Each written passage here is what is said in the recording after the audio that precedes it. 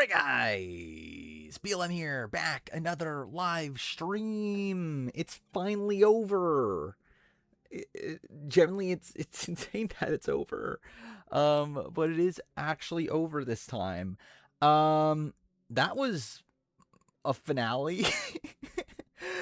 Dude, genuinely the best part of the entire finale was Jeff. Yeah, that was so fucking funny.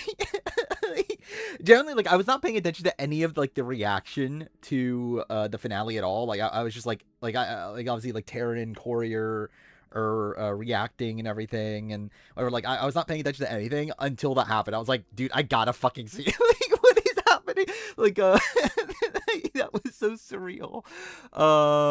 Bucks are 51. 51 looks fine.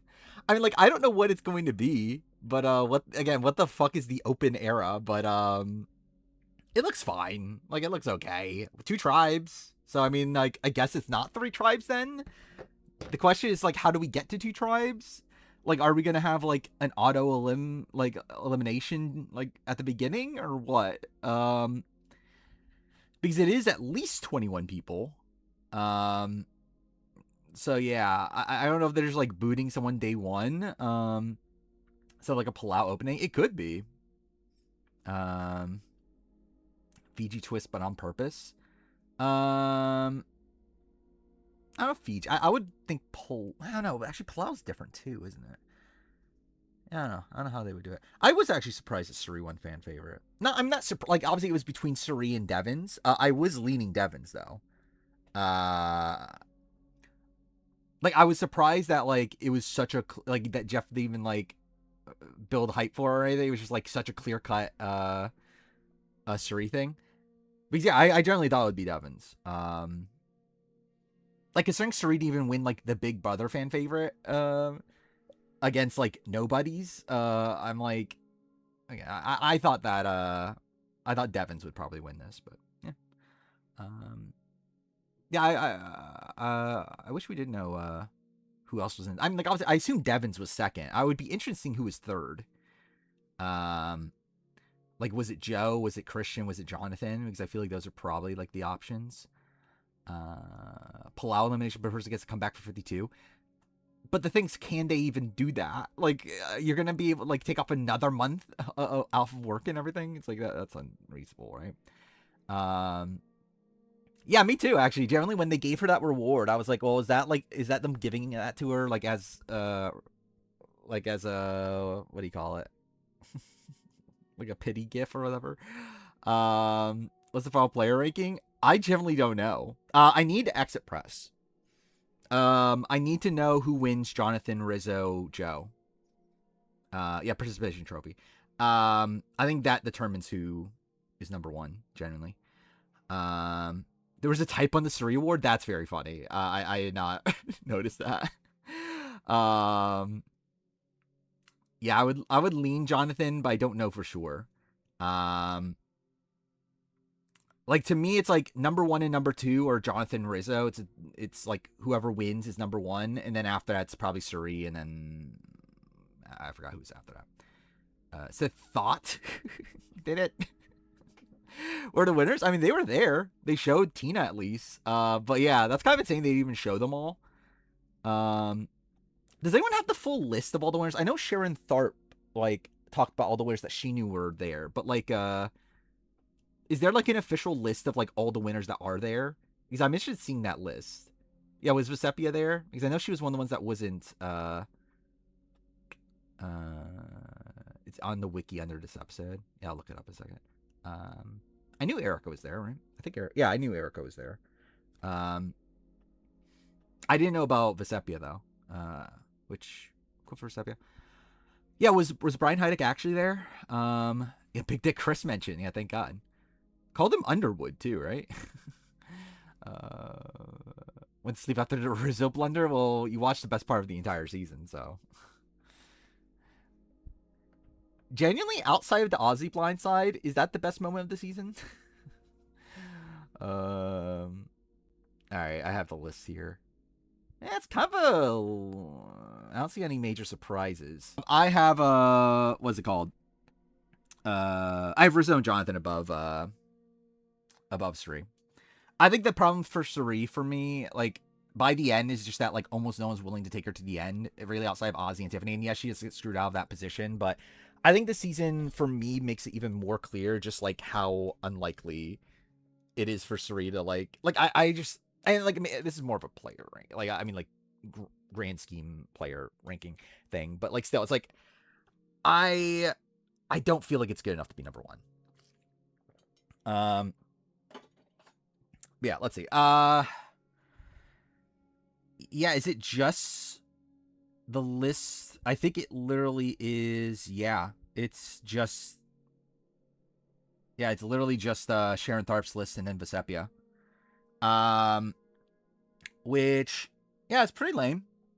So who's not here? So Hatch isn't here, which he like said he wasn't invited. Heidek's not there, which, like, I assume Heidek just wasn't invited. Like, I don't know. I generally do not believe that. Like, if Hatch was invited, I generally do not believe that they invited Brian Heidek. Jenna Maraska is a surprise to me. Like, I would have expected Jenna Maraska to be there. No Sandra, but we knew that. No Danny Boatwright, I think, is also kind of a surprise. No Tom Westman's a bit of a surprise that he was invited. Or that he's not there, I mean. It's like you would think he would go if he was invited, but I don't know. No Chris Doherty, but that's another one that I don't know if he got invited. Last name is Boatwright. That is true. Yule is interesting. I wonder if, like, yeah, like there's no way Yule wasn't invited, right? No Earl, which is like kind of same thing. Todd we knew, Parvati we knew. No Bob Crowley. That's something. No, I generally I'm surprised like they couldn't get more winners. Yeah, no Tony is the big, like, I knew that was the case already, but like I am surprised no Tony, like that is bizarre. They couldn't get like both of their 2-time winners. Actually, Nick being invited is insane. No Wendell. Well, oh wait, Wendell had a watch party, right? But still, no Tommy. That's a glaring omission. No Gabler. No Kenzie, but we knew that. So every New Era winner except for Gabler and Kenzie. But again, we already knew that. Who else is missing? No Jeremy is also a big one. Oh yeah, no Kim. Yeah, no Kim either. Yeah. It's kind of a weird grouping. Live reunion piss you off? I thought it was actually better than I expected. It was not good.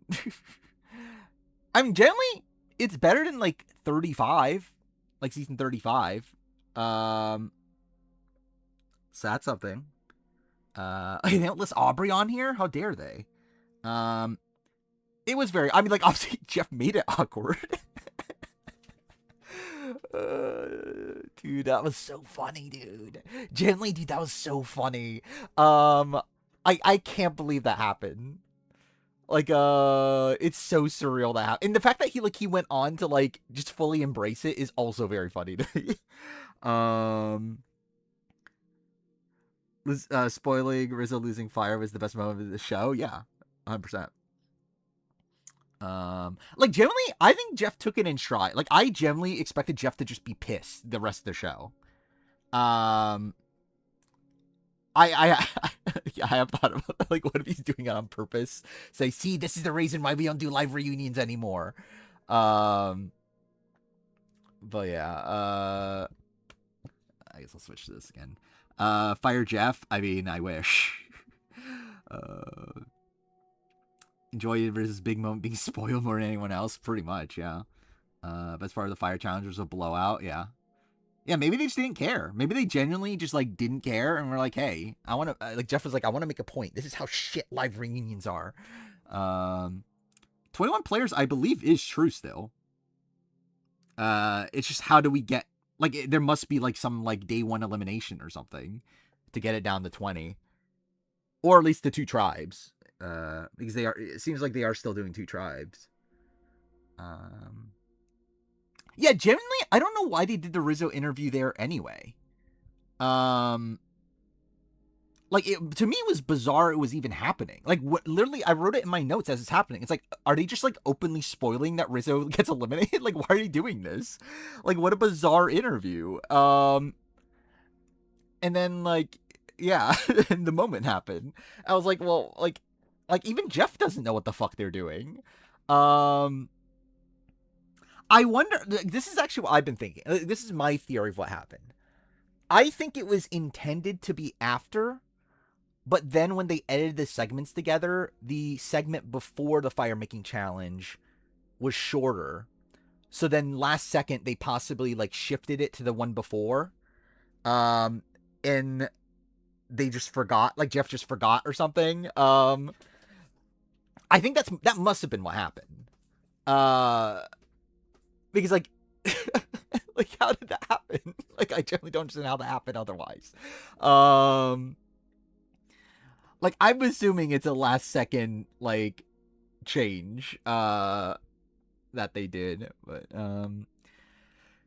Fiji twist. I mean, so where we like one person's exiled and then that person makes the two tribes. Defeating the Republican allegations. What is this?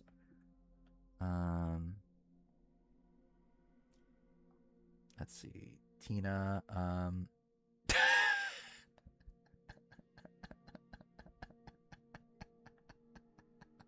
Fuck.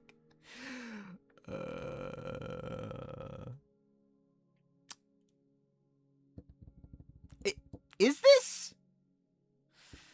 I can't tell if this is actually. Is this a liberal thing to say or not? I can't even tell, genuinely. But I don't know. I guess. Yeah, like doesn't that just? I generally don't know. Like it's like I can't tell if that's like actually like a liberal thing or not. I don't think it is. Like my guess is that I don't feel like it is, but it might be. I don't know. Yeah, like I don't get the sense that Tina's like anti-gay marriage and like all that sort of stuff. But like I would not be shocked if she's like still voting Republican. Aubrey's a 10-year alumni merchant. Only one because of Co wrong. I don't know if she only won because of Co wrong, but I think it definitely helped. Yeah, like obviously we haven't really talked about Aubrey's game. Like I think it's shit. Genuinely. I think it's a really shit winning game. I like my opinion of it's the same as it was last stream. I think it's like it's barely better than Michelle's. Like it's a bottom tier win. It possibly is the worst of the new era. It's very bad. That being said, I'm not upset at the outcome. Like I'm happy for Aubrey. I am like for her as a person. Like obviously, like her story with Survivor and like how she ended Edge of Extinction. Like obviously, like just how Korong played out. I'm happy that she finally got her win. I think it's a great story. That being said, I think it's a really shit winning game though. Joe over Aubrey in player ranking. Currently, yes. uh, like generally, like if I'm voting on gameplay, I would vote for Jonathan. Like that's not even particularly close to me either. Like it would be between Jonathan and Joe. Like I would not even be considering Aubrey from gameplay perspective. Then again, like if I'm on the island, like I actually have to reward someone $2 million. Do I really want to give $2 million to Jonathan? No. So, she never got blindsided. I guess that's the case. Yeah, I guess. Yeah, Jared is not a liar. We could talk about this fully. I mean, we already talked about this actually in the non-spoiler section, but yeah, like Jared spoiled Suri made like actually Jared spoiled that there was a family visit. Jared Fields, to clarify, spoiled that there was a family visit back during the filming of the season. So it was implied that Suri made it to the family visit. Now it turns out she didn't. But obviously, like, how many family members did they fly out? I wonder. Like, did they fly out the final six's families? Because like Jared was talking about it as if his brother did go. So it's like, yeah, I wonder if they flew out like the entire final six. Because like obviously they send more than the final three. Yeah, it's a question of like how many exactly. Yeah, it could even be set. Yeah, because like the end game happens so quickly now. It's like 1 round or 1 day per round, right? So yeah, you would have to fly out like a good chunk of them, which is like very fun. I mean, I guess like actually either way you would have to do it, right? Yeah, I guess either way you'd still have to fly out a whole bunch of people you're not gonna, because I was about to say it's kind of weird they did that like just to not use most of them, but I guess like the reality is you kind of have to do that now in the new era, just because like rounds happen so quickly. So it's like you have like because of how long it just takes to get there, like you're gonna have to like send out like at least a couple people that wouldn't even make the show anyway. Um, Survivor US gave us the worst part of Survivor AU. I mean, at least it wasn't like at least we do the like bring out the family for the vote reveal and like that sort of stuff. I think I'm keeping Aubrey purple tier actually on the player ranking, like the like in the grand scheme thing. I think I'm willing to keep Aubrey purple tier. Um, but obviously I was hoping I would feel better about Aubrey as a player. Uh, it isn't like that. Generally, that's why. Like her resume is very impressive. Again, when you look at the details of what the games are, it's not great. But like resume wise, like she's made it. Like as she said in the episode, like she made it to the final three, five, or fuck me, made it to the final five 3 times, um, which is pretty insane. Had one bad performance, which like not performance, like it was bad, but like she was also screwed to begin with, but it was bad. But like what it's like kind of like a Tony Game Changer sort of thing, where it's like it's bad, but like whatever. um, and it's like I think the disappointing thing is the fact that like none of her games are like elite games. I think that's the thing that's like kind of bothering me. Like Ho Wrong is like close, but like she does have that like very rocky merge. And then like I guess like a lot of the rest is fine in Ko Wrong. Uh but like Game Changers, she's playing from the bottom the entire time. This season she's playing from the bottom the entire time. Um so it's like it's disappointing from like a game perspective, but it's still impressive that a player like Aubrey makes it deep 3 out of the 4 times she plays. Um she did have to win final immunity. Like that, I mean, that is obviously an issue with this game in particular. She did have to win final immunity. Uh, she would have been first out and Ko Wrong. Probably. Potentially. Like I think it's like one of these like Nick situations where like coming into the like coming out of the immunity challenge probably will she by the time the vote ends up happening, I'm not sure. Um Serena number 1 player. I don't think so.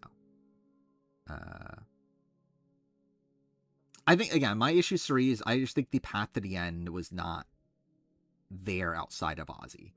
And also I think like the thing is like I think Suri is someone that like as more time goes on, the less faith I have in Suri strategically. I just think we've seen so much Suri and just so much like in more recently that makes me feel so much worse about her strategically. From Big Brother to like A versus the World and her just like letting Parvati get her way most of the time. This season, like her just like not seeming to give a shit about shields and whatnot. It's like I don't know. I feel like my opinion of Suri is like there's like definitely a part of Suri's game that is like really being tarnished to me. That being said, I do think Suri is probably the best social player in the history of the show. Um and I think that becomes more and more clear as time goes on. I think she is so fucking good socially that it kind of covers up how bad she is strategically at points. Um, but I think this season like really proves to me that like I just don't know if she has the like the ability to position herself well enough to get to the end.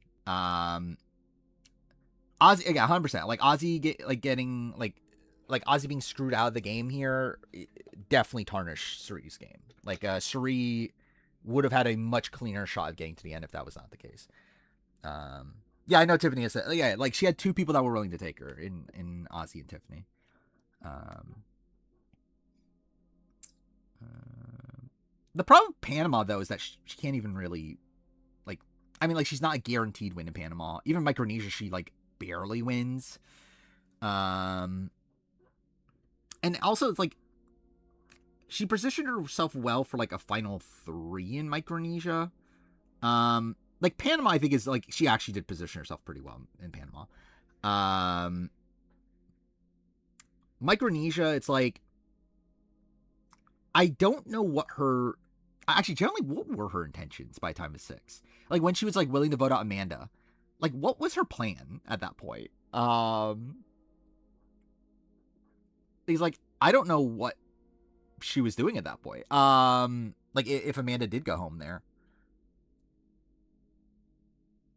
what could Jonathan possibly done at Final Trial to beat Aubrey? I don't think anything. I think it was already decided. I think for a lot of the players on that jury, it's like it's tough to give the money to Jonathan. I wouldn't want to give the money to Jonathan. Like I think he played the best game of the 3, but I think it's tough to like reward someone like Jonathan. I might like again. It's like one of these spots where like gameplay wise, I do think Jonathan played the best game. I don't know if I actually would have like like being there on the island and wanting to give someone $2 million. I don't know if I actually would have given Jonathan the money. Top 60 player potentially, yeah, very possible. I think Jonathan like. I would say Jonathan might be the player that coming out of this season I have grown the most on as a player. Like I think at this point Jonathan is like in like the conversation of like one of the better players to not win. I don't think again. I think the problem with Jonathan is that I don't think he has the greatest win equity, and I do think he part of that's on like part of it's perception, part of it's like just natural perception, also part of it's just entirely on him. Like I do think like the thing about Jonathan is like you see him getting these arguments at tribal, you see him like I think the problem is that he's like he takes offense to too much, and like we saw that in 42.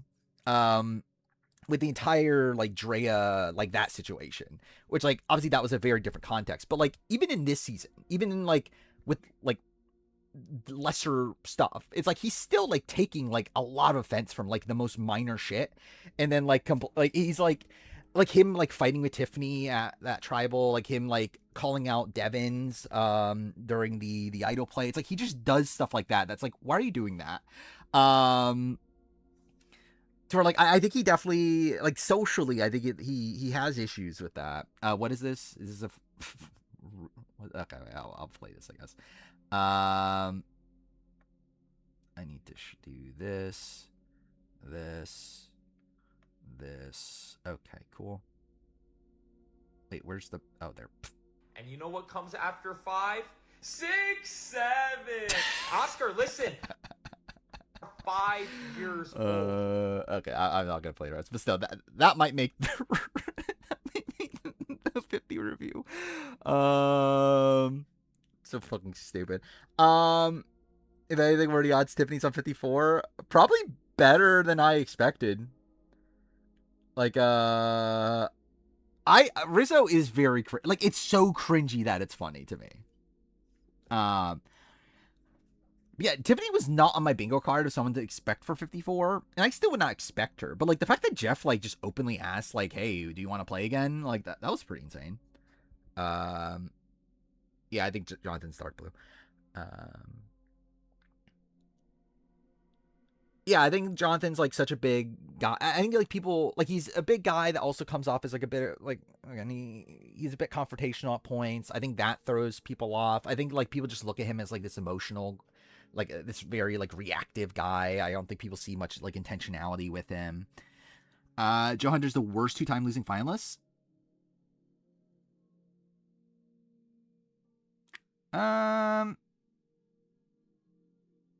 Debatable.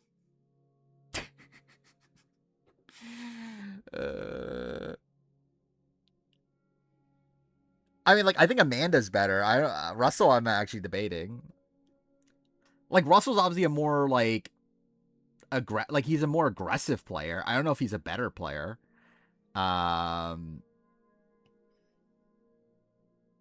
Like, at least people like Joe.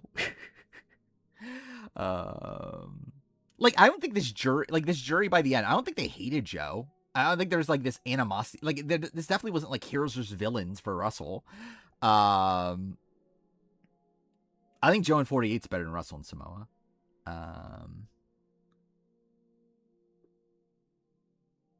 Joe just not talking at Final Tribal. I think it was very clear that like they just didn't give a shit, right? It was very clear between Jonathan and Aubrey.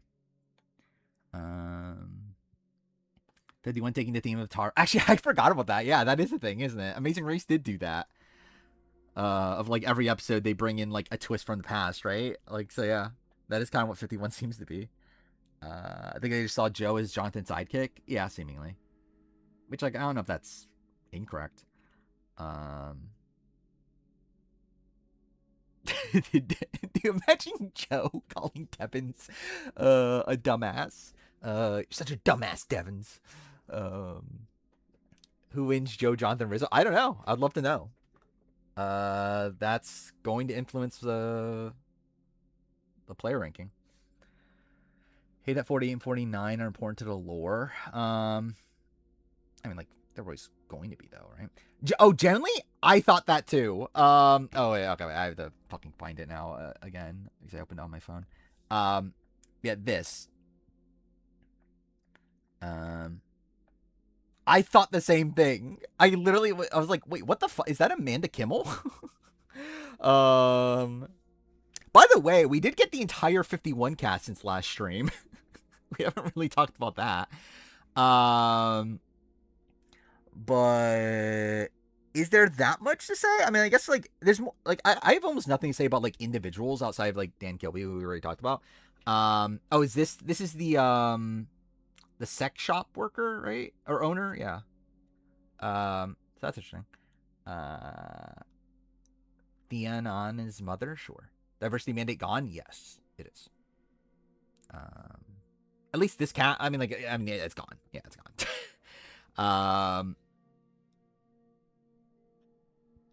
Thoughts on us getting 51 casts? Who the fuck cares? It's kind of most of my reaction. Yeah, there's a Rob A now. Thank God we have a Rob A and yeah. Wait, wasn't there? Who was Rob B? I remember I saw a post that was a Rob. There's a Rob A, Rob B, Rob C. Who the fuck's Rob B? Or just do boss Rob. I don't know. When the girls graduated from your college like 3 years ago. That's interesting. I do know that this cast is on the younger side of things, I believe. Like it is, I believe this cast, the average age is younger than I am, so that's sad.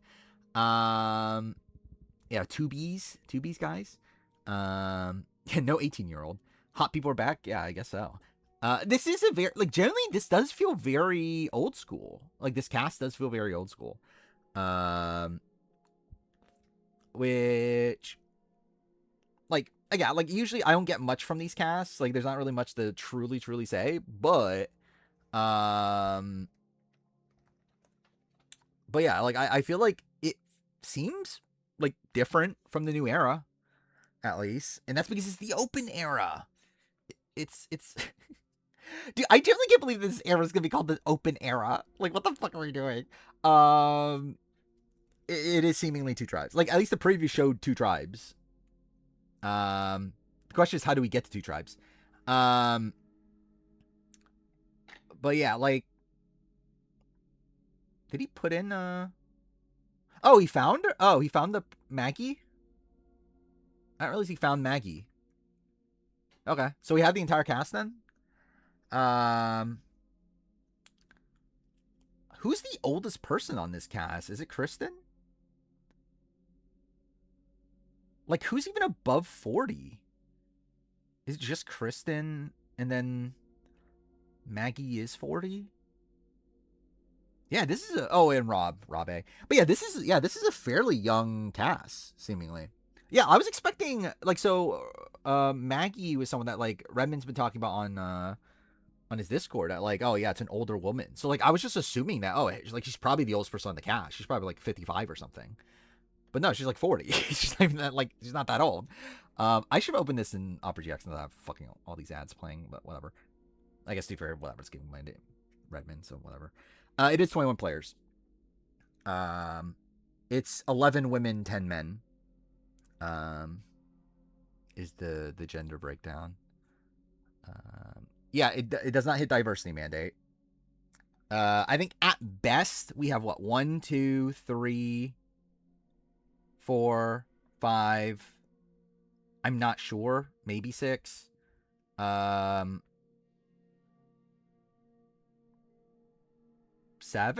I'm not even sure. Maybe? 8, 9, 10 at best is 10. Yeah, 6, 7. Cool. Some of these are like, yeah, is she Italian? Is she? She's probably actually POC, right? I don't know. I generally don't know, but either way, it's like it doesn't hit 50-50 either way. She's Italian, yeah. That's why. Corinne is Asian. That is true.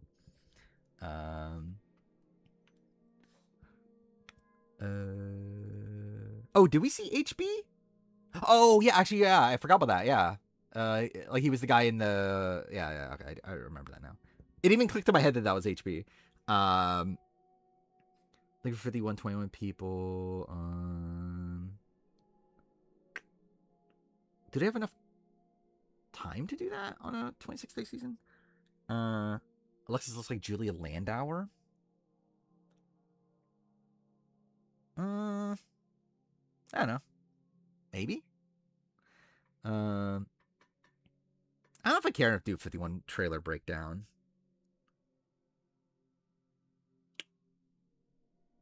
I could, I don't know, maybe maybe like post it on the main channel. Generally, okay, this is also a thing I should probably talk about. In terms of the main channel, this is kind of something I've been kind of running through my head of like what I should do. I have been thinking about like, should I just start doing more live stream content that I end up posting on the main channel? Like essentially as like the in-between stuff, in between like the bigger videos. So like obviously the next big video that I'm intending on making is the 50 review. Which I still haven't started yet technically. I'll probably start after I finish the player ranking, which that'll be this weekend's video. But yeah, like I'm thinking about like, do I do more live stream stuff like as the like in between all that sort of stuff? I am ranking every player ever. I mean, literally, like I haven't like we've been doing it on stream for the last like 5 or 6 months. No, actually 5 months. Dude, it's actually almost been 6 months. Oh no, because we started. Wait, we started at the beginning of the year. Yeah, so it's almost been 6 months. Dude, that's insane. Yeah, no Marumo video in the title. It's kind of done. I'm actually like I'm still midway through exporting the final part. We'll see. We'll see if we get any new information tomorrow. Not final, but the like combined video. I decided fuck it. I'll just start the upload on it, and then if I have if I have to update it, I'm gonna update it. I think I've decided that no matter what for part 6, I'm just gonna let it be as is. If I do update it, I'll just update the big video. Instead of just updating both part 6 and the big video, I think I'll just update the big video if there is something that needs an update. But I don't know if we will get anything that needs an update. Like the only thing that might be big enough to do an update would be like if we find out that like Camilla was the alternate or something. Which like I feel like if we were going to learn that, we would have already learned that. Like I don't know what, like I think maybe Tiffany like confirming she was like the alternate, maybe that would like, I don't even know if that's worth like re-editing that part of the video for, because like it's just confirming what I already assumed. I don't know. Like it's just like I think it's probably just I'm just gonna release it as is, but we'll see if there's something big enough. There's multiple alternates. Aubrey was the alternate for like Aubrey replaced Amanda, but there had to be another alternate that was added to the cast when Devins was added to the cast. Are we certain this is the full cast? I mean, there theoretically could be one more, I guess.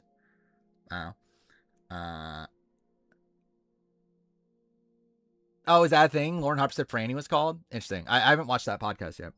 So that's cool. Good for Franny. I was assuming that Franny must have been called, but it's just bizarre that we didn't hear about it until now. So we're like, because we didn't hear anything about it, I was assuming by this point that was like, okay, it probably just didn't, like, she probably didn't get called. But, oh, is this a thing? Like, it's actually coming out? I knew this was a thing, but, like, which, where is it? Who is this? Okay, cool. I want to see something. Who's in it? Okay. So we got John Carroll, right? I think is who that is. Why am I blanking on his? I know that face. Why am I blanking on his? Anyway, Sean Rector, Shireen, Kendra, Gabe, Spencer / Raymond. Is that Mary? Is that Corinne? Okay, maybe it is Corinne. Okay. Todd. Fuck is okay. Well, that didn't work. Who is this? Looks familiar. Ken?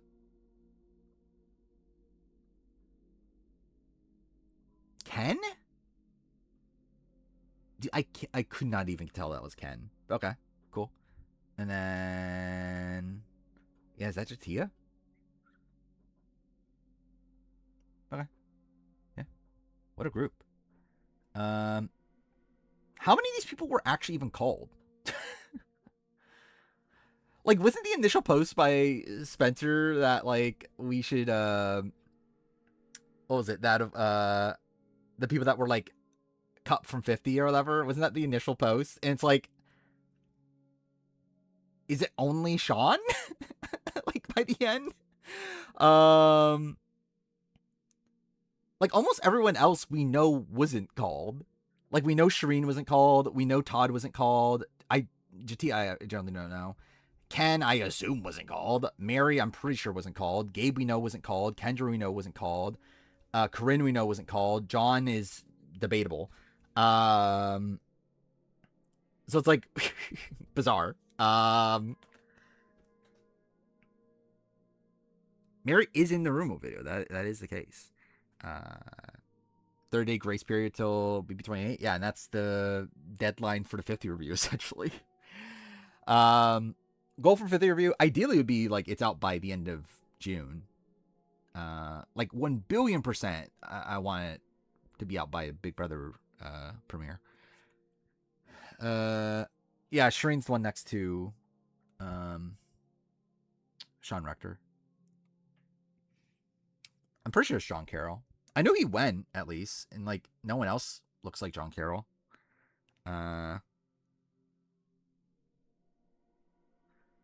Sean only agreed after finding out that Jeff is okay. I mean, does he care anymore? Or isn't Aubrey had the same navigation through the game, but she had win equity? I don't agree with that at all. What's after 50 review? Ranking every player. And the 4-9 review.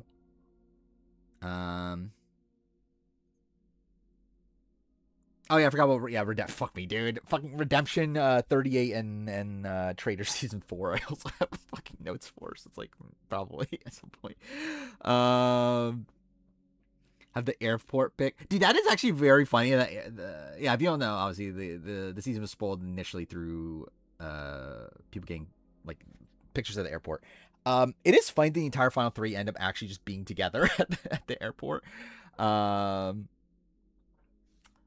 are you looking at? This is Spencer / actually, I didn't even read this.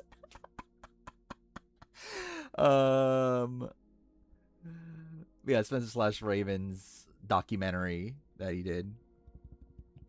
Go over all the 50 spoilers. Yeah, that's also a video I intend on doing too. Is the 50 spoiler one? Yeah, this is the Ecuador thing. Yeah, Coach didn't go. I can't believe it. He said, "See you in Ecuador." Did he lie? Um,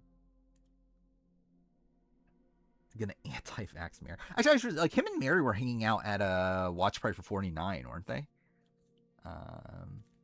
Yeah, no cast, no Jason Linden. Can't believe it.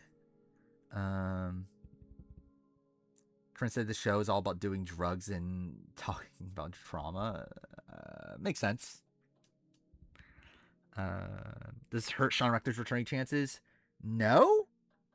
But I don't know if Sean Rector himself is like, what is his like? Does he want to come back anymore? I'm not sure. Yeah,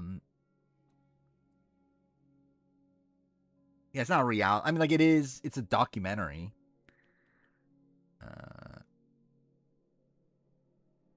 Can't wait for 51 to have twists from yeah, except for the they're just getting ignored the 20s again. What twists are exclusive to the 20s? Medallion of Power. Redemption Isle. Oh, yeah, Redemption Isle is exclusive to 20s. Which, yeah, they're probably not likely to bring those back, right? Oh, yeah, Blood vs. Water is only in the 20s, isn't it? Yeah, no One World. That's disappointing. Edge of Extinction is not in the 20s. They're bringing back Edge of Extinction 1 billion percent eventually. Hero Duels, I can't wait. One World Twist, someone is on both tribes. Actually, dude, imagine they start the season off like that. Could they start the season off like that? Do the Jonathan twist from the beginning? Like, imagine, like, it's 21 people. There's one person wins immunity. That person goes to, like, both tribes' tribals and is on both tribes. For, like, the first round. It is seemingly 2 tribes, yeah.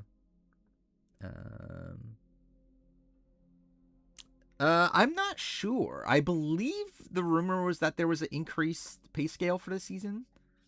I'm not sure what the pay scale was, though. He at least made 110. Is like the bare, like that's how much the runner-up normally makes, is 110. If there was an increased pay scale, I would expect it to be closer to like 200. Like 210 then. Is that why you're jumping off the boat? It didn't seem like that's because that just felt like a normal marooning sort of thing. Like it didn't feel like they were like rushing to get to shore or anything. Like in Palau. JLP was at the reunion. That's kind of interesting. Crazy thing, talking T-Bird led to the winner of 50. Yeah, kind of. We'll rank winners later. Or rank players later. Because I need to get this done at some point in my life.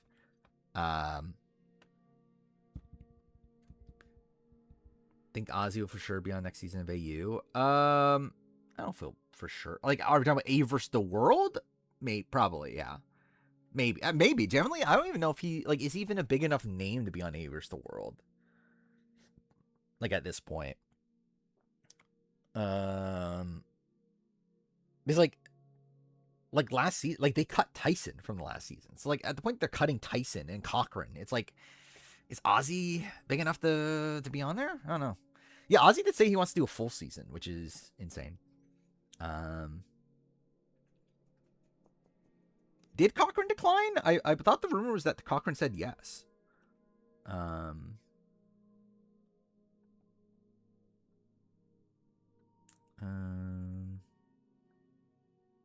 Like, we know for sure they cut Tyson.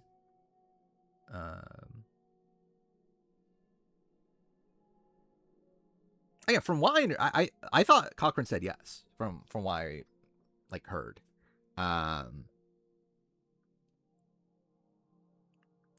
But again, I don't know if that's like, I don't remember if that's like actually the case. But I feel like I remembered hearing that Cochran did say yes.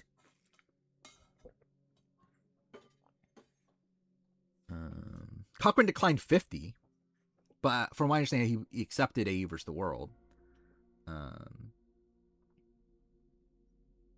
What's the likelihood that not every season of the 50s is 21 players? Like, vary? I don't think every season. I don't think every season in the 50s would be 21 players. Ozzy did almost drown in the last gasp. That's true. I think the gimmick of the 50s is that every season is a widely different format. I wouldn't say wildly different format, but I would say like I would expect every season to like generally like I think Amazing Race 37 is probably like a good like gauge of how they'll probably approach things. Is that there's gonna be like, and like maybe this means like every episode there's gonna be like a dumb twist involved and everything, but like Imagine Final 2, I would love to see it. Don't expect it though. There's no way it's back to basics. I think it's the opposite of back to basics. I think it's like they're gonna throw in like every little twist they can. Like I think it's literally the opposite of back to basics. Like I think this is an excuse for them to do like a twist or some sort of like advantage like every episode.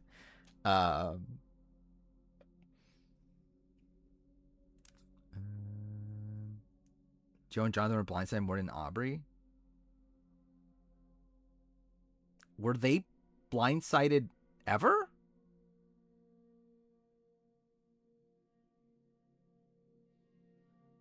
And like even then, like it doesn't really matter because it's not like they like because Joe and Jonathan controlled more votes than Aubrey. Like I don't even like is there even a single vote that Aubrey controlled? Yeah, I think Jonathan might. Oh yeah, the Charlie vote. Yeah. Yeah, I don't think Joe was even blindsided at all. He was on the outs of the coach vote, but I think he knew coach was going, right?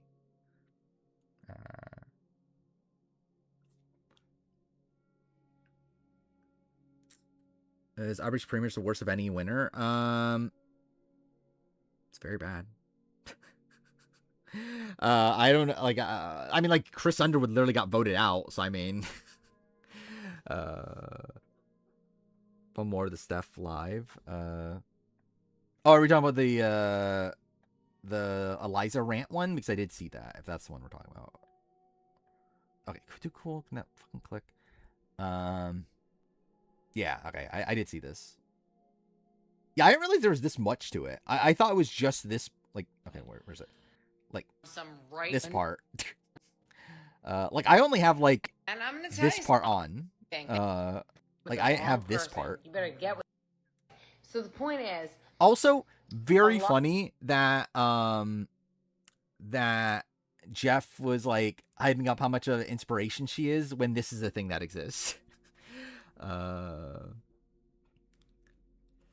51 Edge is gonna be terrible when all the contenders get content that was necessary from twists. I mean, wouldn't be shocked. See the cow farts? What? Are you talking about the? Wait, no, that's not Kyle. Yeah. Does Jeff need assisted living? Yes. Clip compilation thumbnails great. Yeah, I made that earlier today. I did also make a like I took a count of all the clips that were used, and like how often they were used, which was kind of funny to see.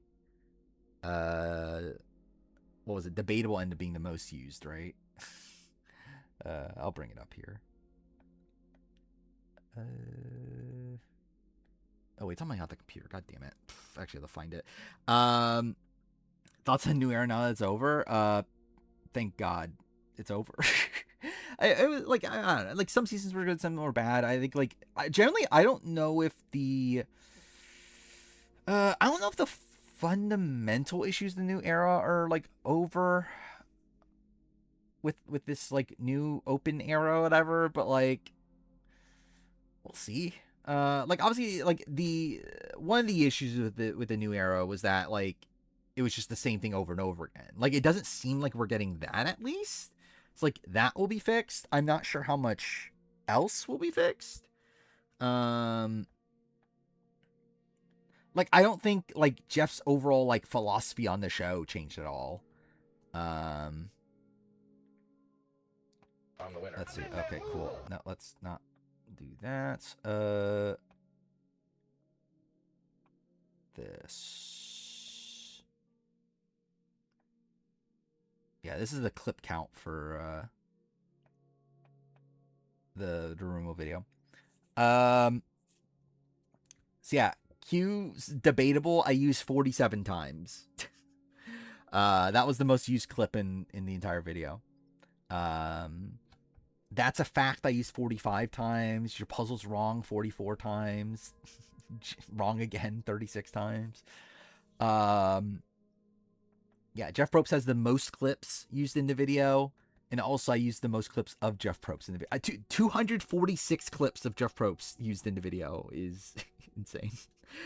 Amanda can make 51 watchable. Sure. I mean the new and improved Amanda Kimmel. Favorite clips. Like on their own or like in like. I mean, Show Up and Show Out might be one of my favorites. That's My Daddy is obviously great. What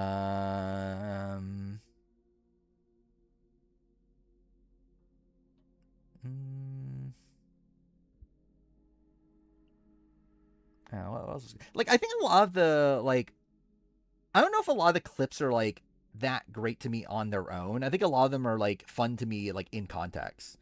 Yeah, fuck. Yeah, Rocky's fuck is great. I didn't use it that much. Like, I didn't record, like, because, like, obviously, I'm not going to record the video intentionally trying to use fuck over and over again. I just, like, did it whenever I naturally said it, and I didn't really say it that much. Like, I didn't even say it until, like, part 4 or something. Yeah, Mary doesn't have a say. That's one of my favorites. For some reason, I love Lauren saying I rigged it. And then it was cringe in person. Like, those are two clips that, like, stick to me for some, even though I only used them once or like, I think I rigged it twice, but like, still, it's like, it's barely in the video, but that, like, makes me laugh a lot. Yeah, Joe kept coming on me. That's great. What was there was another one that, like, I was, like, laughing at earlier today. I forgot what by now, but, is Lorna my Dreamcast 54? No. Joe's a top 50 player. I don't know if he's top 50. Top 100, probably. Lauren did rig it. That is confirmed.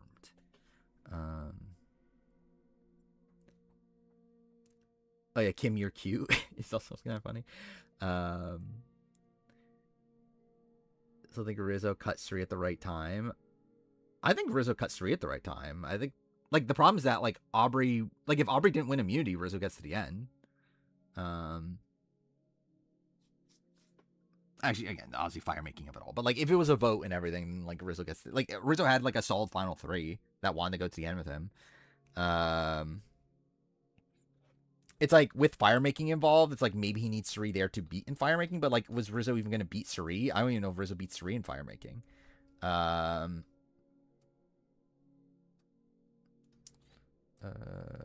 guy from my room videos, I was wrong a lot, so Aubrey number 1. I mean, that is, yeah, that's probably the case.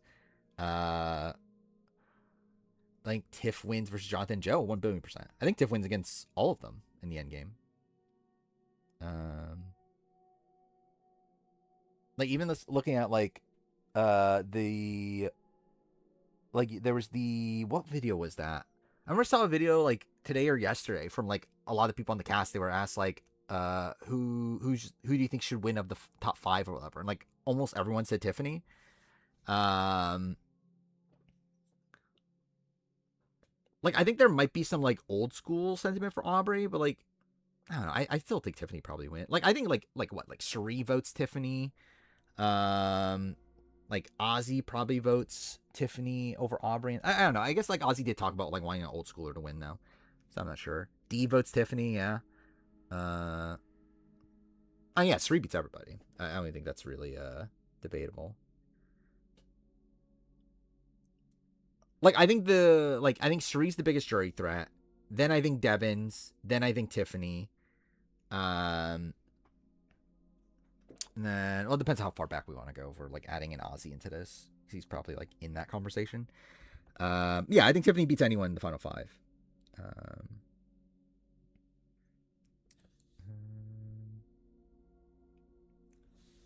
Jonathan, Tiffany, Aubrey.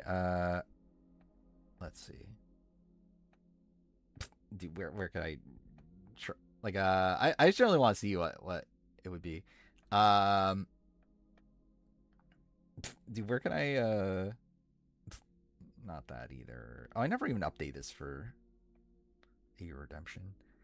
Whatever. All right, I'll just do it fucking here. Was it Jonathan? Okay, dude, this keyboard sucks, but you get the point of what I'm trying. Okay. Whatever. And this final 3 is never happening, is the thing. But like, I guess if like somehow Jonathan, Aubrey, Tiffany made it to the final 3, like Rizzo, I don't know actually. Rizzo, like maybe Tiffany. Yeah, love auto format. this is gonna bother me. I gotta do that. Yeah, like I think Rizzo probably votes Tiffany. Actually, you know what? Actually, probably formatting it would have actually made it look better. Because at least you could tell like who's the person. Whatever. This doesn't fucking matter. Like, okay, whatever. Rizzo, yeah, I think votes probably Tiff. Joe votes Jonathan. Who are the other people? Suri votes, I think, Tiff in this. Dude, okay, fuck off. Then you got Devins. Devins, I think I would lean Aubrey, but I'm not sure. Like obviously Aubrey or Tiff, but I'm not like 100% sure. Then Ozzy, I think probably goes with Serene votes Tiff, but like could definitely vote Aubrey. Like that's not like impossible. But like I think I would go Tiff. Then Emily. I generally don't know either. I could see both. I think ultimately this is like, yeah, I think ultimately it's just tough because like I don't know. Like I think there's too many votes that are just like a bit unsure. From like the Emily, Christian, like those sort of people.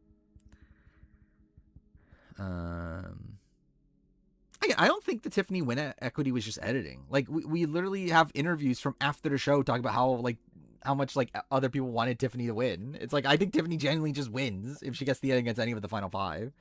I think Emily leans Aubrey. I don't know. I think Suri does vote Tiffany. I know that her and Aubrey are friends outside the show, but also like she was so close to Tiffany on the island. Even post show, she's talking about how like her favorite thing about the season is that she had an alliance with Tiffany and Dee.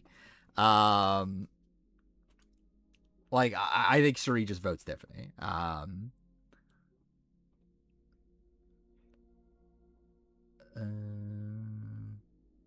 Yeah, I think that's definitely a disappointing thing about the reunion is that we didn't get hear anything from like a lot of the pre-mergers in particular.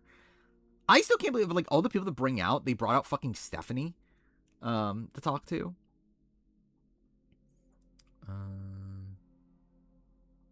Tiffany regrets not giving her necklace to Suri. She should. She was just giving Suri the win. I guess she tried, kind of. I don't know if Jonathan or if Rizzo wins against Jonathan and Joe. I want to see the answer myself. Oh yeah, also yeah, that was insane. Like Jeff giving Ozzy the t-shirt or whatever. Want to hear from Brian Heidick? I think I'm good. I mean, I didn't expect to get anything from Davis Live players. Like, I would have been shocked if we did. Yeah, why was he calling them non-jurors? The fact that he also used that phrase on Island, like during the finale, or like during the final tribal, he literally said non-jurors there too. It's like, when has anyone ever said non-jurors before? Yeah, Charlie and Camilla going on White Lotus is very random. I mean, like, Charlie I knew. Like, Charlie, I had a good feeling. Obviously, like, supposedly Charlie and Mike White were, like, ride or dies out there. So, like, I expected Charlie. Camilla, though, was like, where did that come from?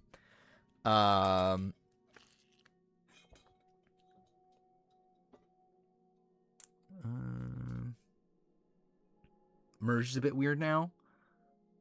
I mean, but still call them Praesiers. Generally, this made me think, like, has the show ever referred to them as Praesiers, or has that always been, like, an alumni? Like, alum and, like, fan sort of thing. Like, I generally just never thought about it. Like, has Jeff ever said Praesier before?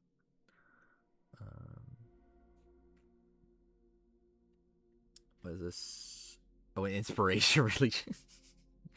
That's funny. Ozzy had a terrible finale with that shirt and the White Lotus cameo. Yeah, actually, yeah, I'm kind of surprised Ozzy isn't getting a White Lotus cameo. You would think he would. I did see Count Camilla's new company, which, yeah, it's a thing. That will be successful, but yeah. Yeah, we will when we get to the player ranking, which probably should start at some point. The finale, do I think 54 is going to be returning season? Yes, I do. I feel like 54 is like almost locked to be a returning season. Like, I would be pretty mind blown if it's not. Like, I fully expect it to be. Do they even use the do they even use the term Praesier on Big Brother? I don't know. Yeah, it's like I just don't remember if, like, they've ever said it out loud. Why not 53? Because they almost never do full on returnees for the first season of the cycle. The only time they've done that is Cambodia, and even then it was the second season they filmed.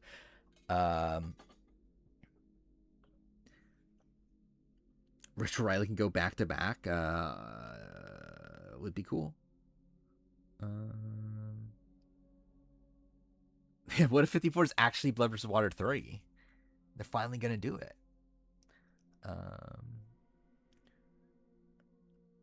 Oh, we're 1,000,000,000% never getting a live finale. I don't think we were getting one anyway, but, like, this, I think, completely killed it. So,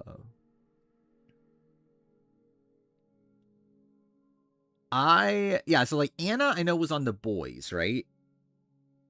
I don't, like, I looked at a picture of her on The Boys, and, like, I kind of remember her, but, like, not really. And then, yeah, I knew of Daniel.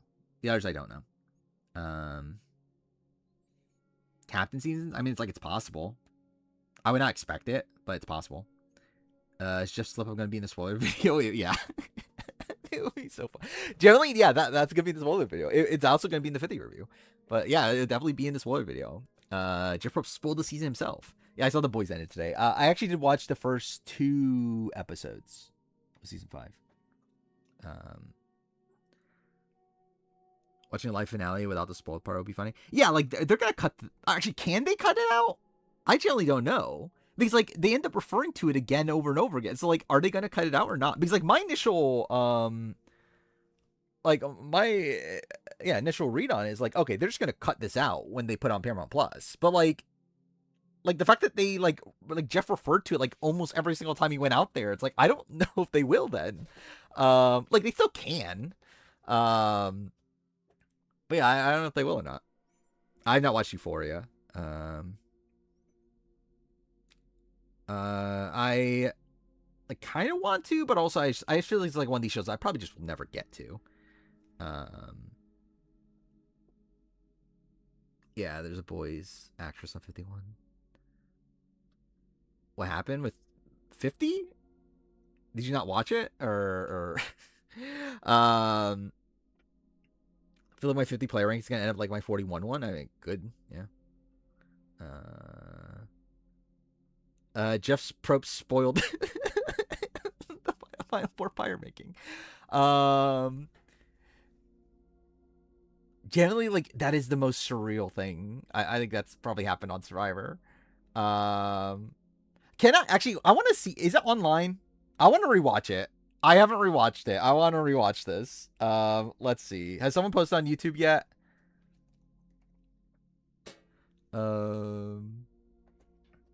Survivor 50. I don't think it's on Paramount Plus yet. It won't be until 3 a.m. I don't know if someone's posted it yet. Actually, I do want to rewatch the trailer also for 51. I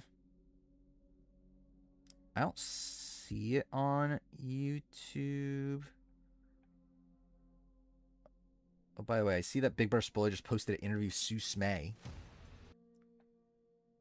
Wonder if Sue Smay got called for 50.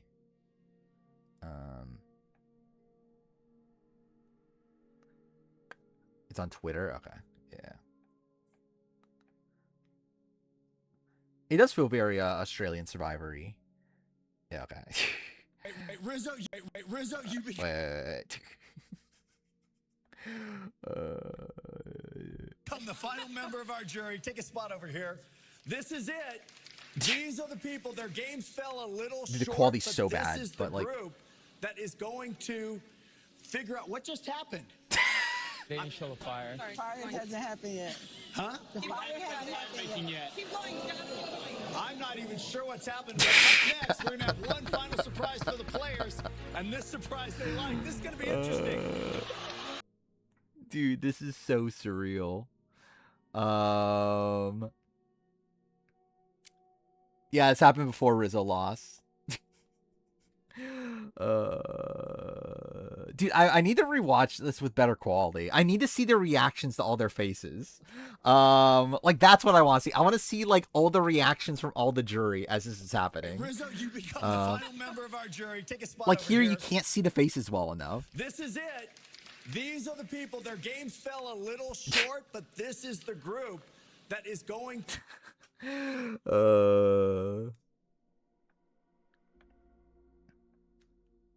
Yeah, what is this one? Is this better quality? Or let's see. Slightly better. Fire making. I don't know if there's a something in there to think about. Anyway, Rizzo, you become the final member of our jury. Take a spot over here. This is it. Yeah, it's still not good enough These to are see the like people. the Their actual games fell reactions. A little short, but this is the group that is going to figure out what just happened. They didn't show the fire. Fire hasn't happened yet. Huh? The fire hasn't happened yet. I'm not even sure what's happened, but up next, we're going to have one final surprise for the players. Dude, it's And so this surprise- surreal.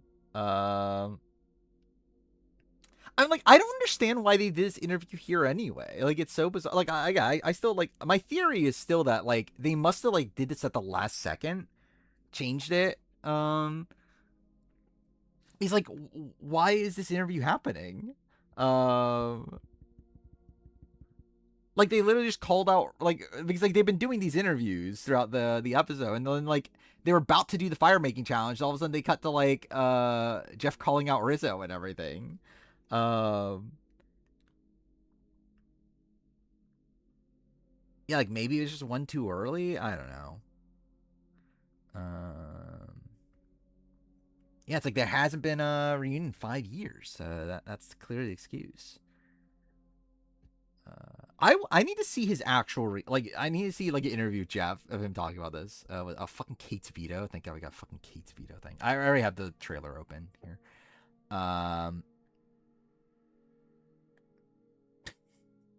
What is this? Do I want to watch this? What is this? Oh, this is literally okay. It's just the compilation of all the clips from all the people. Mental Health Awareness Month.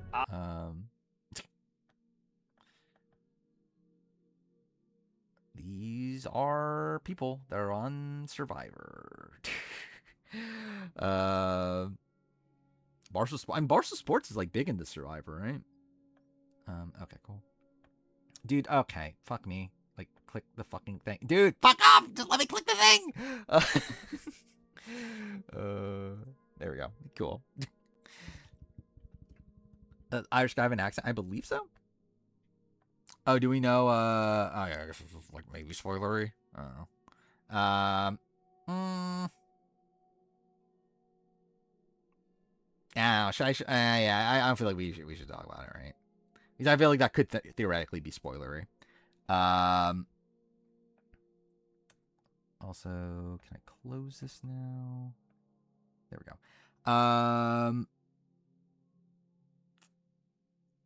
If it comes out that Joe wins, he doesn't move like on the player ranking, yes. Because like the assumption is that Joe can't win, which I assume he can't win. Well, if there's for some fucking reason turns out that Joe would have won a Rizzo Jonathan Final 3, then yeah, Joe would be probably number 1. But I generally do not think Joe would ever win this Final 3. I think the problem with doing like a reaction for main channels, I don't have much like to really say. Like I feel like I need to like prepare for it, like to have like more like actually like talking points in mind.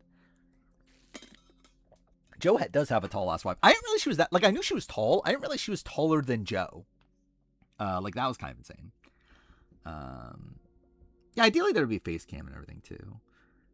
Yeah, I think it's like if I were to do on the main channel, I think it's either do a trailer breakdown the way that I did with the 51, or like it's like a fully like pre-recorded sort of thing, or it's like a reaction the way that I did on the BOD channel.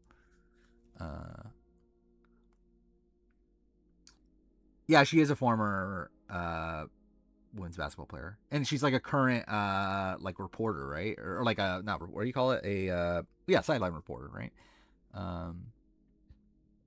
Oh, that will definitely be in the review too. Yeah, I already scoped out a lot of Joe clips for the review. Joe is like 6 foot, I believe. So like his wife must be like what, like 6'2", like 6'2", 6'3", or something like that. Yeah, it's Savannah's gonna be has like some sort of show, right?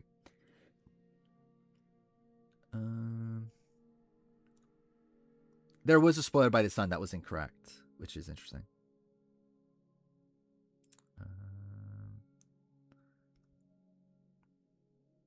That's the finale being named after the fucking car curse. Was that what they named it after? Like I know it's called Reverse the Curse. I thought it was about the Jonathan Rizzo fire making thing.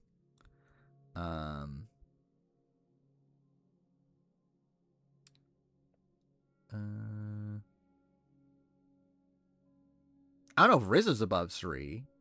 Actually, I don't know, maybe. Rizzo might still be above 3. Especially now that we know that he had a solid final 3 with like Jonathan and Joe that like actually intended on taking him to the end. I think Rizzo probably still is above 3. Who from 50's on 54? It's interesting that because like obviously like you only have 4 people at most, you would think, right? Maybe 5. Like I think Q, I think Rizzo.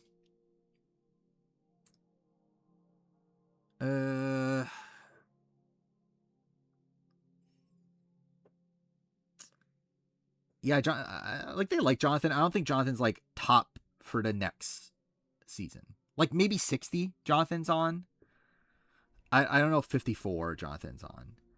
I'm not sure about that. Like Devin's, like it's like one of Devin's or Christian. But like even then, I'm not sure if they're like necessary for 54. Because I think like in 54, in my mind, it's like I don't know if you need to bring back like the new hotness. That's probably not the right term because like Rizzo, but like it's like I think it's a spot where like 54 to me feels like a season where you bring back like some earlier boots from 50, plus also maybe like someone like Rizzo that's like the next generation. Like I think with like Christian and Devins, they feel like more for like the next like legend kind of season, more than like 54. Like they feel like more for like Survivor 60 than like a 54.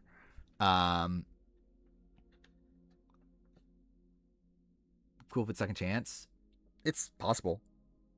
I would not bank on it personally, but like it's possible. It would be second chance. Christian, Devins, Q, Jonathan, Tiffany, Rizzo, Savannah, Kyle seem possible. Yeah. Like Ozzy's theoretically possible. I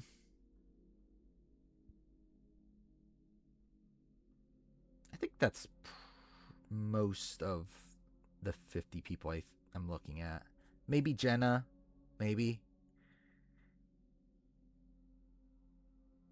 Yeah, I did see SOB was hosting the red carpet.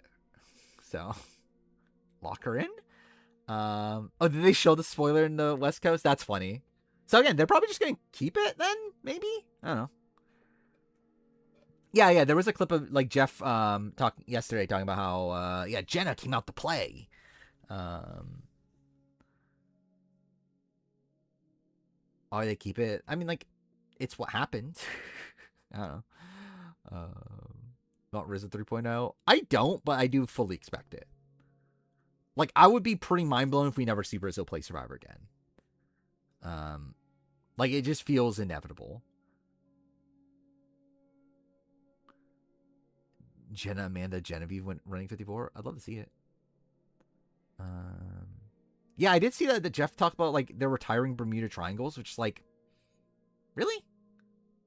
Like, that was enough to make you retire the entire... Like, that could literally happen on, like, every immunity challenge. Like, why is, like... Like, because, like, he was talking about, like, oh, it's, like, it's tough to call. It's, like, couldn't that literally happen on every endurance challenge? Like, why is that? Like, I guess it's, like, you're further away? I generally don't understand the logic of, like, why is this one, like, one that's, like, tough to call more so than, like, any other endurance challenge? Oh, did they bring back Sumosi? I didn't pay attention. I think Kyle can come back for 54. I personally don't actually want it, to be honest. I don't know, that's like that hot of a take, but like, I think a lot of people like seem very high on like Kyle coming back at this point. It's like, I don't know, I'm good. Like maybe 60. Bring back Kyle. I don't need him for 54. I need Kyle for 50. Like, I think they're actually getting rid of it because they're forced to go on 1 foot thing every time. That makes more sense, right? If they get rid of it because it's, yeah. Because, like, it just ends in kind of a lame way, I guess. I don't think, like, I think maybe Winners at War 2, if that ever happens, Aubrey will be back. I think outside that, I would expect Aubrey to be done. I don't know what she would want. I don't know if she would be clamoring to play Survivor again. Like, if I were to guess, I would say Aubrey's also probably done. But, yeah, I would say, like, I would not expect to see Aubrey to play Survivor again unless it's Winners at War 2.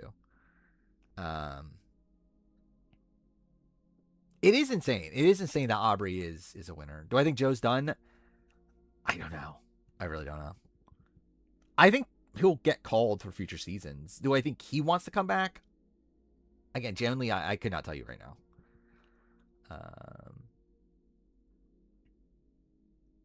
Worst caster choice in 50 is the winner. I don't know. Like, I mean, like, coming into the season, I think the worst was Ozzy, but, like, no.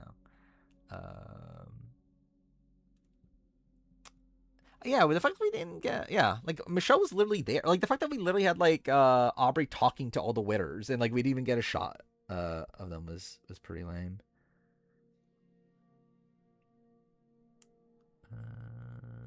Joe play again until he breaks Boston Rob's record? Probably. Actually, yeah, Joe didn't even win a single immunity challenge this episode, did he? Kind of forgot about that. I expect nothing from Steph and got nothing from Steph, yeah.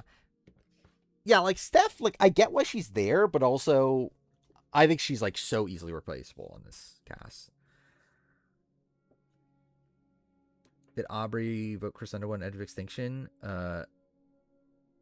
Wait, so that she wouldn't be last in my winner ranking? Possibly. That there is a chance of that. Yeah, I watched her. I mean, at least the Lauren finished Amazing Race 29, which it's good. One of the best seasons. Yeah, that was insane. Jonathan puking and then proceeding to win the challenge is pretty insane. Wish Parent was on this cast. I do too, probably. Jonathan could be on 54. The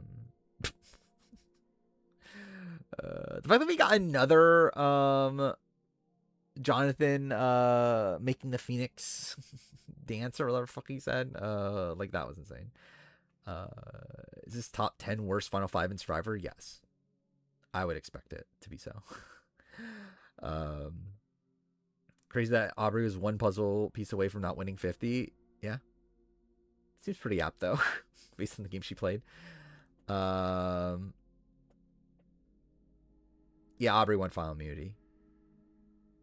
and did take Joe. So OK Line was right on that. Yeah, interesting that OK Line. Yeah, OK Line was just 100% correct on the ending, right? Yeah, it was Samotion. I forgot, what did they get wrong again? They got the reboot wrong, right?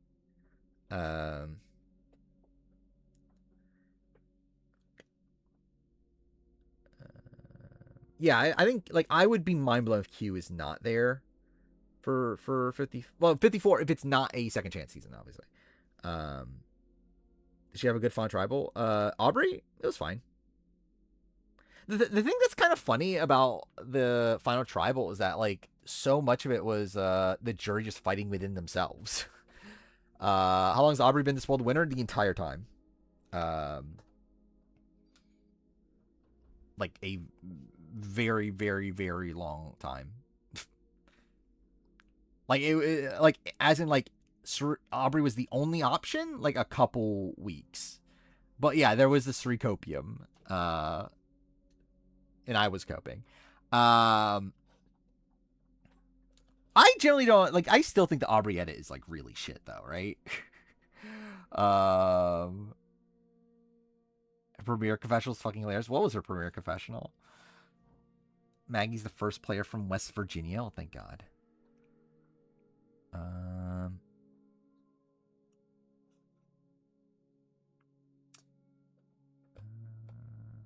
Oh, we're talking about the one about Genevieve? Yeah, again, like, I don't understand why they edited her that way. Like, I think it would have made more sense if she just got, like, nothing in the premiere over, like, her getting, like, that weird Genevieve content in the premiere. I mean, like, even if Aubrey's so shit, they could have at least given her, like, an introduction talking about Ko Wrong in the premiere. It's not like they didn't do that confessional. Like, they literally had it in episode 2. Like, why could they just show that in episode 1? And again, I guess, like, the intention was like, oh, we want her story to start in episode 2 and she gets the idol. But, like, if that's the case, then, like, why even show her in episode 1? I feel like you're better off just not even showing her in episode 1. Like, I think you're better off just showing, like, Genevieve's perspective of Aubrey in episode 1. Not actually showing Aubrey herself. I believe Aubrey did have a confessional every episode.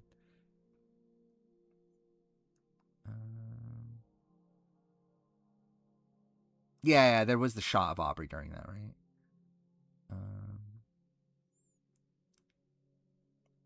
Why did we not get to see the inciting incident between Aubrey and Genevieve in the premiere?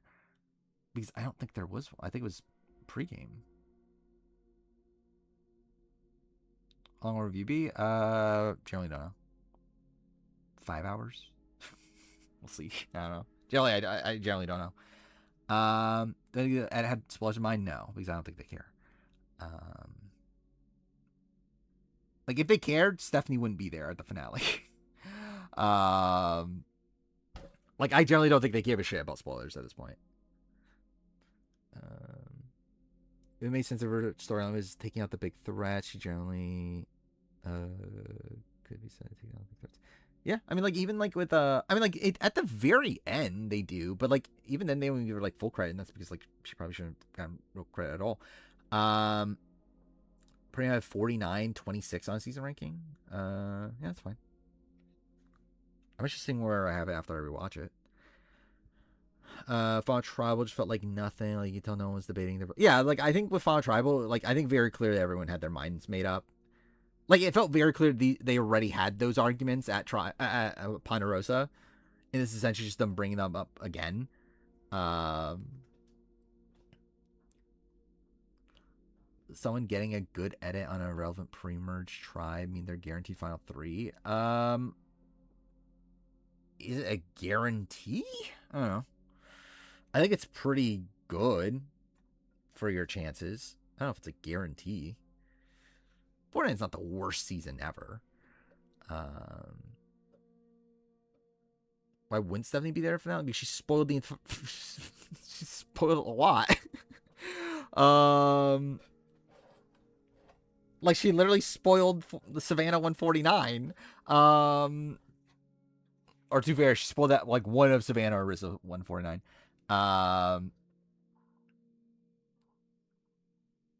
Who's a better one vote player? Joe Hunter or Anthony? Anthony. Coaching Jonathan are the only good edits on OG Kahlo. Yeah, and Coach didn't make it, obviously.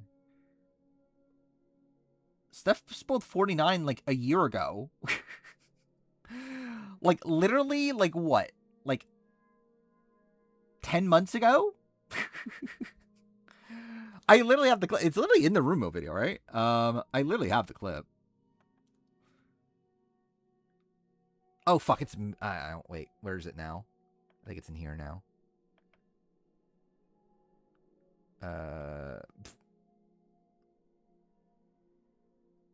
This Steph.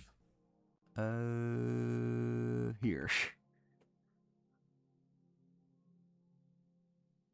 Anytime now. Probably should increase desktop audio.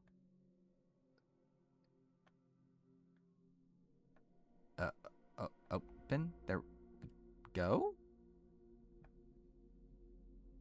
Oh, is it just okay? Cool. That they brought back There we go. 3 winners. That they brought back 3 winners, actually. And crazy that they brought back 3 winners, actually. Why the fuck did she? Like, I don't understand why she said this.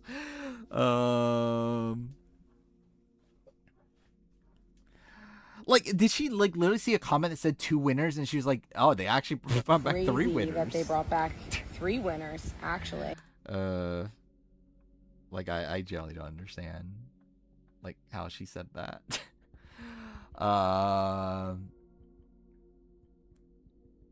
Do I have all the Steph story post spoilers? What are we talking about? Yeah, she did also. I mean, like she was very openly talking about, yeah, like Jonathan deserves the win, and like obviously alluded to like Ozzy and Sri going out right after her. I'm waiting for chat to slow down before doing the player ranking. We'll see if it ever slows down. Jonathan is the total package. Steph's generally such an asshole for never stop spoiling. I just think that's just Steph.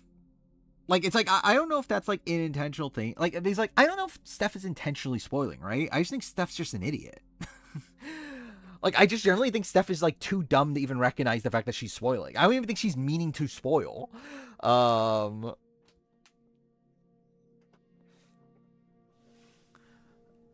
bottom 5 winning game of all time. I don't remember the winner ranking, but I would say not bottom 5. I would say like bottom 10. Is 4-9 the most spoiled season? Seemingly, yeah. From like almost every single angle. Yeah, Aubrey going to the car was bizarre. Like, so much product placement in this finale.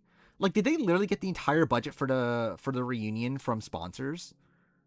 Like, why were there so many like sponsors here? Also, like, what the fuck was like Tiffany is in these like commercials? Like, Suri and D got a commercial, so I guess that's like makes more sense. Why the fuck was Tiffany in a commercial though? Like, I genuinely wondered, like, do they fucking love Tiffany? Like, am I just like really underestimating how much they love Tiffany? Like, why of all people Tiffany's like in some like makeup commercial? Like, that's just like bizarre. Like I just feel like Tiffany would not be like my first guess of like the entire 50 cast. Like, you put one person in a makeup commercial, you pick Tiffany? Oh. I assume it's I don't know if it's production. I think it's a CBS thing. Like, I doubt like Jeff is like saying, "Hey, you're gonna do this commercial," but like I'm pretty sure it's like a like CBS. What is this? Steph and Ozzy gonna be captains of MAGA versus Libs? It's possible. Rachel versus Aubrey. It's tough. Generally, Aubrey might be above. I think Aubrey might be in the like at the very bottom of the like Sandra, like that sort of tier. Like, she might be above the like Rachel, like Ben, like that sort of grouping. But I don't know. Aubrey's game is really bad. Like, Aubrey's pre-merge is worse than Rachel's. like way worse. Like Aubrey's literally like an option to go home. She ever goes to tribal. Rachel at least survives 2 tribals. Even then, wasn't even like if they did go tribal again, it seems like Andy would have been booted over Rachel. And then like I feel like entire post merge, it's like she's like, but even she's not even really safe though. Is the issue? Like she's always like the second option the entire post merge. So fuck it. Maybe Aubrey is worse than that tier. Like I think I think Ben has higher highs than Aubrey. But Ben also has like lower lows. But like maybe the high highs are good enough that like maybe Aubrey is below that tier.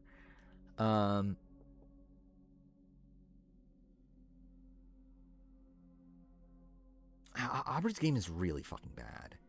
Like generally it's like there's almost no like what vote did she actually have like influence in? It's like you can debate the Aussie vote having like a modicum of influence in, right? Like I think it would have happened anyway, but like you can argue that okay, this is what got Joe to like consider flipping. I think Jonathan would have gotten Joe to flip anyway, but like still, it's like you can argue that. Like outside of that, it's like Sarivo, it's like we see her like bring it up, but like obviously they're gonna vote out Sari if Tiffany wins immunity, and also it's like Sari even gets like Jonathan and Joe to consider not doing it. Devins, but like they're always just gonna vote out Devins. It's like I don't think like it's not like a spot where like Aubrey is the one that's like it's not like they were gonna vote for Tiffany and like Aubrey said, hey, no, we're voting Devins. Like Aubrey doesn't like there's never a point where like Aubrey actually like leads a vote. Yeah,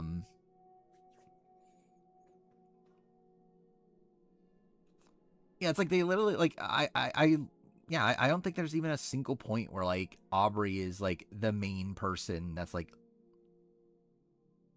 really, is there even a point where like she's even like a swing vote in anything?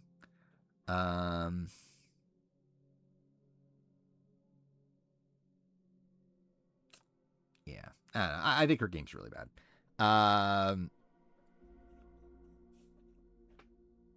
Yeah, even the Genevieve vote, it's like even that was a spot where like even fucking Devins and Christian talk about like regretting not voting out Aubrey.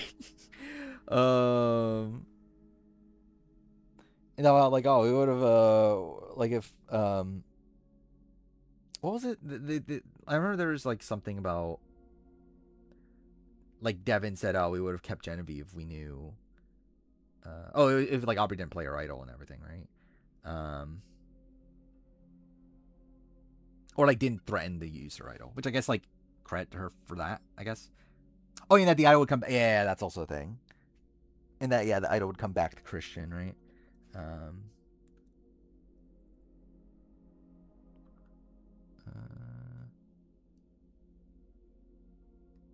Joe has played a perfect game.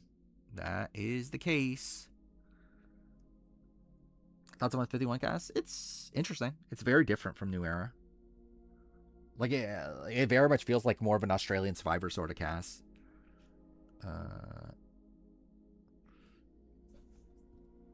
Yeah, I still have the 51 trailer up.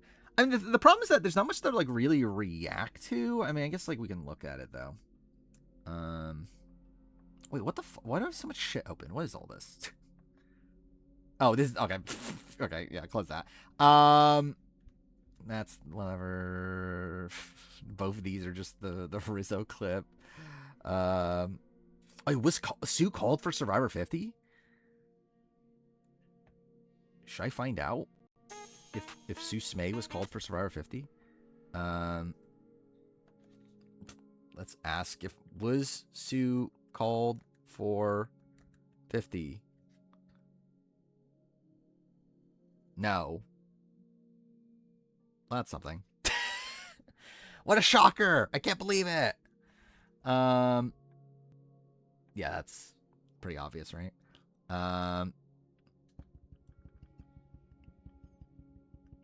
Full 51 boot orders probably already spoiled. I have seen a couple spoilers generally for 51, which is disappointing because I wasn't intending on being spoiled, but I have seen a couple like minor, like I've seen like, so supposedly there was like some social media activity I kind of saw a couple names in that, and then I saw the potential placement of a certain other person. Season 50, were you called at all for that, or Oh, you weren't? no. I don't think I was even blinking their eye.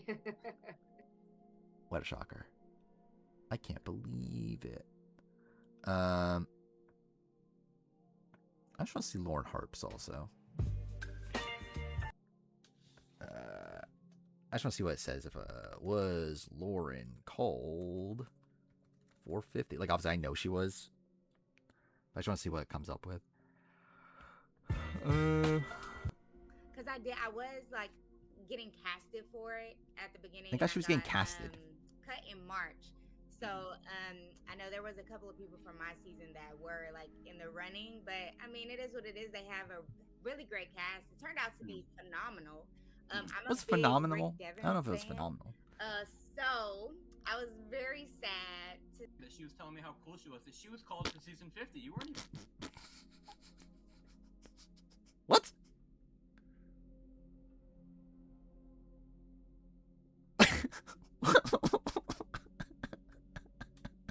What?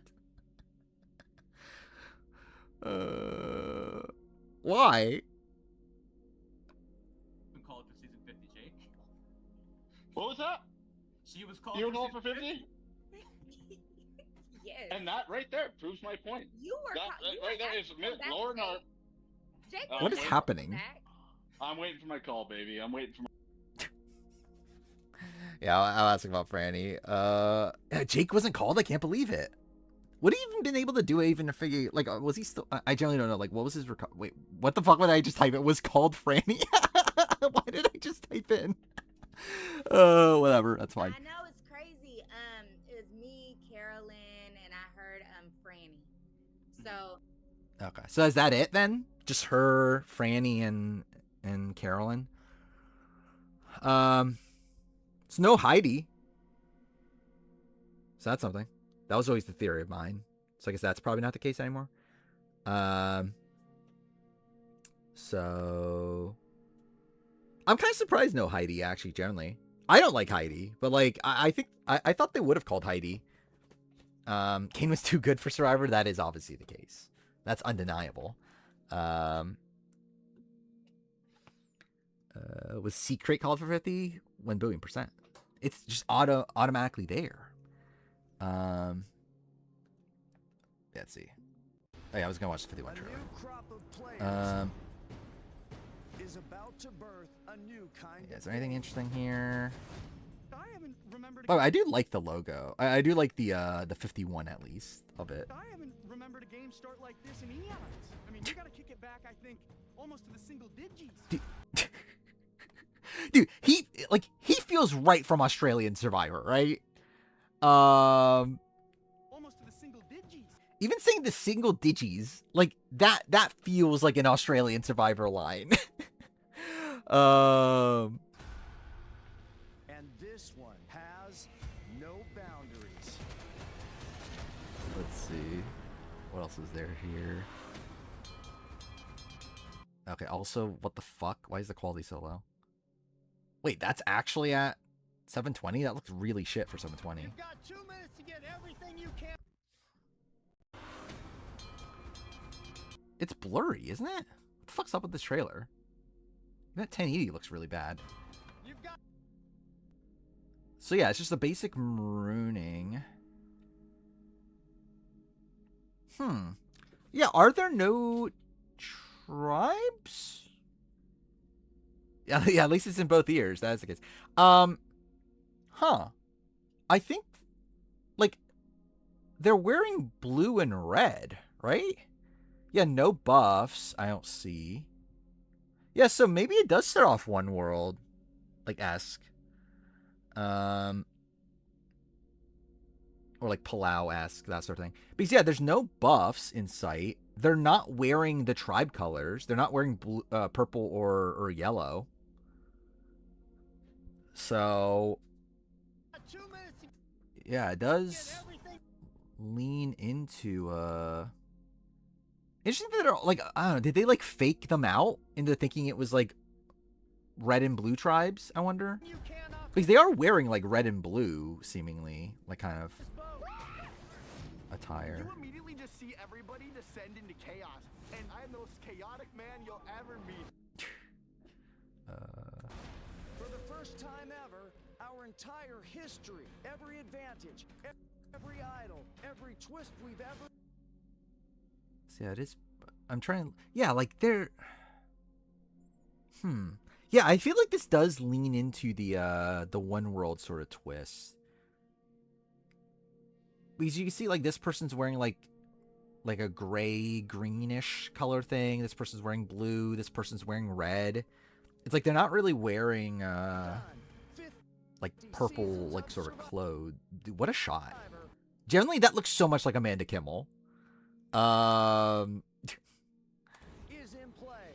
I feel like I'm on one of those epic roller coasters. You know the drop is gonna like hit your stomach a certain way, but you still welcome the drop. Along with dangerous new elements. I'm looking out for what challenges are being used here also. There's no buffs also. Huh. So is this helicopter related to the exiled person? I wonder.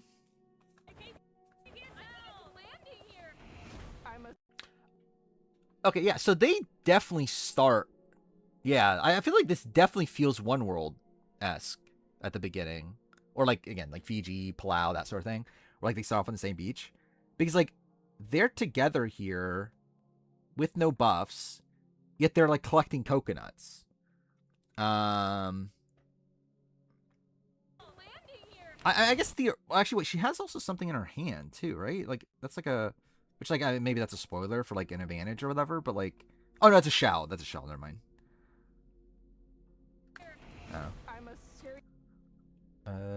This is the 47 alternate guy, right? Competitor, and if I'm not winning, I'm gonna make sure somebody else loses. Gives very Jeremiah vibes. Like a loud, boyish household. I'm poop positive. I didn't need to hear that confession. Okay, like seriously. Like, what the fuck is that? What's happening? No, this is Mother. This. Yeah, it is the sex shop owner. Okay, I love it. Like I literally said I was gonna watch out for the challenges. I just did not pay attention. What is that? That's. No, that's not. Yeah, I don't see Sumo at C, right?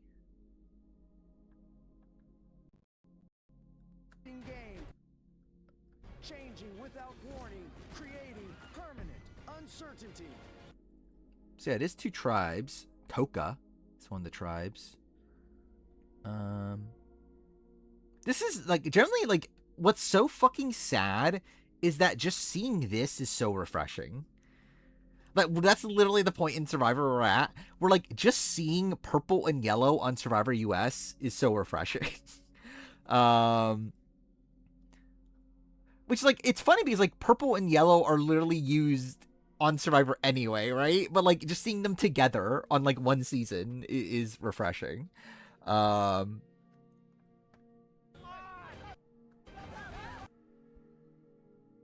Savu is the other tribe. This is what the people have been begging for. What is he referring to? I wonder. Is he referring to the people are begging for the open era? Yeah, I know that AU did it, but I'm talking about Svergas. Wait, that's it. Oh, wait. People have been begging for. It's the open era. The fact that he's literally saying this when like everyone's running around him is like very funny to me. Like what would like when were they told that this was the open era? I generally want to know that.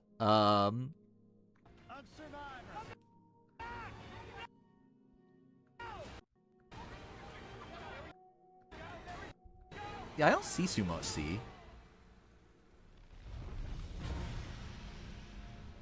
I wonder what the real logo looks like. Because sometimes, like, these don't even really look... Because I remember, like, 47 was one where, like, the logo they showed in the trailer looked really cool, and then you saw the actual logo, and it's like, oh, okay, it's just fine. I intend on staying away from 3-1 spoilers, but like it's not working out great so far, to be honest. Soft Skittles gummies. Actually, should I unfollow Spoiled Survivor at this point? Kind of forgot about that. Probably should. Aubrey's game is like Ashley's BB27 game. I think, like, not actually, but like I think she wants it to be. I don't know. Because like Ashley did actually have influence at points. Like Aubrey is essentially like pretending like her game is like Ashley's.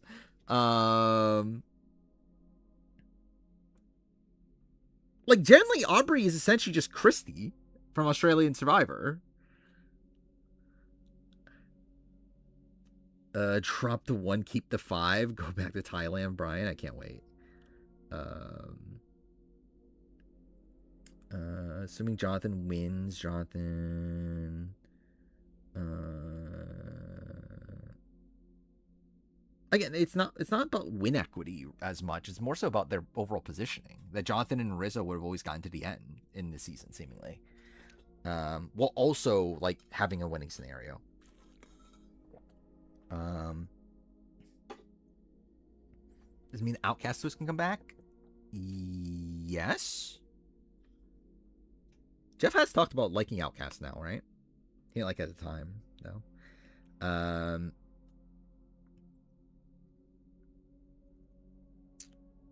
What are we talking about? On the player ranking? Yeah, I think my gut right now is 7. But we'll see. Aubrey's game is edited like Ashley's. Yeah, that's kind of more of the case. Apparently Christian 51. Who the fuck is Christian from... Who the fuck is Christian? Oh, this guy. He's blindsided 2 idols in his pocket? That's kind of funny. In an org, to clarify. That's not a 51 spoiler. Talking about an org.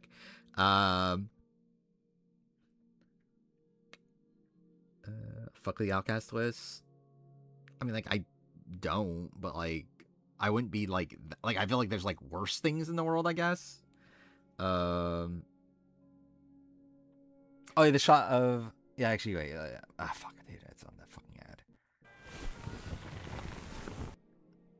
Yeah, was the Amanda shot?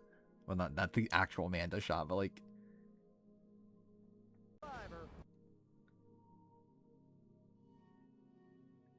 I don't know. I can't... Like, maybe.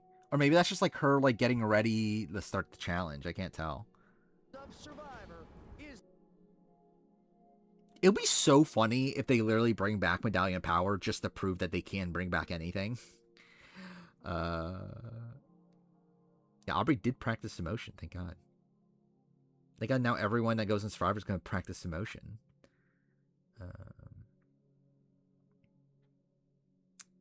But I saw some people who play orgs with Kilby hating on him hard on Twitter. Not shocking. Generally, when I first heard that, my first instinct is like, oh, is this going to be Ghost Island 2? When they talked about, like, bring back, like, old twists and everything. Actually, where's Jeff describe it again? And this one has no boundaries. I want to see what he says when he describes the twist. Or, like, the format. Here, right? Our entire history, every advantage, every idol, every twist we've ever done, 50 seasons of Survivor is in play. I feel like I'm on... Again, every? Edge of Extinction on 54? Wouldn't shock me. Like, I don't know how you do it with a big cast, though, is the issue. But, like, generally, it would not shock me if Edge of Extinction comes back. Like, Jeff still loves Edge of Extinction. Like, he still stands by it. So it's like, I would expect Edge of Extinction to come back at some point. It's just, I don't know how you would do it with a big cast and also 26 days. How Redemption Island and Edge of Extinction be on the same season? They could theoretically do that. They could do pre-merge Edge of Extinction, post-merge Redemption Island, or like the other way around. 16-person cast of Edge of Extinction, Loki. Yeah, like they would have to make it a smaller cast. 51 supposed to be returning cameo. That was 52. Was that the rumors for? Rick Devin Shopkeeper. I can't wait. Yeah, actually, probably more of the genuine complaint is more so episode-wise than, like, day-wise. Because, like, theoretically, they could just do one round days over and over again. So, like, really more of the thing would be, like, episode-wise. They would need more episodes. Your fire token twist on what are you talking about?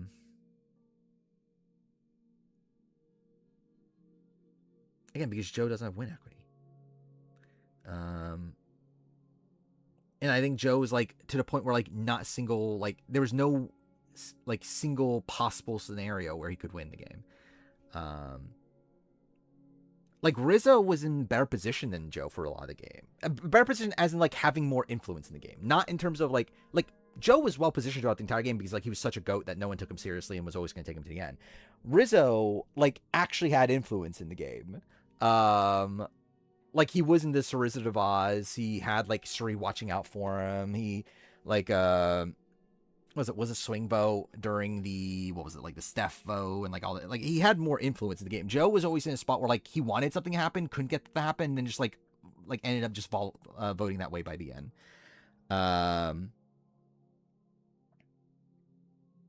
What if Mike White is in a helicopter? I mean, obviously that's what's got to happen. Mike White is back.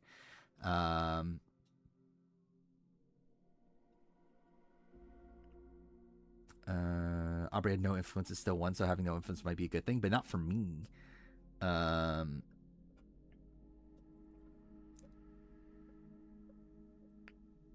Wait, Tiffany not getting why they are targeting her. Oh, not getting why they're targeting her, but not Joe is kind of funny. I mean, which like, I think you know, right? You know.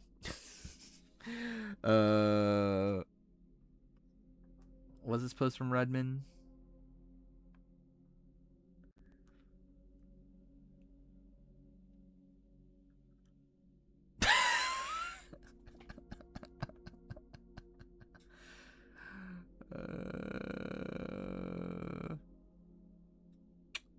Yep. So it's like she is literally mother.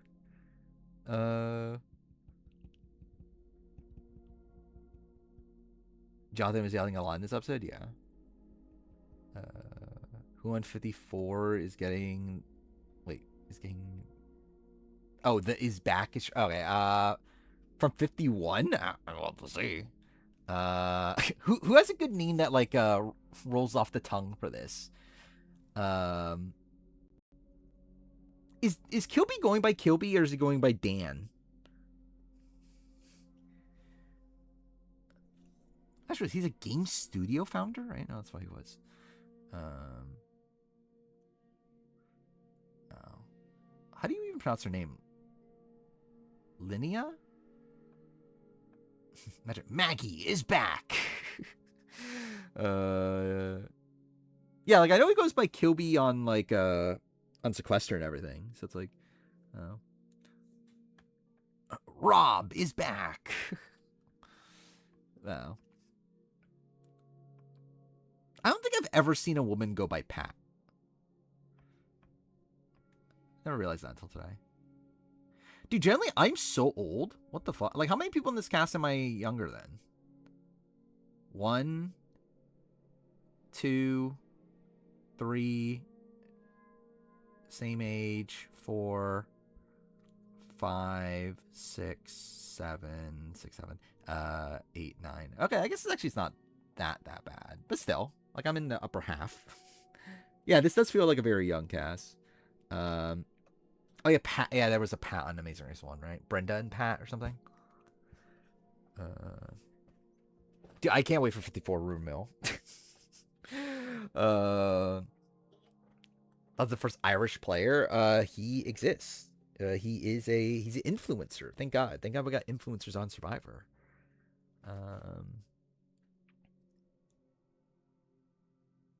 54 Rumo will start by the time 51 started. Generally, actually, I never thought about that. That is actually very funny.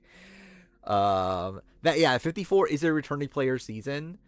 Likely calls for it will go out by the time 51 airs.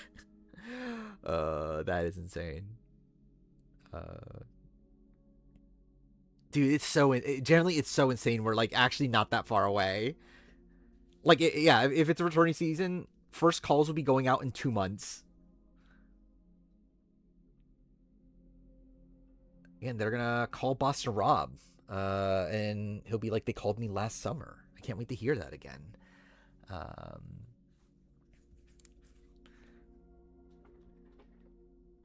Yeah, I can't wait. I need this to get done now. Yeah.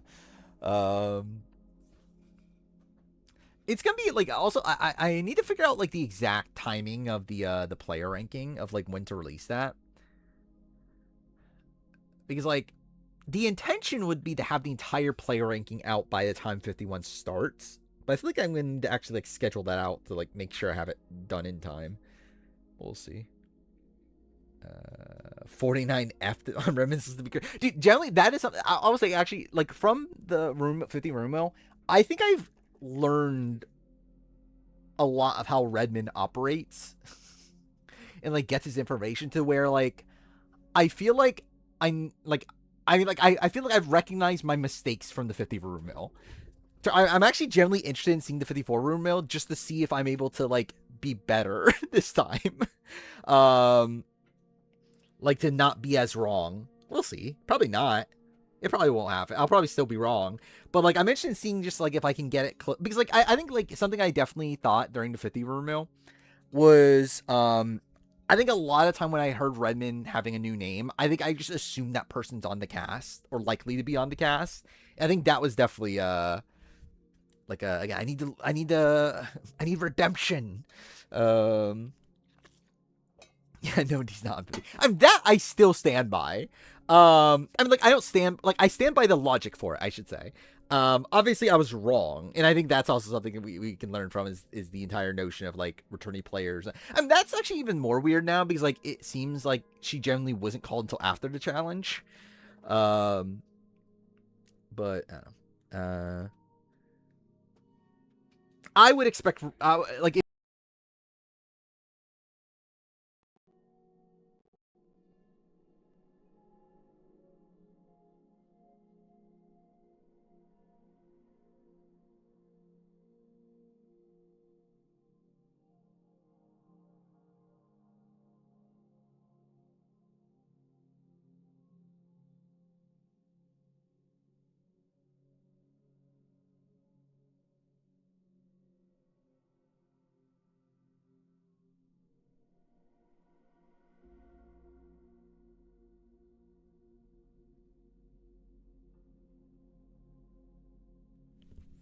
there? Dude, what the fuck just happened? Like my headset just died for like no reason. Let's see. Should be back now. Whatever. Yeah, that Aubrey broke my streak. That is 100% what happened. Aubrey was like, "How dare you call me the 5th worst winner of all time? We can't let this slander." No, like literally just mid-sentence, my mic just died for some reason. Like it just turned off. I generally don't know why. But yeah, where we're at. Push by 49 review because of the 54 room mill. I mean, not impossible. We'll see. Aubrey does not have a say. 51 is not 50% BIPOC. At best, it's 11-10 at best. Oh, someone actually, I want to see this. I need to see this. Okay, what is this? I'm on the right screen and everything, right? Okay, cool.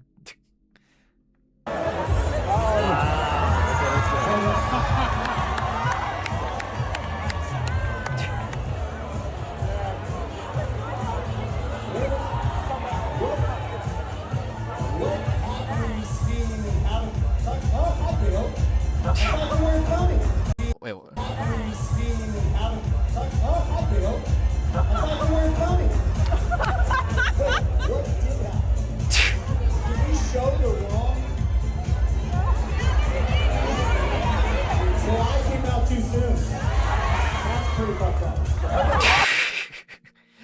Wait, so was it literally that Jeff just came out too early? I generally don't like. How did that happen? That can't happen, right? Like, why did they cut to him then?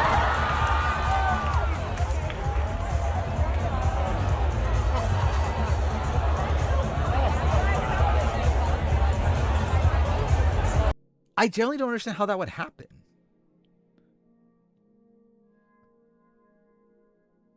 Like, because because even if Jeff thought this was the time to do it, why would the camera operator go to him at this point? Like, there must have been more than just Jeff, right?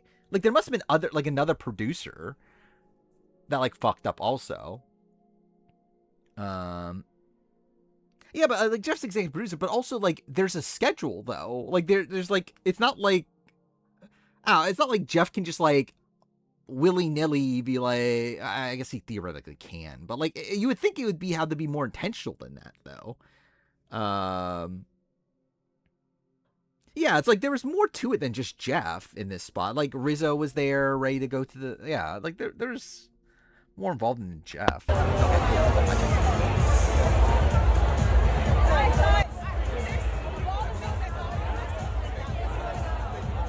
Okay, the rest is literally just. So, I guess if you've seen Men in Black, we're just gonna all look straight ahead and forget everything just happened.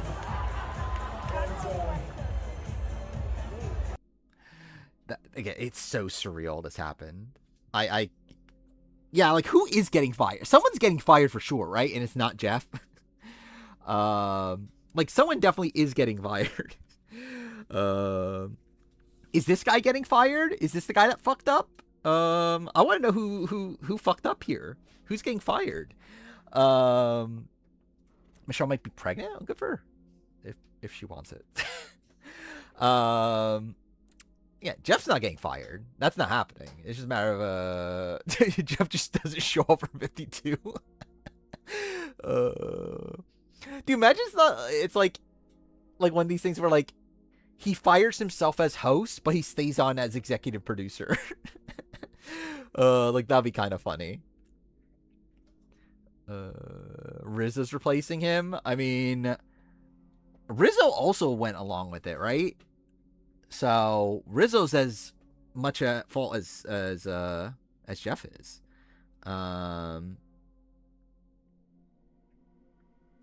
Wait, Rizzo can't beat Cirie in fire, and there's no way he's beating Aubrey in fire, so why take her to 4 over Cirie? Cirie's not winning immunity. Because they don't know if there's fire. And I think there's still, like, a theoretical chance that, like... Oh, yeah, there's still the worry of, like, Cirie winning immunity or beating you in fire, and at that point you're fucked. Like, you just ought to lose. Where, like, I think to Rizzo, it's like, there's a chance he beats Aubrey. He's wrong. I don't think he does, but, like, he thinks there's at least a chance. There's definitely more of a chance he beats Aubrey than Cirie. Generally, like, from the trailer, I think this is best case scenario for 51. Genuinely. Like, and again, I said the same thing about 50 when 50 was announced, so, like, who the fuck knows? But, like, I think this is what I would have wanted from 50. It feels like they're changing things up. They're not just doing the same new era again. They're willing to experiment with things. I don't know. It seems fine. Like, casting seems like a different direction than previous returnee cast, or previous newbie cast.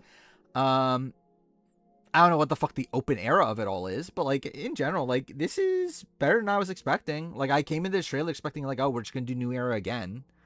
But it looks like they're trying to change things up. So, that's something. Who's the person that looks like Amanda? It's the sex shop owner, right? What's her name? Linnea? This person. She doesn't look like Amanda, though, in that picture. It is her, though, right? Yeah, I'm pretty sure it is her. I think her cheeks look bigger in this picture. That makes her look different. Y'all think everyone looks like Amanda? I mean, that's Amanda. That's clearly Amanda. Mix of Amanda and Genevieve. I think like Amanda and like D or something. Billie Eilish Boomerang Idol's back. Thank God. I did see that he was open to bring it back for whatever fucking reason. No, there's Canadians, right? Kilby's Canadian, right? Yeah, the Boys actress, she's Canadian. So there's a couple. Is that it though? I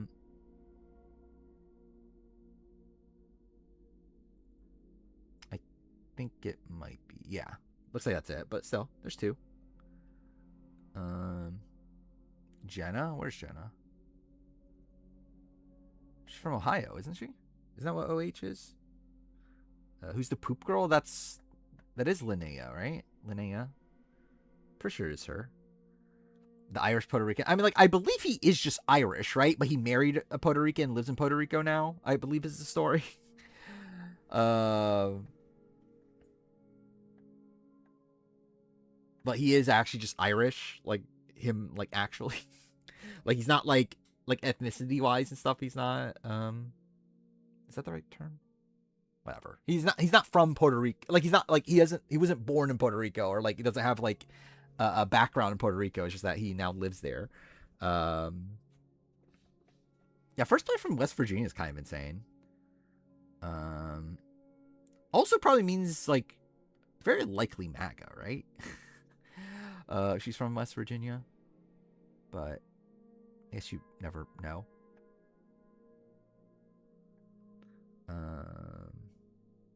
What states are left? I generally don't know. I don't pay attention to stuff like that. Is Aubrey the oldest female winner?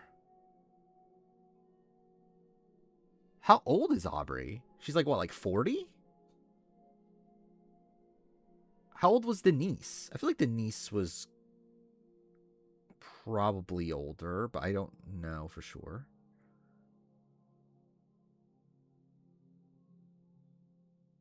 Yeah, I feel like Denise was like like mid to early 40s. It's like I feel like older than Aubrey.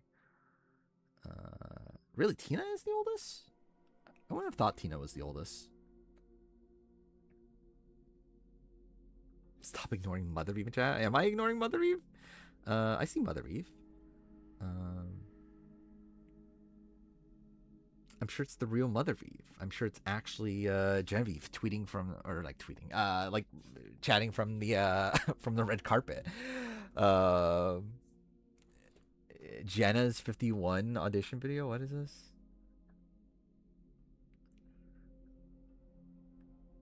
Also, at this rate, don't be shocked if we never get to the player ranking. But we'll see.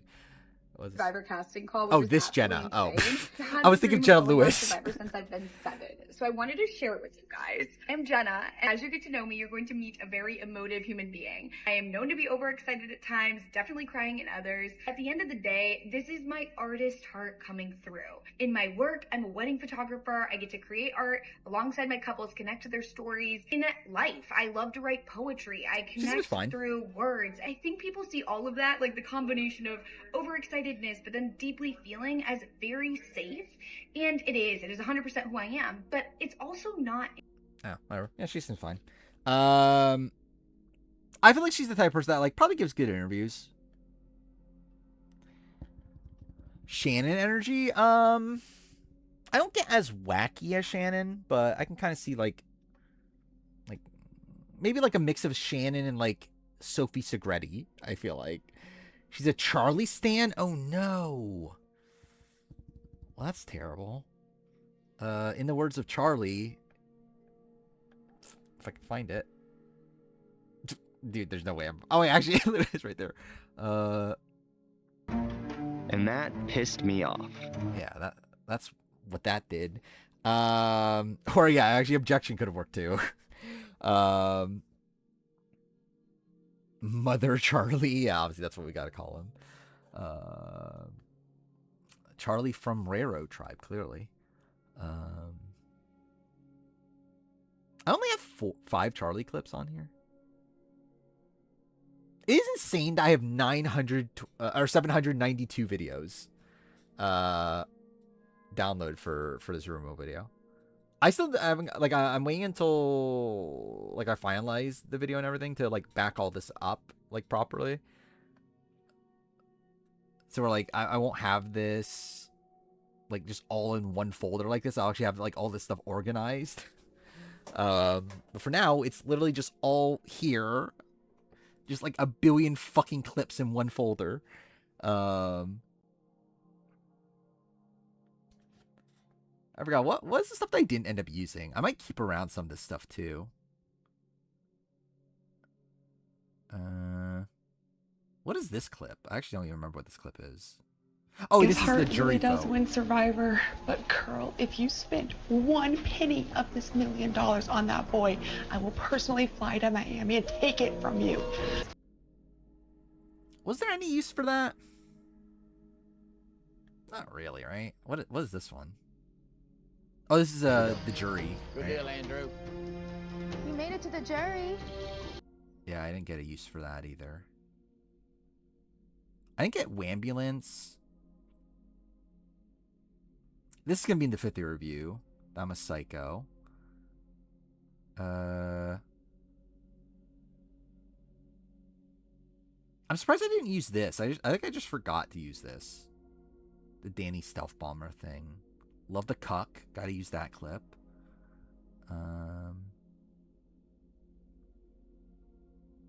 Wait, I did use this, didn't I? Why is it in this folder? Oh no, this is me saying Joe is coming on me. I just have too many Joe coming on me clips. It's like, oh my god, I need to post about how Joe is coming on me. Again, that's the issue I have. I have too many coming on me clips. I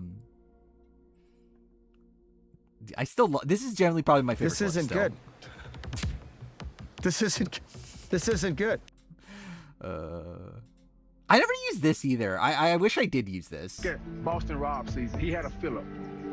You're my Phillip. I should have used that. That's definitely a regret.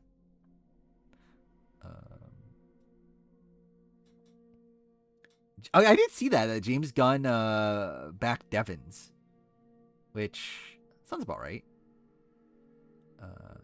And the fact that I have 3 Zoe clips is insane also. Yeah, but I mean, like, Philip is obviously pretty relevant to the Rumo video. I feel like I could have, like, gotten something out of that. This, I think I also just generally forgot to use this, too. You know, she's annoying and she's an emotional train wreck. About Abby. Was that, like, too mean-spirited? I don't know. What are these Zoe clips? Is it just her saying work hard, play hard again? I think it is, probably. I have a work hard, play hard attitude. Yeah, it's just her saying it again. I find you amazing, Zoe. Excuse me? I find you amazing. Why, thank you.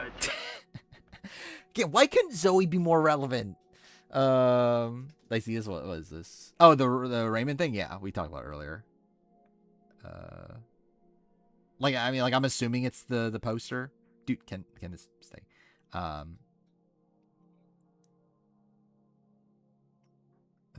Yeah, we talked about this before. This is the same. Yeah, this is the same people. Okay. But it looked different though. I think we like the one I looked at before is slightly different. Why am I mothering? Yeah. Where's the Mother Eve line? Where everyone calls her mother. Which one are we talking about?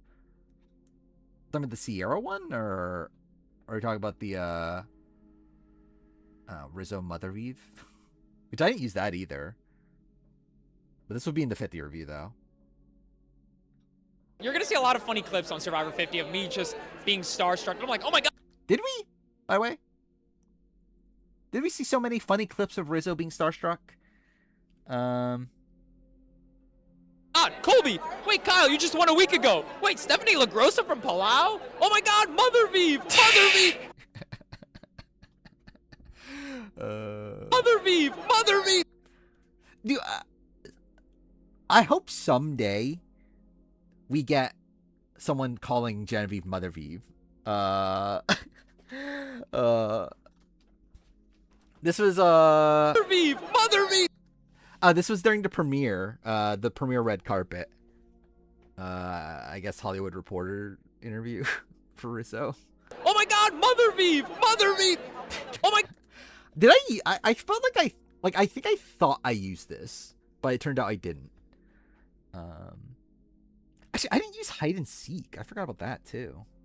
If I can't find you in hide and seek, Oh, I was gonna use this for can't find Hunter. you in this game. I think I generally forgot about If this. you will risk going that high in a tree for hide and seek, you will take a risk and take a shot at me. If you could. Not happening, boss. Yeah, that could have been used also for like when people thought that Q was cut because of his tweets and everything. Yeah, I think that was a missed opportunity. He just thought he would be a star. I mean, that sounds about right for Rizzo. Find Rizzo boring. I don't know if I find him boring. I don't know. He's just not for me. Like, I don't know if I find him boring. I don't know if that's the right term. What is this clip? I Oh, I don't get along. generally get along well with men who add God to their name. I use this in a different video, though, right? I think this one, too, I use in a different video. Oh, I'm very pluggable. And so, no, don't you, Dad, no.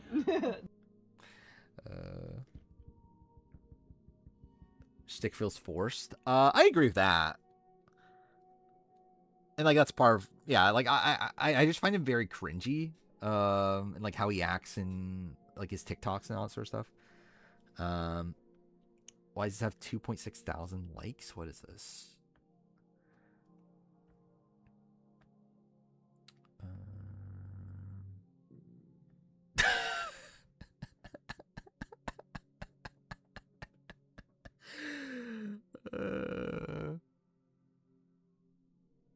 I mean, like, I don't know. Like, I can kind of see it, but like, no. Like, I don't know. Like, you would, I don't know. Yeah, I don't know. Like, really? That was like the first thought. Yeah, that wasn't my first thought, but I don't know, you do you.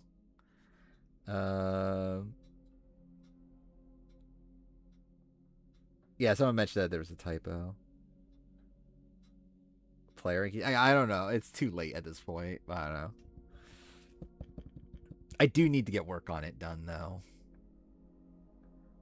How many people are in this group? 71? Fuck me, dude. What is this group? 42 to 45? I don't know. Should I or should I not? I work on the player rank off stream? Probably not, just because I want to, like, keep it all contained. Like, if I do it off stream, I would still record it. Because I want to keep it all, like, recorded. Why is Aubrey purple tier? I mean, well, now she's a winner. You know what? Fuck it. Okay, let's start it. I guess we don't have to finish it, right? We don't have to finish, like, the entire group. We could just, like, start it.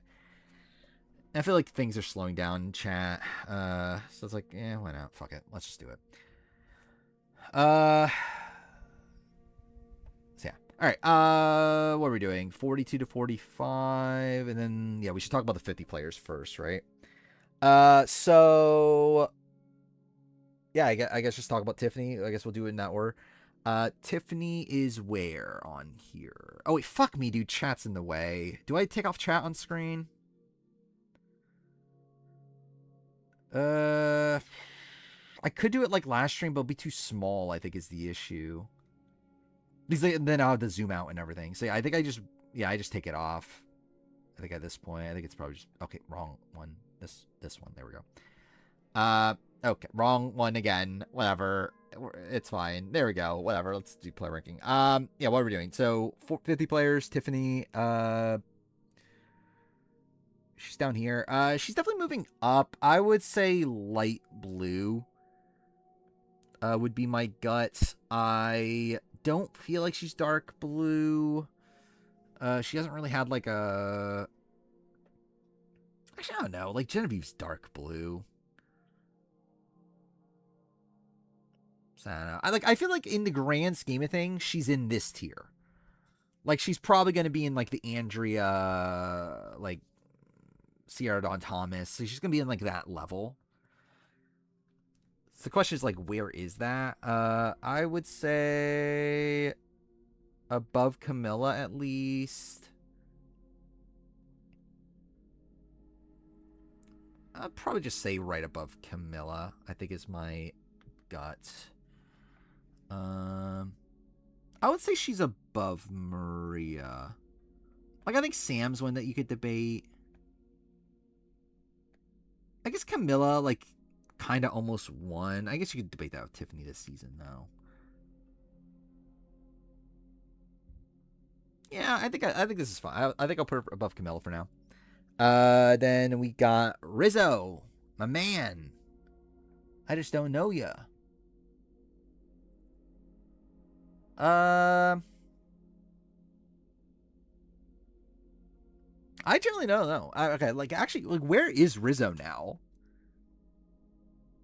Is he here?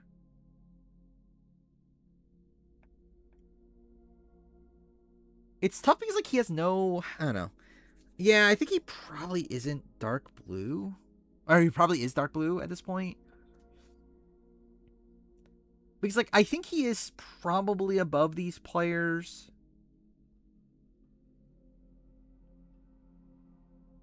Probably. Yeah, I think he's probably leaning closer to, like, this group. So he probably is a dark blue at this point.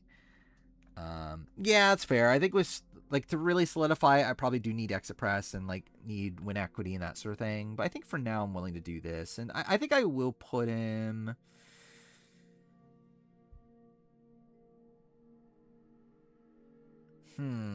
Actually, this is kind of tough.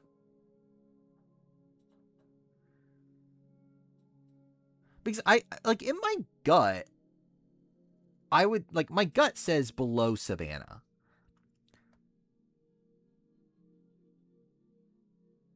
But, like, where is Savannah in this? Actually, generally, Savannah might be here. So maybe that is still fair. I don't know where Savannah is, generally. Because, I think Savannah, like, there's arguments she could be down here. She's probably a more aggressive player than these people, though. So she probably is, like, genuinely in, like, a tier of her own, just somewhere in this range. But, I don't know. I think I'll go with this for now, and then we'll deal with it later. So, like, maybe Genevieve should be below Savannah. I don't know. Maybe even... How should Charlie... I don't know. Yeah, maybe that's too... Well, we'll deal with it later. Then who do we have? We have Joe, my daddy. I think he's just coach at this point, right? Like, at worst, he's coach. Like, is he that? Like, I guess he is different than Tai Trang. But I don't know. I think he's probably a dark blue at this point. Like, he's just a seemingly very consistent player. He struggles with win equity, which is an issue. I mean, generally, he's probably just around where Rizzo is. Coach is much better strategically? Probably. Like, I guess. Yeah, maybe in that facet of the game, yeah. I think he has a more, like... By the way, also, I found that funny that, like, Joe was, like, talking about how, like, cutthroat of a player he is and everything this time. Coach in 48 is probably better than all of Coach's seasons. Or Joe in 48 is. I think Coach in South Pacific's better than Joe in 48. Joe doesn't play the game at all. I disagree with that. I think he's in the same, like, thing as Rizzo. It's like, which one's better? I think Rizzo's a more active player. Joe in 48, though, is probably better than both of Rizzo's appearances.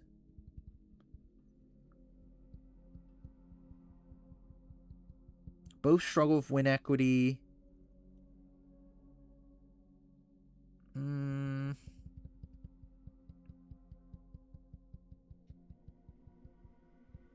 I think we'll leave it like this for now. We'll deal with it later. And And then Jonathan is where here. I think Jonathan's like just kind of easily dark blue at this point. And generally Jonathan's going to probably be in this tier here. Like I think it's like he's going to be probably like around the Spencer, like, Malcolm, like sort of people, I guess. Which is where in this comparison? Like he's at least above Austin. Then I think he might be above Jam Jam and Carson. And Dresser? Is he that high? To be fair, I think like Jonathan's probably another one that like probably Express would help a bit more, but I think for now I'm willing to put him here. I think like if we learn that okay, Jonathan like was this massive GOAT and can't win, then like I think probably lower him.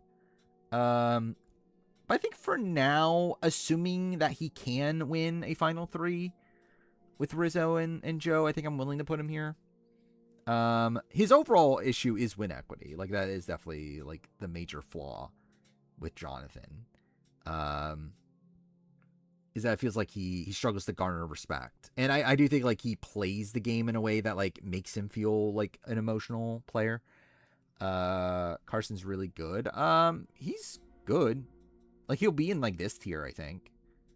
Like right now, I feel like Jonathan's in this tier. Carson is in this tier. Is kind of what I'm thinking. And we got Aubrey. I think I'm willing to move up on... Like, I think her game this season is shit.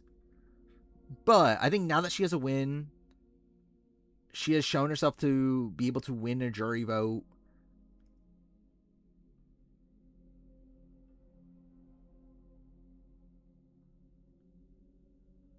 I think I just put the other purples at this point. Like, I mean, like, again, it's a very impressive track record. It's like, the problem is that her actual games are bad. But, like, the track record is kind of insane. I don't think Aubrey goes down. I think Ben is one that you could definitely debate. I think she's above Michelle. Like, at this point, like, Aubrey is just fundamentally better than Michelle in my eyes. Like, she has a win like Michelle. She has a better co-wrong game than Michelle. Like, even her win is better than Michelle's. Like, I just feel like in terms of her versus Michelle, I think she's definitely above Michelle. And then it's just a matter of, like, yeah, like, Ben or not. I think for now I'm willing to put her here. Again, like, with this top tier, like, with the purples, like, we're essentially kind of just, like, waiting on the purples. Like, for a lot of them, I'm kind of just, like, there's not really much of a point in, like, arguing them yet, because, like, we're not going to real deal fit until, like, we get to, like, the top, like, until, like, this grouping anyway. But I think I'm willing at this point to where, like, she has a win. She has 3 deep runs. Like, even her bad runs, like, it's bad, but it's not, like, it's, like, a spot where she was screwed to begin with. It's, like, there's at least, like, merit there. I still think the issues, like, yeah, like, her last 2, like, Game Changers and 50 are, like, pretty lackluster, but she has at least shown the ability to, like, dominate a season. So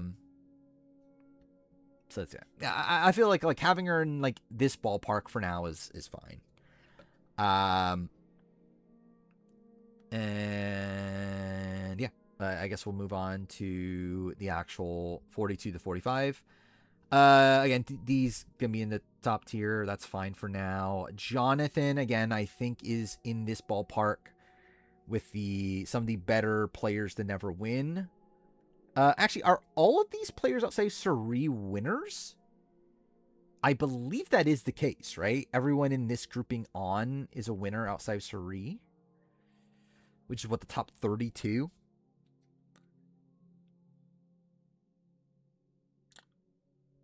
Oh, we know Amanda. Amanda's also there. Yeah, I forgot about Amanda. Which is fine-ish, I guess.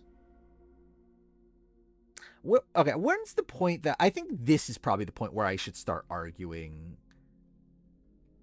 Yeah, I think when we get to, like, ranking everybody, I think once we get to, like, this part of the list is when, like, I'll probably just, like, actually talking everybody through. instead of doing it by tiers. But again, we'll deal with that when we get later in. Jesse and Carson, I think, are in this tier with like Dom and Devin. I think that's fine. Allison is 30. Where's Allison? What, here? It's 37. Oh yeah. Oh, why is she? Why is she top 100 player? I think she's like, is she top 100? I guess she probably is. Yeah, I guess she is as of right now. She's fine. Like, generally, it's more so just that like most players aren't good, but like she got to the end of a game with win equity in what was a very fluid season. It's okay. I don't know. What was it? Yeah, Jesse Carson. I think I stand by. Like, Jesse is one that, like, I think will probably be on the upper end of this. Like, I think him and Dom are probably, like, the top 2, maybe. Maybe not. I don't know. Like, I think it's, like... I think it's, like, Dom, Devin, Jesse are probably together. And then, like, Adam, Carson, Fairplay, Johnny Fairplay. Wait, whatever. Johnny Fairplay, Rob, Adam, Carson are probably, like, the bottom of that tier. Jam Jam, I think, is interesting. Because where does he go? I think Carson... So, like, I think Carson's game is better than Jesse's. I think as a player, I would not have as much faith in Carson to be able to repeat his appearance.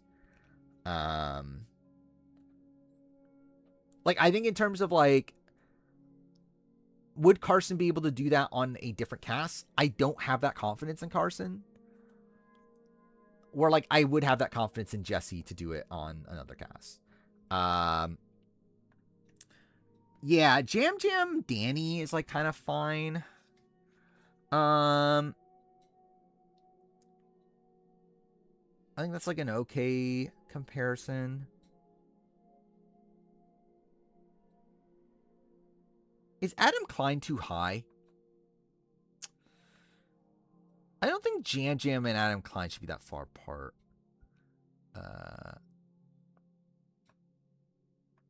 Was my winner player ranking? That was definitely before. Yeah, okay, that was definitely before. That was Winners of Wartime. Jam Jam's one that, like, I still think socially he's pretty good. I think strategically he's a bit of a mess. His game is better than Danny's. I think Danny, at least in Guatemala, is probably a more, like, well-rounded player in my mind than Jam Jam. Yeah, Jam is, like, generally kind of bad strategically. Where, like, I generally don't have much faith in Jam Jam. Like, I don't know. It's like Jam Jam, I guess, like, in a way, Jam Jam is kind of like Cherie, actually. Like, kind of thinking about it. But, like, not even as, like, I guess not really, though, right? Because, like, Cherie, like, because, like, even with Jam Jam gets into, like, feuds, right? Like, he had a feud with Josh. He can still, like, piss off Carolyn. It's like, it's not like he's, like, this, like, flawless social player. I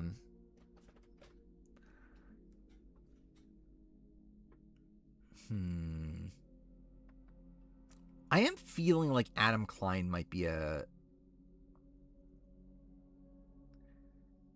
let me see where's Adam on the winner player ranking. Here. I have him below Vesepia there.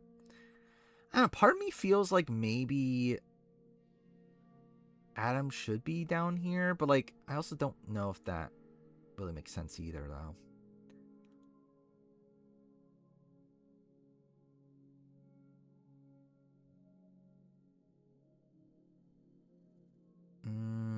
Because, like, Adam Klein, I don't think should be lower than Mike White. I don't think.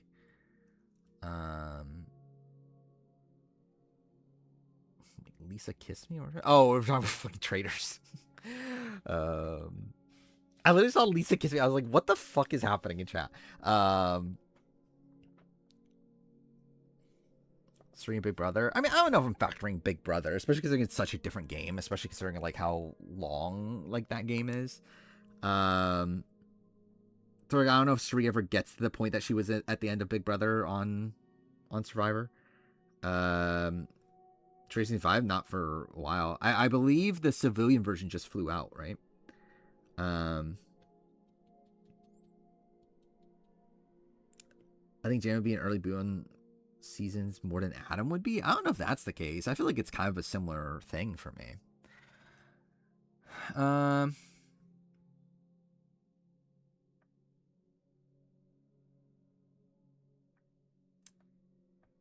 think I'm going to maybe put them like in a new tier, or do I just put them here? Maybe I just put them there for now.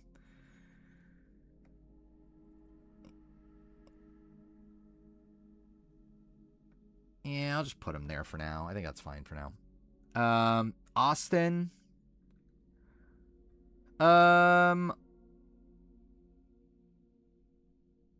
Austin's interesting because like he's a fairly well-rounded player. Definitely lacked killer instinct in terms of taking out D, which is a bit of an issue. But like for a one-time player, he's pretty decent. I would say ultimately probably at best here, and like possibly even here. What tiers Chris Underwood in? Where did I put him? Here. Oh, I put him in a tier of his own. Like right above Bob Xander, I guess. Austin and Jam are similar.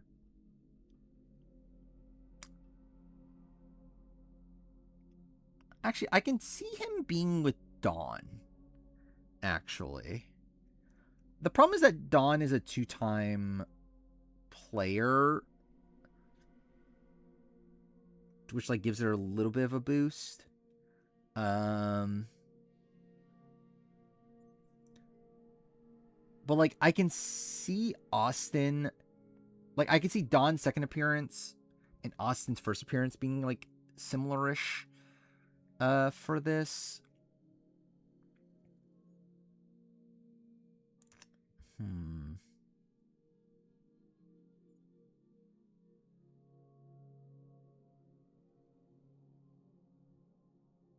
I kind of... actually, no. I don't know. I don't know if I feel good enough about Gavin. So I was thinking, like, oh, should, like, this be maybe a tier of its own? Like, maybe, like, here? But I don't know if I feel good enough about Gavin to say he's, like, definitively above all these people. Oh, yeah, we don't know who wins yet. We'll see from Exapress. Austin's a Jam that didn't win is better strategically. Probably, yeah.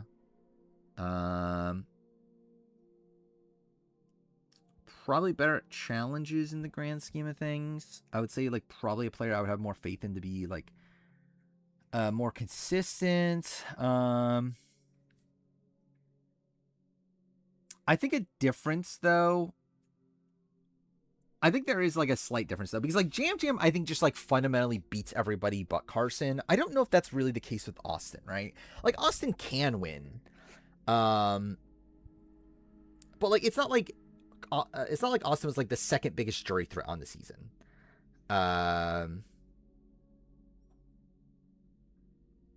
So I think it's, like, a slight difference. But, like, it probably shouldn't be, like, that big of a deal, though, right? Like, it shouldn't be, like... Like, I feel like that probably means, like, here.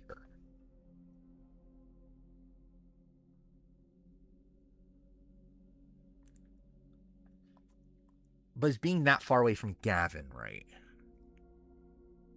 Does Jam lose the Lauren, though? I don't know if I actually believe that. I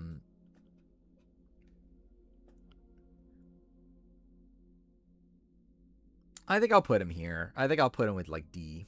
Or D, fucking with Don. Mike Turner.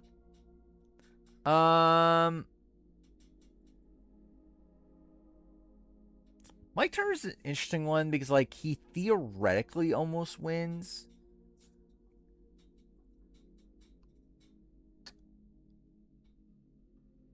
I'm trying to think of like his jury chances. So like he obviously loses to Marianne, but like close. He does end up probably losing to Lindsay. Omer's like a bit of an unknown.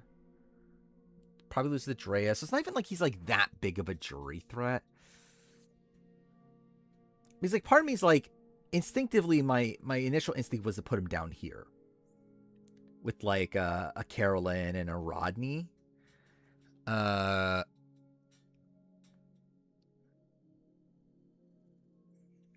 Yeah, it's like he did come close to getting into a winning scenario. Like he did want his winning scenario at least. Like that's at least something. Mike doesn't win if he owns up his game. I think it's close. Like I don't know if he wins, but it's like close, right? It's at least it's like a tie vote. Trying to remember the votes themselves. Like I know Drea was someone that said that she wanted to vote for Mike. I know Lindsay said that she wanted to vote for Mike. Omer was like wavering supposedly. Bow.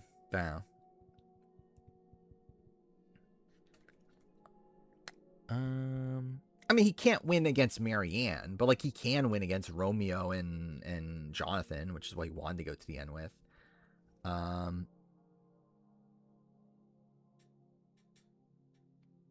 I think Jam Jam had more win equity on his season than Austin did. Let's see. And I think in general, people just respected Jam Jam more than Austin.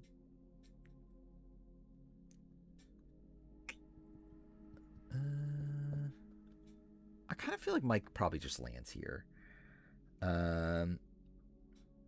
Poop positive. Yeah, I didn't need that to be on the show. I think this is too high for Austin. I don't think Austin should be this high. Especially with these being like multi-time players that had like most of them had like one dominant run, and I don't know. It's like I feel like that's too high for Austin. Like I think maybe you can move Jam Jam down here. And I feel like I would be okay with that. But I don't feel like I'm moving up Austin.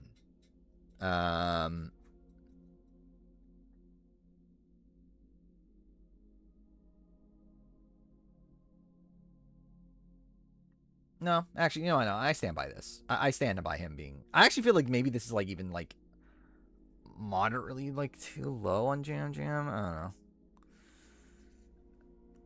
It's weird because, like, with Jam Jam, it's like, I feel like the more I see of him outside of Survivor, the less faith I have in him. But, like, how much of that should really factor in?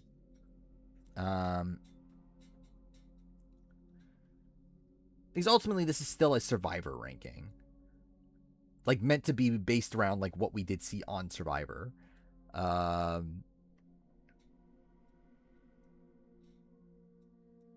Because, like, if we're taking, like, everything into account, then, like Hayden probably moves up. And it's like, I don't know. There's, like, a lot of, like, other weird differences. It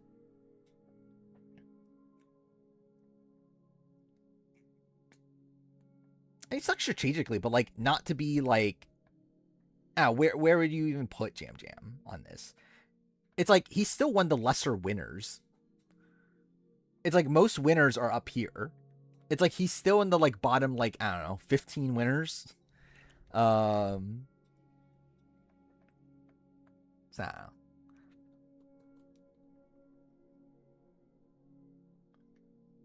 know. Yeah, Lindsay. Part of me actually kind of wants to put Lindsay here, actually. Because I don't feel like there's that big of a difference between Lindsay and Allison. But it does feel weird to do that much of a turnaround on Mike. Again,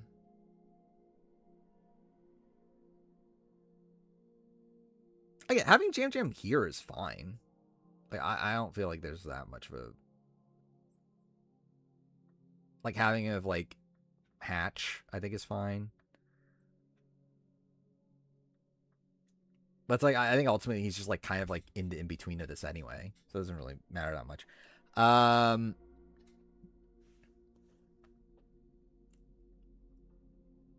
But yeah, Lindsay.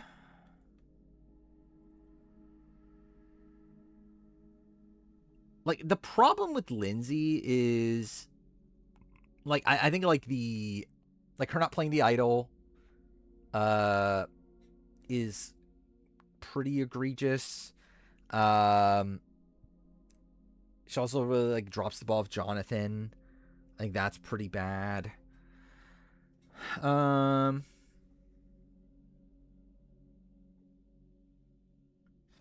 See, I'm thinking either here or probably like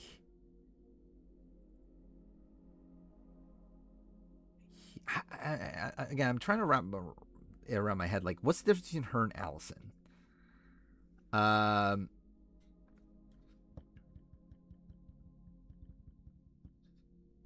Like her boots, or like her ending up on the bottom is probably worse. But is it so bad to really drop her down like that much? Like maybe ending up here? Yeah, she does like seemingly beat everybody in a jury vote. It's like that's something to give her credit for. Like Allison, she had endgame allies. Debatable. I think in the same way Allison did. Like, there are people that, like, wanted to work with her, but weren't actually going to take her to the end. Like, in the same way that, like, Allison had, like, Kara Kay, like, what was it? Lindsay had, Marianne.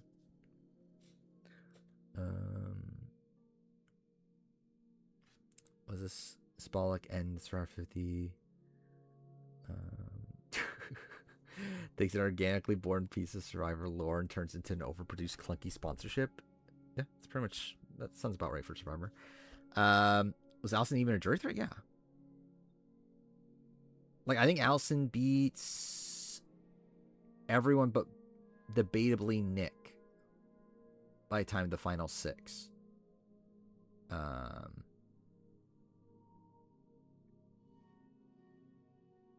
Most likely returns for 50. I don't know if Jonathan. Again, I don't know if I'm banking on Jonathan being a 54. I think they obviously love Jonathan, and I think they would potentially bring him back down the road. I don't know for 54 though.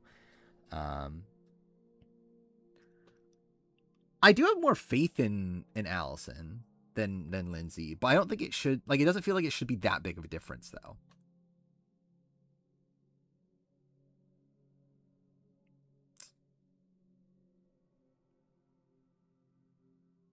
I don't think there should be that big of a difference between Mike and Lindsay, though. I think is also a thing that's bothering me.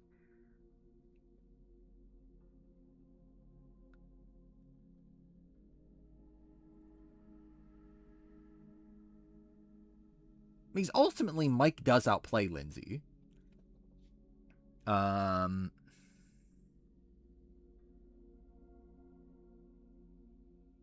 do I just like put them both here, maybe?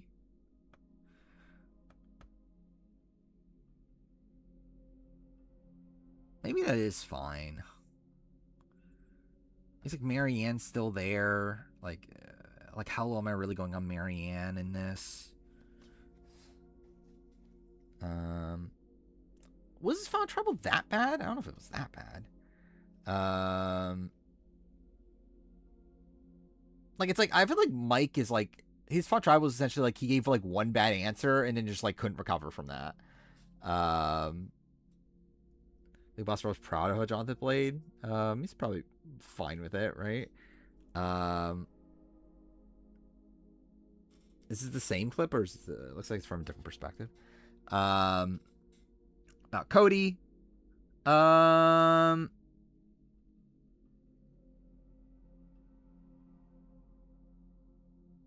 maybe I do just put them all in this tier. Just like some of the better one-time players. Because like Cody has like similar issues to Lindsay. But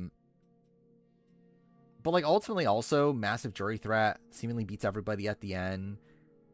Played a pretty dominant game. I think probably even more tunnel vision than Lindsay was. But like still, it's like I think they're on like a similar like caliber.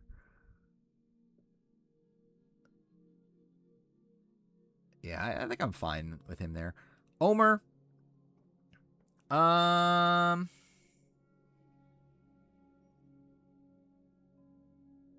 Is Omer also here? I don't know. Like, a part of me is like, I kind of see like kind of Zeke parallels to a degree, but I feel like Omer like actually ran a decent chunk of the season. Or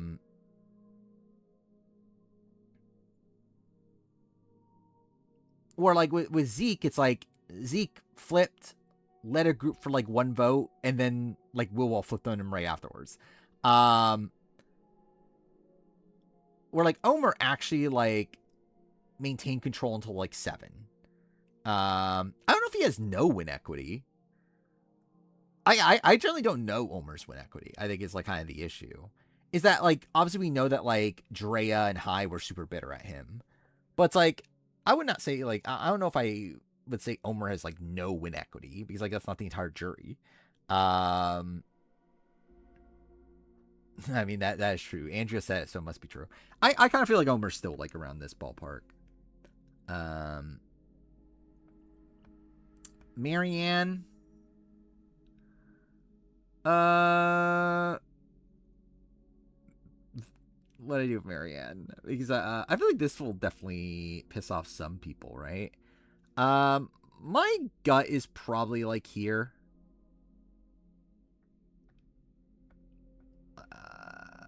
I don't know, Marianne just feels like she kind of feels like a perfect player for like the new era. In that like I think she kind of like played the like prototypical like new era game, but she's also one that like I just don't have faith in her to be consistent in the game. But like she at least like has a killer instinct. Like even though she did waver of like potentially keeping around Lindsay, she ultimately still does take out Lindsay. Like she at least can like pitch herself pretty well. Again, like Chris Underwood's like here. What is this? Like top as of right now, it'd be top 200.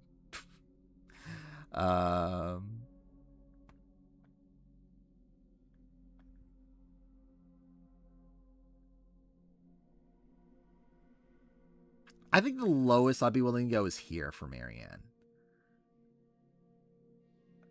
I think she's somewhere in like this range.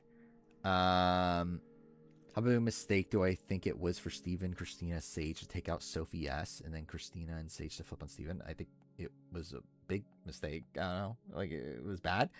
I have Kyle as a better player than D at this point. Worse than Ryan? I would not agree. I would say she's slightly better than Ryan. I could see her being in like this tier though.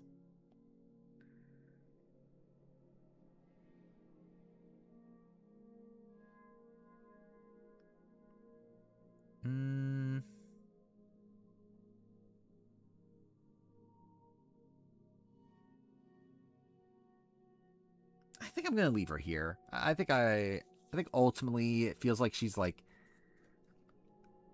I don't know. Am I really gonna say Marianne's a worse player than Corinne?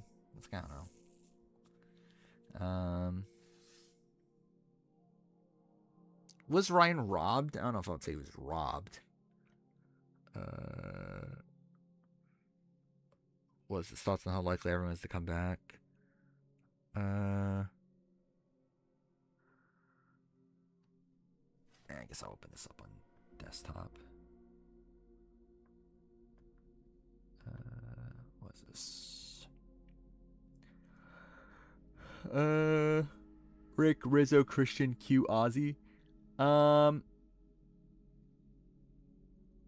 Like at some point down the road, I would say, yeah, probably. If we're saying like not necessarily for 54, but like at some point in the future, I would say yeah. This I also think is probably fine. I think that's also fine if Aubrey. I would move D up to at least this, possibly even this. Jenna's probably fine there. I think Charlie also I'd move up into this. I think that's probably fine for Emily.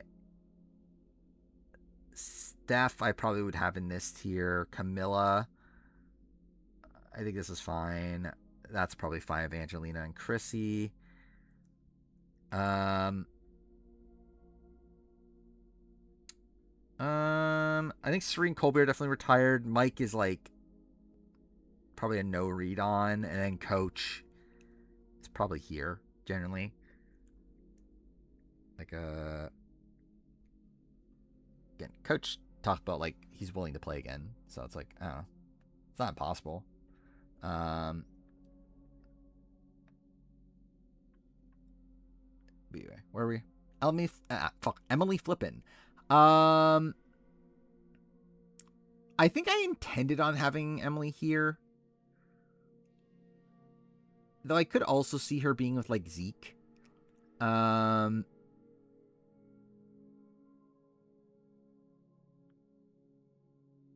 But then again, like, is she really that much of a worse player than, like, Devins and Christian? I guess they had, like... I was gonna say they had more win equity, but, like... And, like, they did on 50, but, like, generally, Emily, like, on 45, like, probably beats everybody... everybody but D, right? And maybe Julie.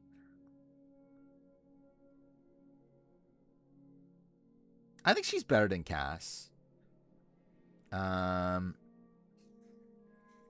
first appearance is pretty bad though. Or like her first round on her first appearance is pretty bad. To clarify.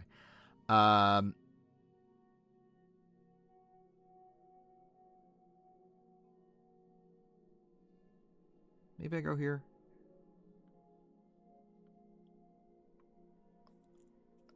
Maybe something like that. Oh, I never talked about that. Someone did put Omer versus Sydney, right?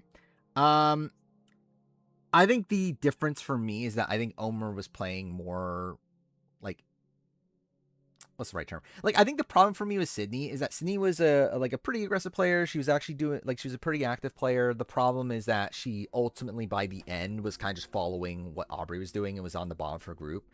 Where like Omer was at least intentionally trying to play like for himself, and like what would have bettered his position. He ultimately fails by the end, but I think he was at least playing more optimally than Sydney, who was kind of riding at the bottom of her alliance by the end. And speaking of that, Drew Basile, I think he's there. I think he's probably where Sydney is. I don't think it's that like big of a difference. Is Emily out 6 if Julie goes at 7? Very likely.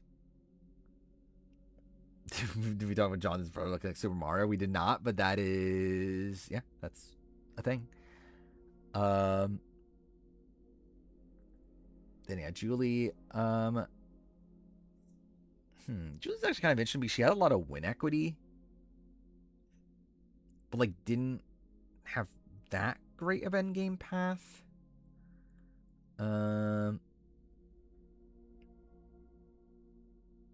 June Omer shouldn't be that big of a gap. Potentially, yeah.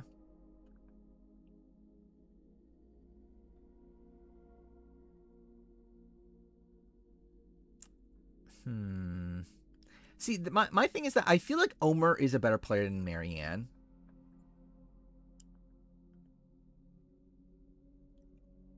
But I do feel like Emily at this point is probably a better player than Drew.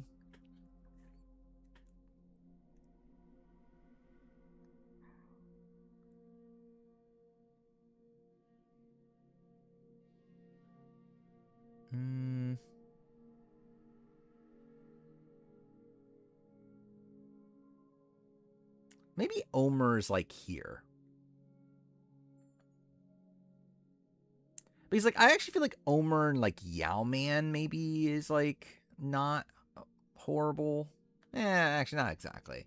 But I kind of feel like maybe moving Omer down is fine. Because I also feel like Omer being below Devins and Christian feels okay to me too.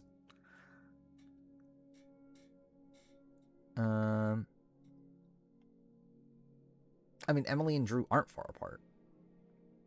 Like, they're right next to her tier-wise, at least. Like, I think Drew's probably at the top of this group.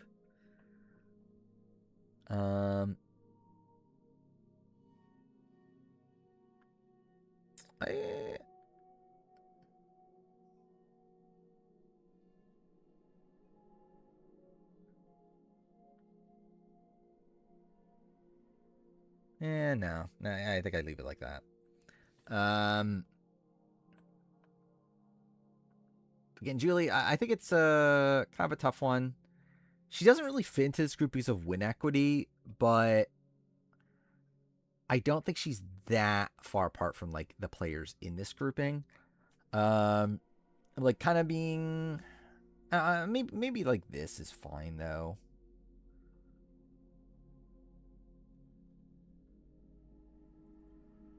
She ultimately is too loyal, I think is the issue with her. Especially considering, like, I don't think she... Again, this is obviously arguable, but, like, does she beat D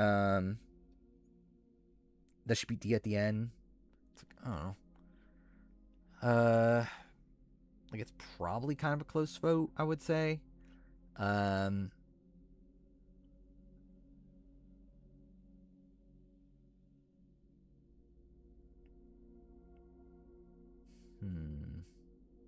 Like, I would say she's definitely below Drew.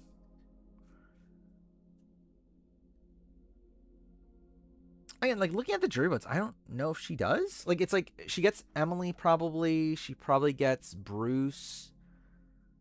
I don't know how to fuck Kendra votes. Like, I think Caleb and Kelly vote D. Austin, if he's on the jury, votes D.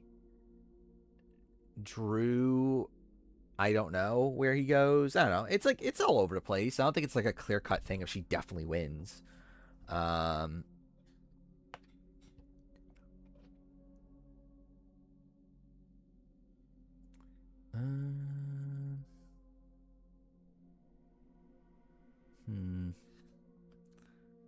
think ultimately I'd probably do just land her with this.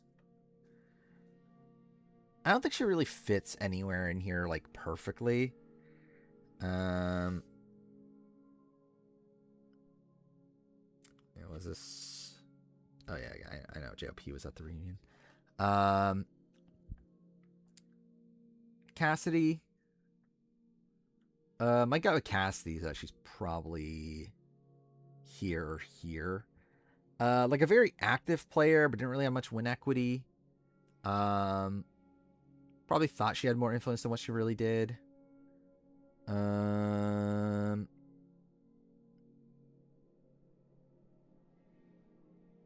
think probably here if like probably been like lower than Laurel, right? I mean let's probably move this down. Let's go to like here. Cool. What's oh, it's because okay. Fuck me.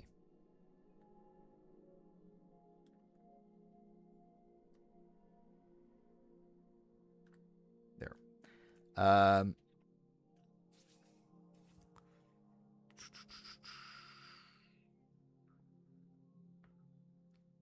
Is she that different than from like an Aaron Lobdale though?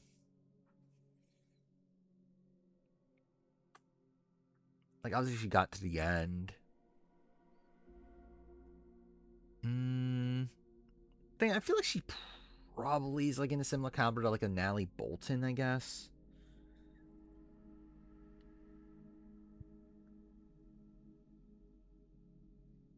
I'm debating between here or like here.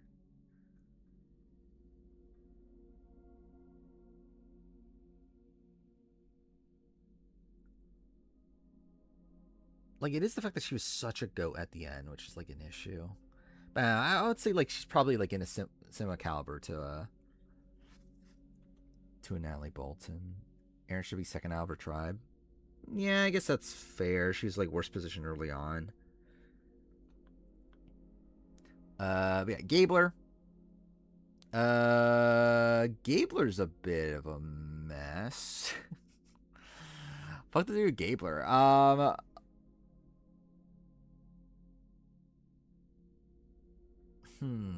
The thing about Gabler is like Gabler, like his game on that season's not great, and he also like barely wins a jury vote there. It seems like he only wins that one scenario. But also, like, people seem to generally like Gabler. Like you see people outside the show like really talking about how much like how great of a person Gabler is and everything. To where like I think there is like something there for Gabler. To where he is like just a kind of affable guy. Like people just like him. I don't know how much respect he necessarily garners on most seasons. To where I do think more times than not, he probably is in like a similar caliber to like these players. But even that's like, I don't know. Anyway, let's move this down again.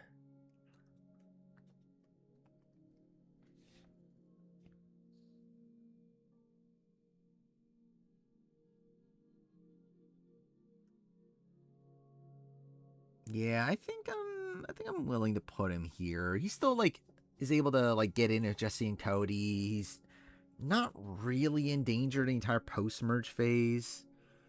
So yeah, I think him being here is kind of fine. Carolyn is Becky level. Where's Becky? I got Becky like pretty low. I think Carolyn's a much more like individual thinker than Becky. The problem is that she's not particularly effective. Is kind of the issue with Carolyn. But I think Carolyn is like still a player that like is definitely a lot like is still like pretty strategically minded, is still like trying to do things on her own. Well, I feel like with Becky, it's like one, she's not even trying to play for herself. It feels like she's really playing for Yul. And Carolyn does stuff. Like Carolyn, like what saves Josh at 4. Carolyn, or at 4, like in the 4th round. Like Carolyn, like tries to build a bomb of Franny and like pull her in. Tries to like split the vote during the what vote was that? The Danny boot round.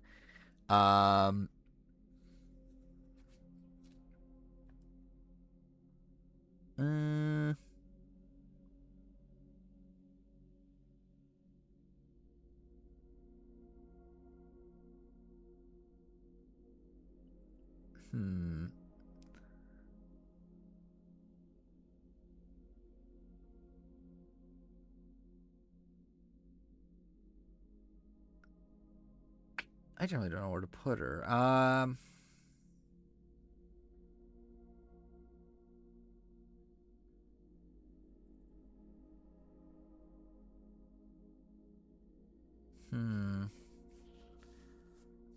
Like, in a way, I kind of feel like she's here.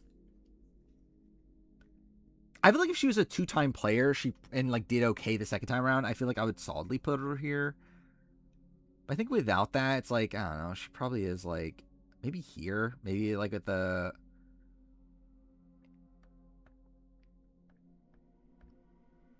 like Kenny level. I don't even know.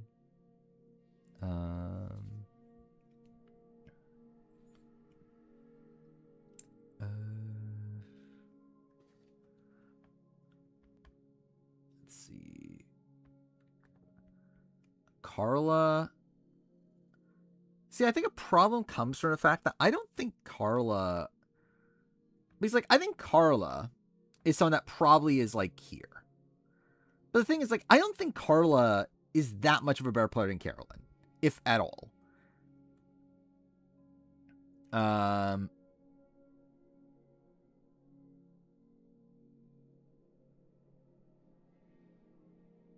So I think Carla had better like I think I could definitely see Carla being better than Carolyn, but I don't think it should be like that big of a gap. But like maybe Carolyn is like here. Carla more control, yeah, but it's like I also don't think her like she didn't really have much of an end game path. I guess she had more win equity. But like I think in the end game stretch, like she's really just there. Like not really looped into what's going on.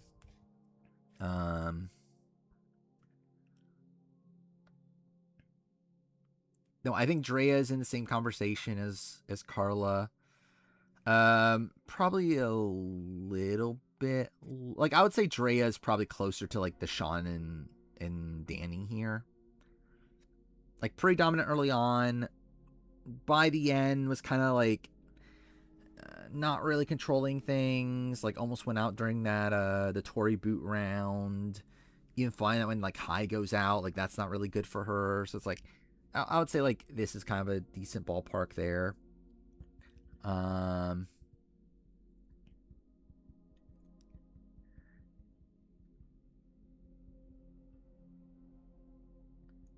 I'm still debating Carolyn. What I should do with Carolyn? I don't know. I just feel like gut wise, I feel like Carolyn is still like in this range. Like I think based on game, she probably is like closer to here, but I just feel like gut wise, I feel like she's like probably like here.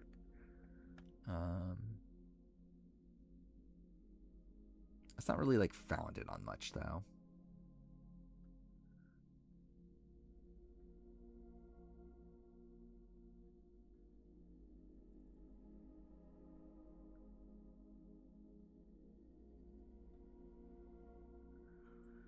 I guess ultimately, is there that much of a difference between Carolyn and Taj? I guess like she's a more, yeah, she probably is a more independent like thinker than Taj is, but like ultimately like there isn't that big of a difference between her and Taj. Lauren Hart, she rigged it.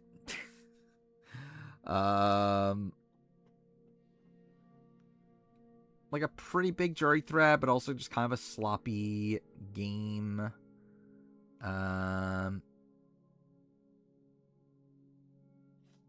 Like I would say probably in this range. Debatably better.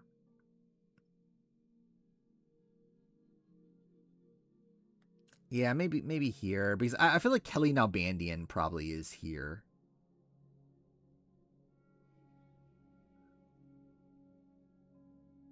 Like she's probably in the like the Missy War Dog like kind of level.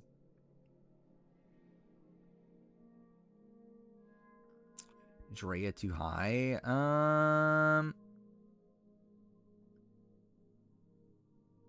I think I do stand by it. I think she's above like these people.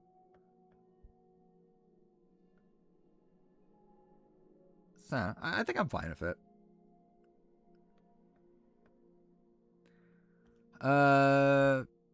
Where are we at? Danny. See, I feel like this feels too low for Carolyn.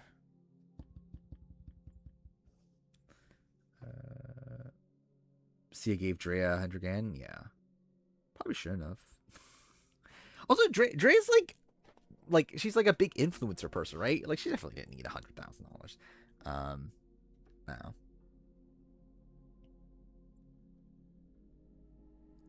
She targeted pre-merge, women double boot. No, she targeted pre-merge, but like she didn't go pre-merge. Like she literally had the connections to not go pre-merge. It's like I don't know, is that big of a deal? She was targeted pre-merge.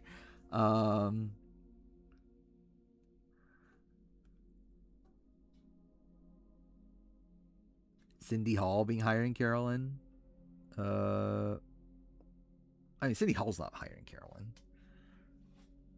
Like, I think her and Taj are, like, towards the top of this tier.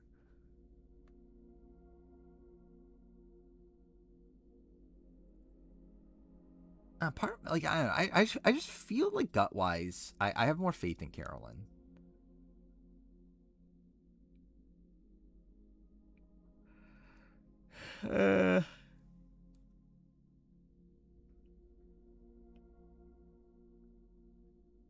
And to be fair, maybe Taj should go up too. Maybe I just put them both in like this tier here. Because I think that feels more right to me.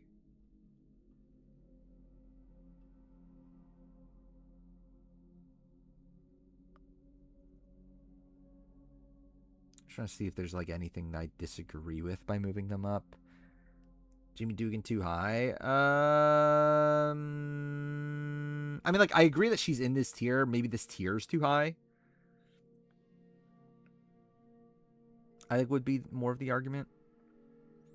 No.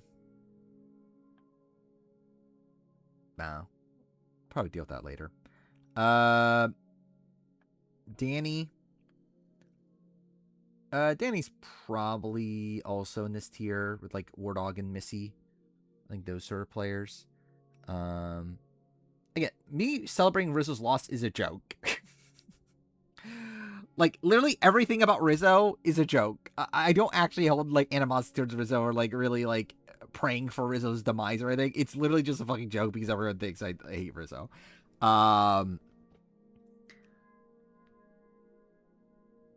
And Sammy. Sammy's interesting because like he's a pretty fluid player, but like pretty sloppy by the end. Didn't really have much of a path to the end.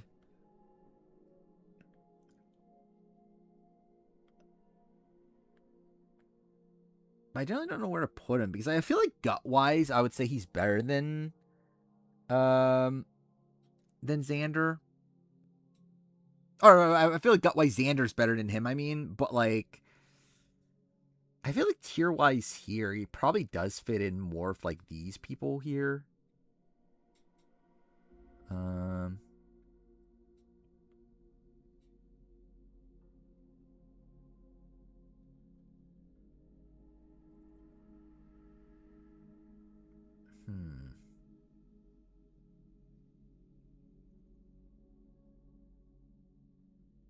Oh, yeah, I feel like he just fits in here. Will Walt here. I think Will Wall's better, but maybe like similar tier. Yeah, maybe.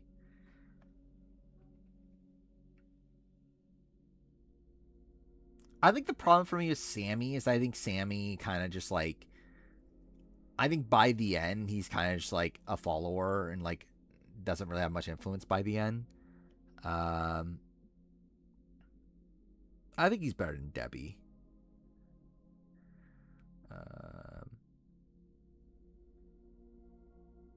Like, I would say at worst, I would put him here.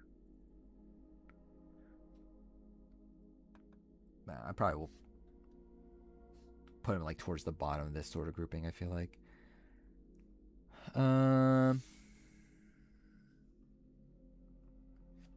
What is this?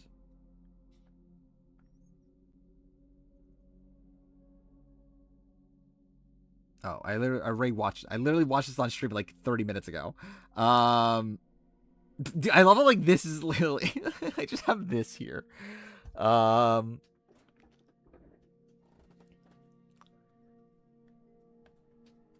was this Heidi. Heidi's probably just here, I think.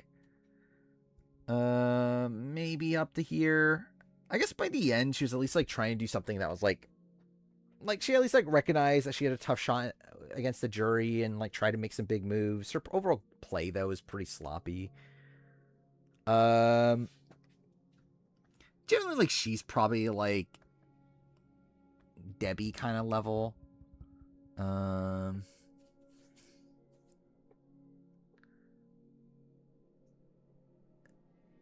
I guess she was like pretty well positioned early on though. And she was like fairly safe throughout a lot of the game. Maybe she is like kind of like Trish level. He's like Trish also is like kind of like playing for a loss the entire time. You know, someone who made out with Heidi? What?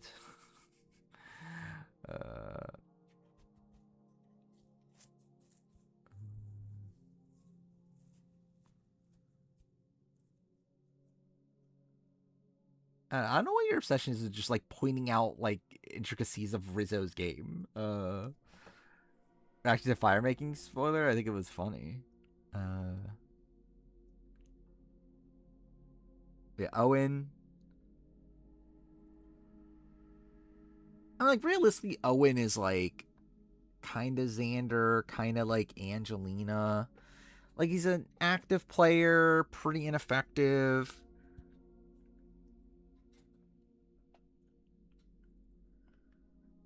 Like, I would have faith in him, like, to some degree on a return.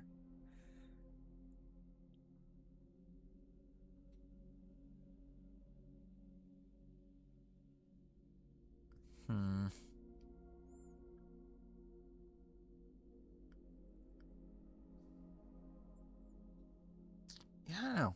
I think it's tough with Owen just because, like, I don't know how much of this is, like... Because, like, if we're rating this just on his game, he's here. Like, he's probably, like,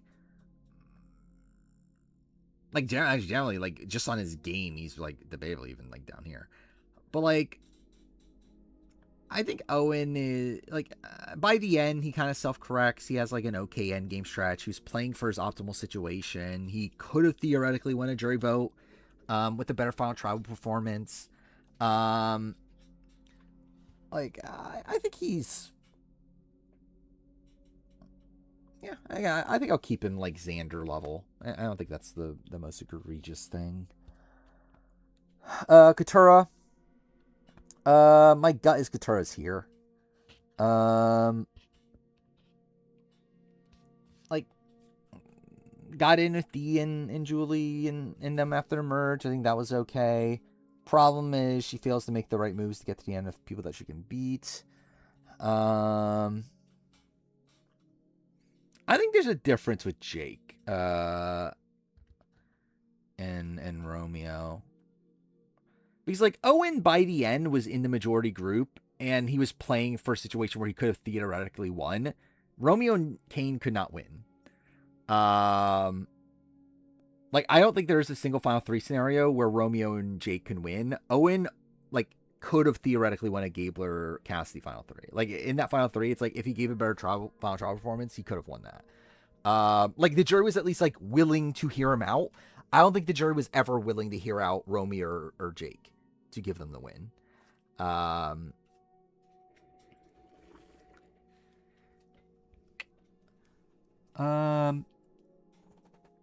But yeah, I think Katura... I think her here's fine. Romeo and Jake, probably there is fine. I guess you could debate them with, like, Dean. Like, Dean's all the way down here. I guess, like, there's an argument that they're, like, Dean level.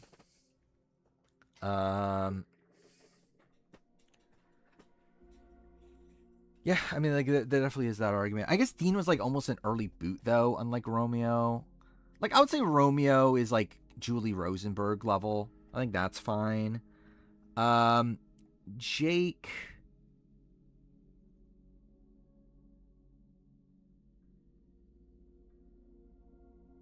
Like, Jake wasn't as bad as Dean, but, like...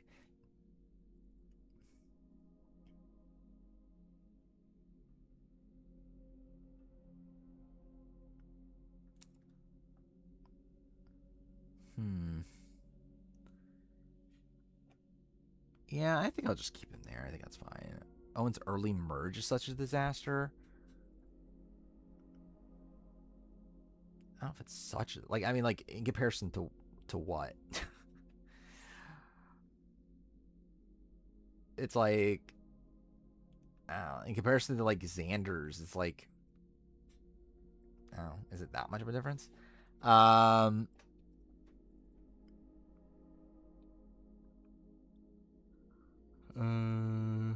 Let's see.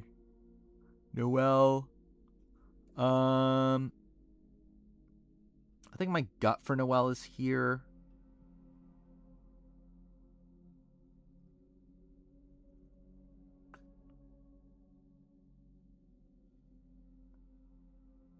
Somewhere in this range. Her game's not particularly good, but, like, she did have a good amount of allies. She was always able to, like, pick up allies despite losing them.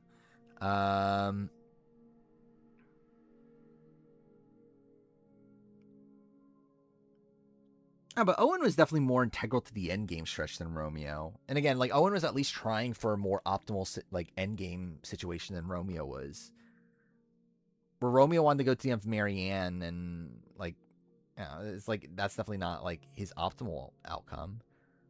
Like his optimal outcome would be a Mike Jonathan. And actually, there's even a point where he wanted to go to the end of Lindsay too, right? Why is Cassandra so high? Cassandra, like, theoretically should have won Fiji. So. I think Noelle with, like, Alec. I think that's kind of a fine comparison. James Jones, I think he's just here. I think, like, kind of like Josh Canfield. I think that's fine. Matt Blankenship. Matt is someone that, like, you can argue higher even, but like Matt Blankenship's someone that like he didn't really have much runway on that season. How is Cassandra supposed to win if it was a final two like every other season that they had seen before that was a final two? Like, if Dreams or her win final immunity, they vote out Earl. Cassandra beats Dreams. But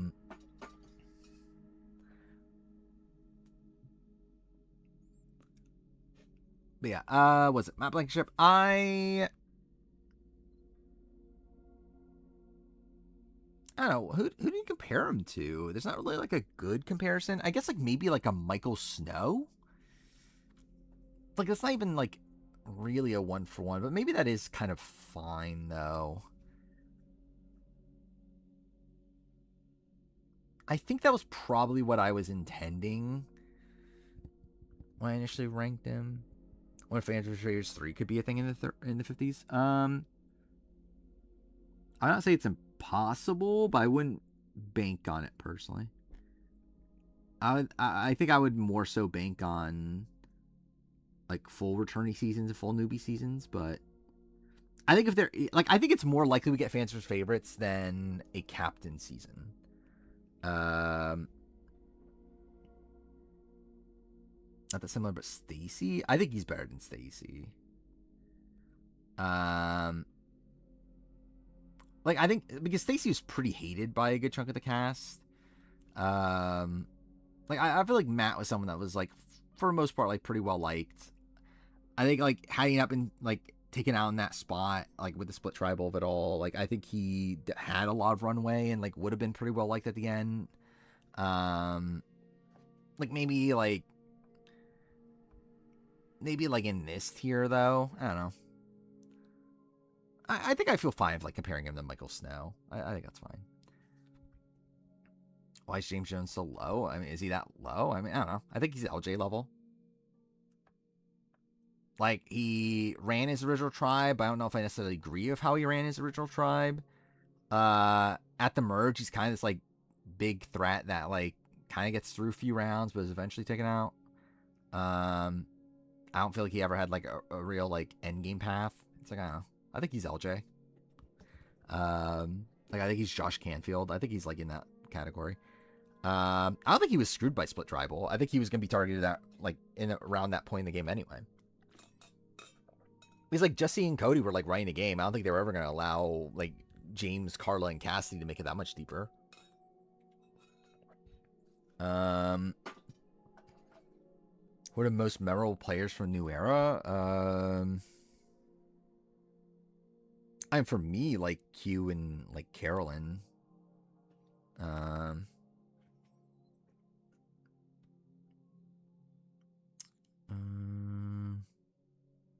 I think Rizzo's 50 game's better than his 49 game.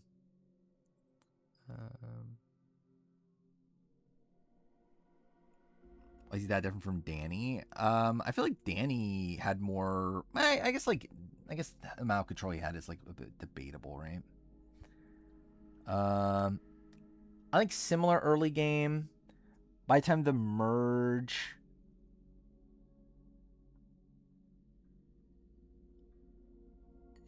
it's not that big of a difference generally. Where's Danny on here?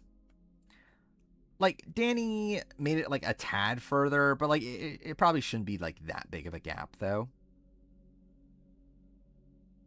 Then again, I do feel like James, like his feud of Owen's not ideal. Or like, I don't know if Danny had like, I guess like he didn't get along with Carolyn the greatest. Shan, I just think is fundamentally better. Like, I don't think there's really much of a, like, I think just Shan's just better. Like, Shan got to the, like, final 2 of her group, like, went through a lot of tribals, still, like, despite being only 2 people, like, started running the original majority at the merge. Like, I just think Shan's just better.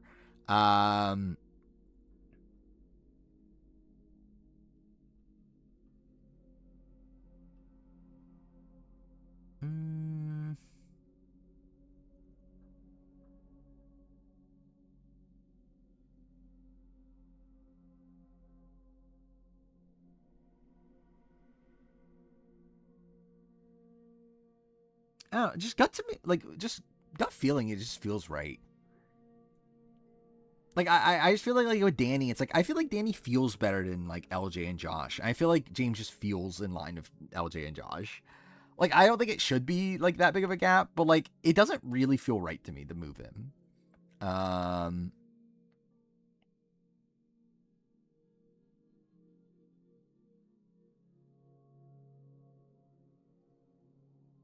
No, I'm just gonna keep it like that.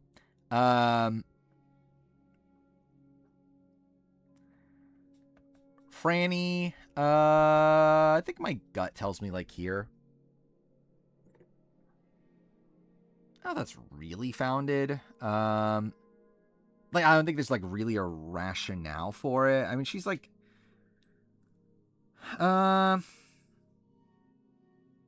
like, she was a pretty big jury threat, but didn't really come anywhere close to the end. Was looked like such a big target by the end. Like, she was good at comps, for whatever that's worth.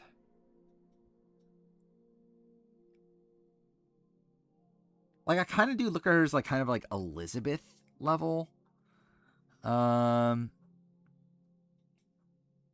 think Kelly's different. I think Kelly, like, had an endgame path. I think the problem with Kelly is that, like, is just, like, win equity. And also, I think, like, if Kelly doesn't get sniped out there from the idol, I think it's tough to get out Kelly. Like, I think it's tough to get the majority of the vote on Kelly. Where, like, Franny is someone that, like, need to be saved by an idol. And then also after that was still, like, kind of fucked. To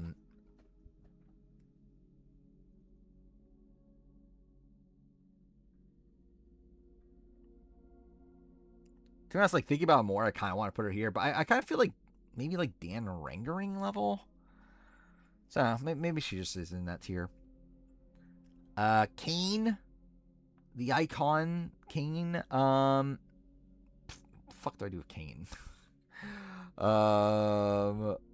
Sloppy early game. By the end was, like, playing fine, but just, like, I don't know, like, ran out of runway. I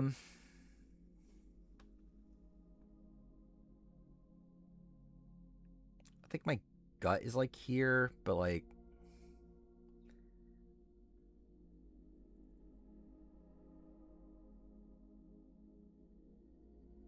yeah, I think I'm gonna settle on here. Like, I think he's, like, he has a lot of potential as a player. And I don't even think he does, like, any, like, his, like, first round is, like, one where, like, I think he was, like, he was in the majority there. Like, he was trying to, like, he had, like, a good alliance with, like, Maddie, but then she gets taken out.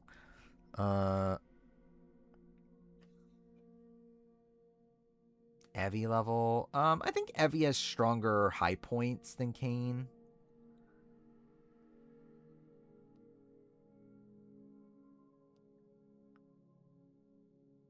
I think Kane feels like towards the top of this. Okay, didn't mean to do that. What the fuck? I think like he feels like kind of like somewhere in the middle of these two groups. Yeah, I already saw that about Bermuda Triangles. We talked about that earlier. on Jonathan's huge victory dance. I don't know. That's a thing he did. I saw like I don't know, like some people like thought it was like very like unsportsmanlike. It's like I don't know. I think that's just like how Jonathan reacts to things. I don't know. I didn't feel like it was anything like too extreme. Dwight. I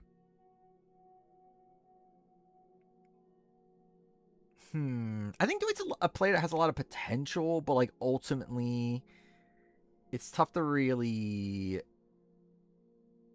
like. Okay, what the fuck is going on here? Like,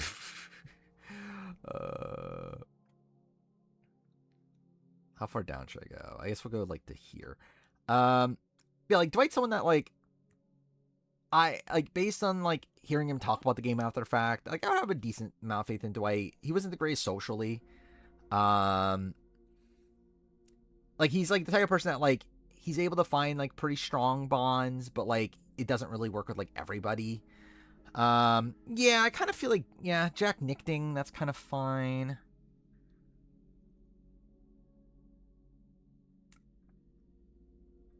Like he is one of the better preachers in history of the show at this point.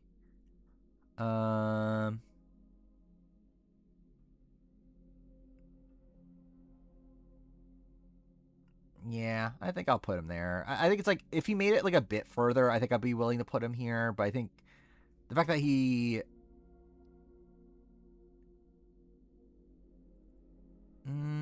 yeah, fine. I'll put him here. I think he's kind of like a Jack if Jack didn't get idled out in terms of like positioning. High, well, High sucks, so...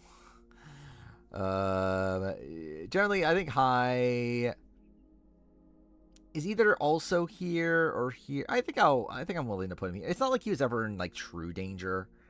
Like he was definitely on the bottom of his original group, but he was never like actually like the next to go at any point.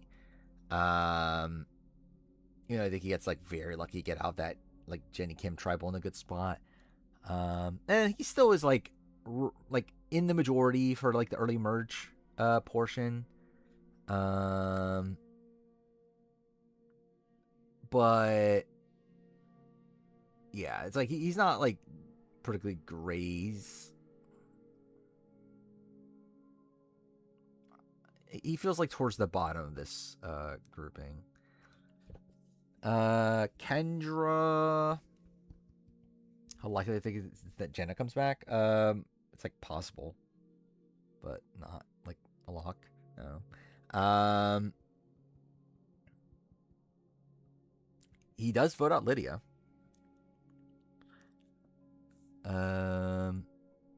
Which I don't know. Like I don't think that like really changes like much of my like assessment from beforehand. It's like I don't know, still like kind of a bad post merger, like a bad like person that makes it like deepish. Kendra, I think is probably also in this ballpark. I think with like Desi and Libby and like these sort of people. Generally you can maybe even argue she's like closer to like some of these players. Actually, I forgot. I did want to rework this, but like, I'm also like, I think we'll just deal with that when we get to the ranking of every player, or like when we get to like actually putting the list together. We'll like do some like structural changes. Brandon Cotton, he did need an idol. After that, he was playing okay. But the fact that he needed an idol for that first round's pretty bad. I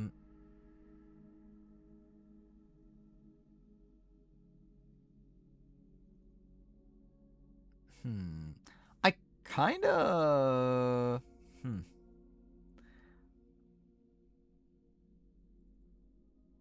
Trying to think of like how he was positioned following that.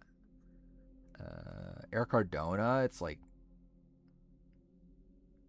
Oh, yeah, I forgot. I moved Eric Cardona lower, didn't I? Like around there. Which that was like one of the people that I feel like I needed to change some things for. No. Brandon, I think, had like a fine back portion to his game. Okay, what the fuck? There we go. Beginning of his game was kind of sloppy though. I could see him like fitting in this grouping, especially with his endgame stuff being pretty decent. He also gets out of the game, so that's even a bit of a wonky one. Actually, that's even the spot where like Jam Jam wanted to save him, right? But he just like didn't pick up the hint.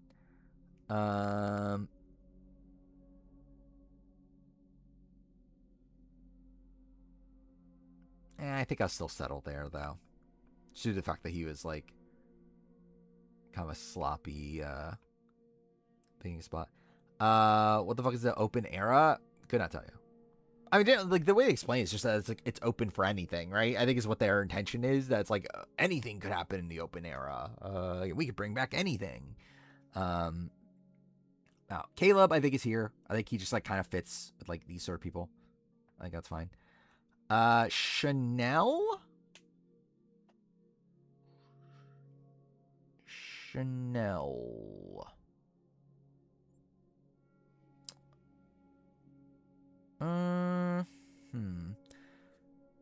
someone that like I think has potential. Played like a very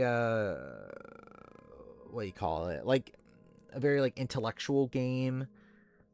Ultimately, like I still think like her risking her vote with that Jenny boot was just kind of dumb. By the time the merge, she was kind of just kind of dead man walking.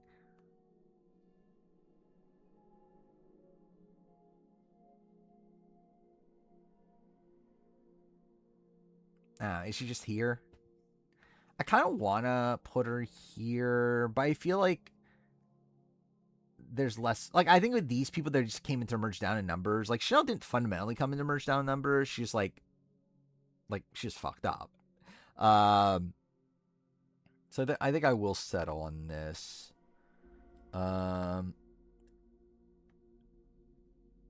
Tori. Tori's probably closer to like the Nasir level, right? Like not in a good position early on, but doesn't end up getting voted out, and then like at the merge just kind of on the bottom. So yeah, I think she's probably like closer to here. Jamie Lynn. Jamie Lynn's kind of a tough one, just because like she was never like particularly well positioned, but she also like never actually ends up being in that much like direct danger, and then she also like makes it all the way to 6. Chanel's worse than Amy. Depends. I think Chanel's someone that like I do have a decent amount of faith in her strategically.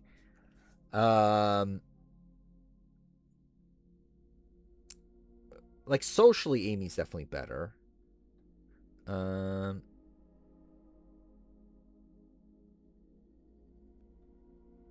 Yeah, like Chanel started off pretty decently, like before like the Jenny boat. Like she was like in the swing position. It's like I don't know. I feel fine with that. Like her being there. I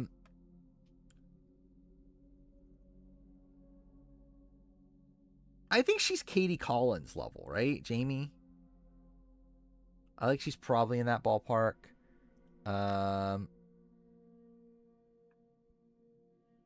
Brando. Is Brando too low at this point? I don't know. Brando's like one that like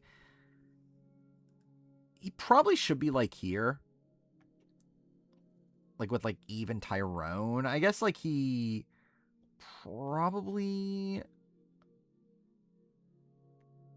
like misplays his final rounds a bit more, but I think ultimately he's probably in this like ballpark of like one that like initially was in a pretty good position, gets swapped into like a not like he doesn't get swapped screwed necessarily, but it's a spot where like he gets taken out of a good position and then does get taken out. I guess like maybe that's like this level. Like, that's like kind of like a Rourke spot, isn't it? It's like, actually, I kind of see that, actually. Like, he's kind of like a Rourke. So I think that's fine. Ellie? I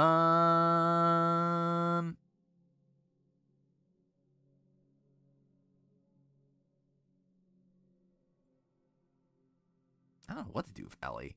By the way, also, I find it funny how I haven't played Pirate Yakuza in like a week at this point, but that's whatever. Again, I'll probably play next stream. I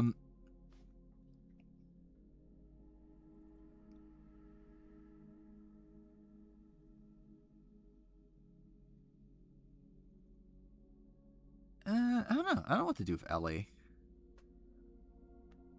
Like, who's a good comparison for her? Like, maybe, like, should she be higher? Because, like, she was kind of, like... I mean, I guess, like, she wasn't really running her tribe, right? Because, like, she was, like... Yeah, where's Natalia? Down here? I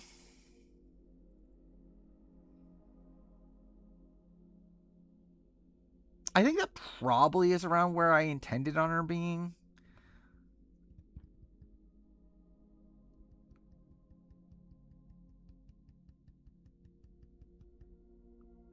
Man, that kind of feels too low gut-wise, though. I'm not sure. Like, I kind of feel like gut-wise, I think I would put her, like, here.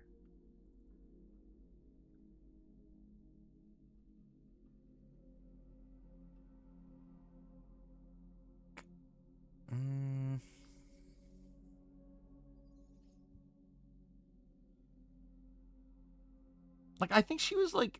I think she played, like... Then again, I guess she did, like, fold and take out Mariah. Yeah, where's Nick Myrano? Down here? It's not exactly the same, but I think her being taken out the merge...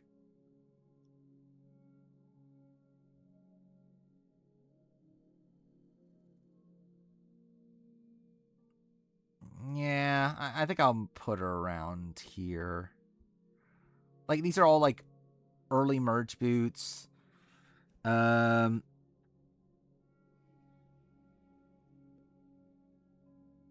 might be at the... Like, I think she's closer to, like, a Jamal, I guess. Like, how sloppy her positioning was. Now. Jenny Kim... Jenny, not a particularly great player, but obviously was screwed. Do I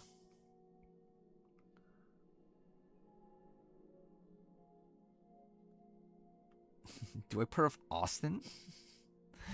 Is that a comparison? Like, it's obviously not a 1-for-1 or anything, but like, is that like kind of the caliber player? I don't know. Like, she was still being targeted over Mike. That's something. Put her with Suri, obviously. John Cody. Ruth Marie.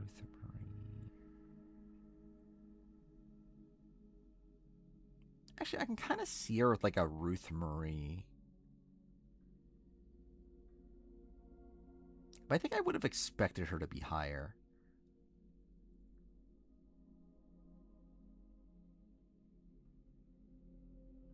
Maybe I do have her... Like, Ashley Ashby, maybe? Again, obviously the Grace comparison.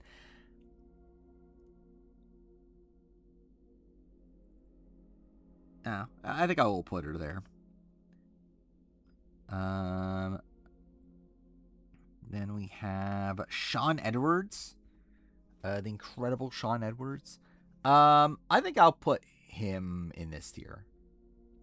People that eventually lost control. Actually, I don't know. Maybe he is here. Like, these are all people that had, like, majorities at a point. these people, you can argue that. Like, I think, like, ultimately, let's create, like, like a gap there. I think Sabaya also probably fits in here. Like, kind of in this, like, Natalia, fucking Sarita. I don't know. Yeah, Bryce just loves Sean Edwards. Everyone, who doesn't love Sean Edwards? Where's Janu? Here, around here. I think Sean Edwards is better than Janu, if that's what you're trying to talk about. GC. I think GC might be a better comparison. I think Sean Edwards, though, is someone that, like unlike, like, GC is someone that, like, I don't know what is overall. Like, I don't think I don't have much faith in his game ability. Like, Sean Edwards is someone that, like, got swap screwed and, like, technically gets himself outside that and then just quits anyway. But, like, he still, like, did good work there. Now, I think I feel fine with this. Then we got Roxroy, who is...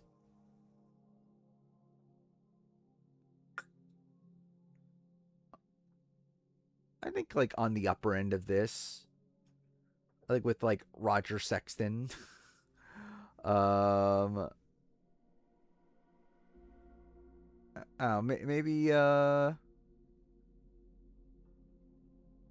we could argue Tad higher. I mean, he does survive a few tribals. Was initially in a good spot to merge. So maybe that's good enough to be, like, here. Maybe he is, like, I don't know, is he John Cody level? If that means anything. No, I think he's, like, in this ballpark. Then we got Janine. GC wins you playing a new era, obviously. Just feel like I make up random names. You don't remember Ruth Marie, the greatest player of all time? But yeah, Janine, again, like, Janine's someone that, like, on paper, I feel like she has potential, but, like, we obviously just don't see any of that. Like, she never really has influence on that season. She, like, even the one vote where she's, like, in the majority, that's a spot where she, doesn't even get her way, and, like, Mariah going out, following that seems.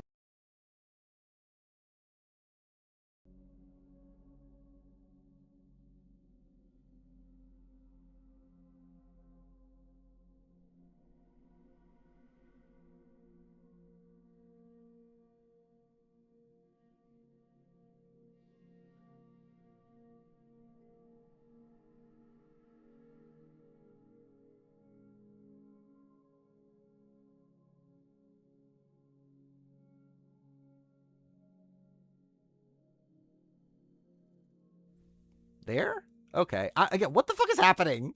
Like, this literally hasn't happened, like, ever, and it happened twice in one stream. I don't know what the fuck is happening. So that's fantastic. Yeah, this is Rizzo. Rizzo hacked my headset. That's definitely what's happening. I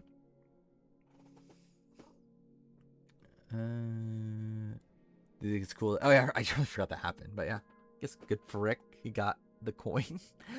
Yeah, what was it? Janine,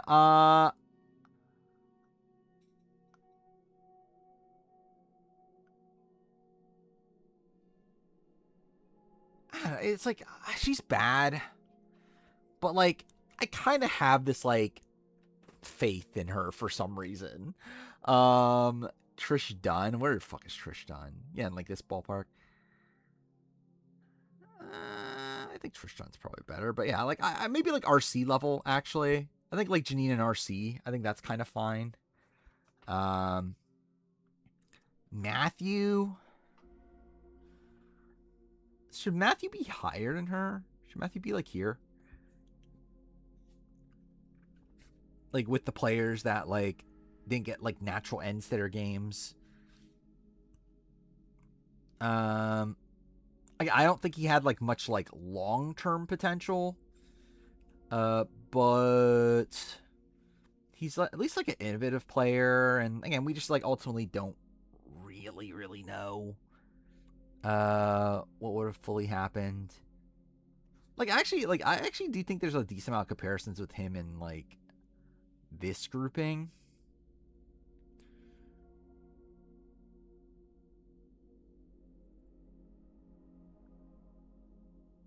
But yeah, like on paper, I actually do feel like he's better than like this group.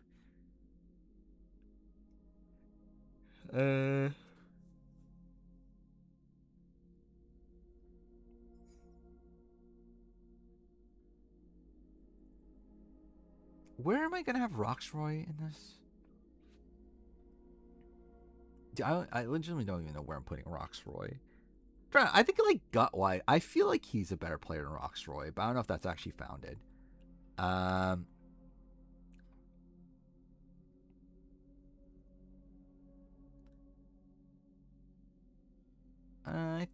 think I will go that for now.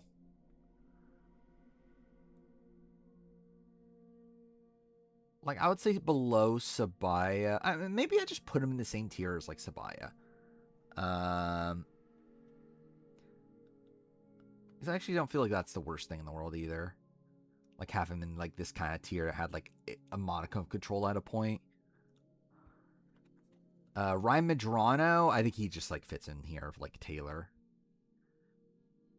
Actually, really, maybe he's lower?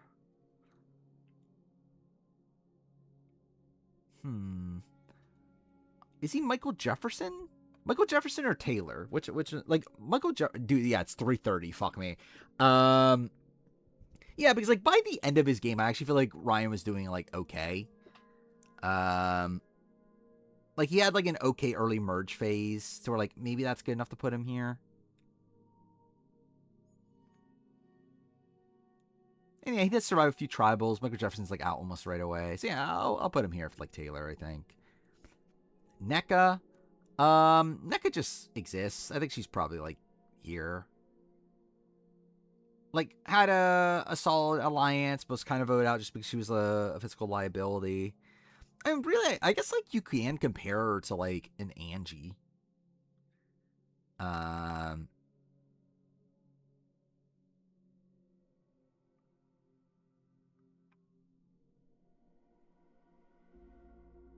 Yeah, I actually do think that's the case. Like, I think ultimately it's like, yeah, it's like NECA doesn't really do much, like, actively wrong. It's just that she's looked as a physical liability, and, like, she survived, like, I guess only one tribal, but still, it's like, like, like, it's a spot where, like, Jesse and Cody, like, wanted to take her deeper. They just felt like they couldn't. Like, they didn't, like, actively want her out or anything. Worse than Rachel Fogler. Rachel Fogler didn't have allies though. Like Rachel Fogler is like, I do think she gets unlucky in how she gets taken out because like it felt like a repercussion of the Blood vs. Water theme. But it's like she also had like no actual allies in the game. Like John Cody was like the only person like she had like that wasn't even a spot where like John Cody felt like it's not like a spot where like Rachel's vote out because she was like too weak or whatever. It felt like there was like more like I guess like too far. I guess the backing is still like a based around a twist. I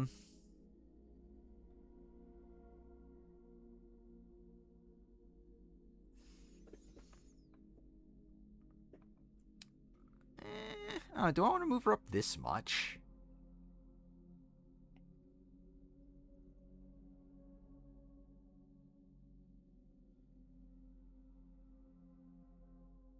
Because I think the difference too is the fact that I don't think there's that much actively, like I don't think there's that much like that Rachel does like actively well. Because like with like Angie, it's like you say, okay, her getting in with Malcolm is like the good thing. Like NECA getting in with Jesse and Cody. It's like with Rachel, it's like, what is the good thing she does? I don't think there really is like a positive there. It's just more so that like her negatives aren't that bad.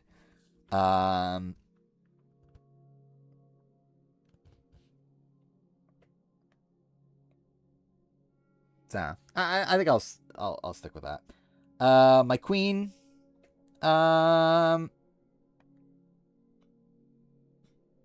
She's probably around here.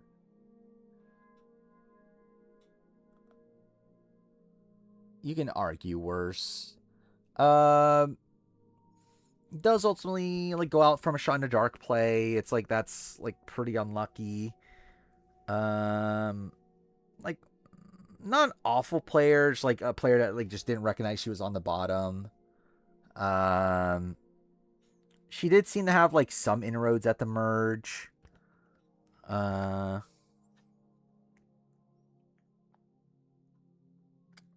ultimately it's just like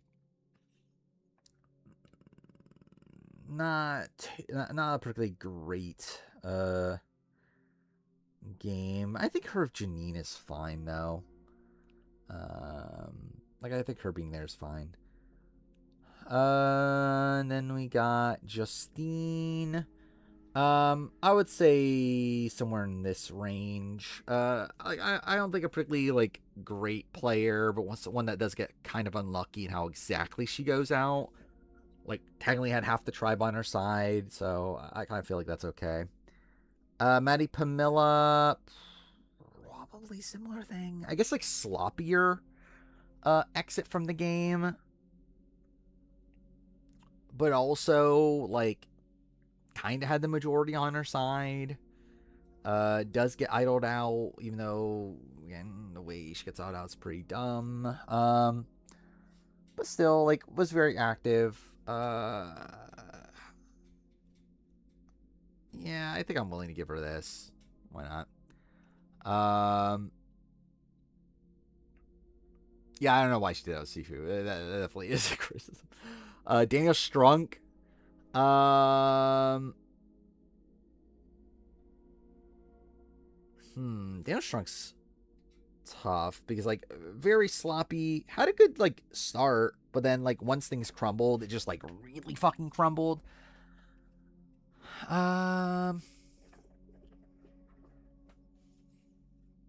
Maybe like here, like Jen Lanzetti. Like maybe that's fine.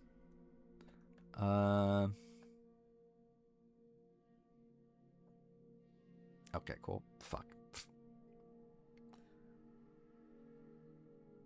I think either here or like here.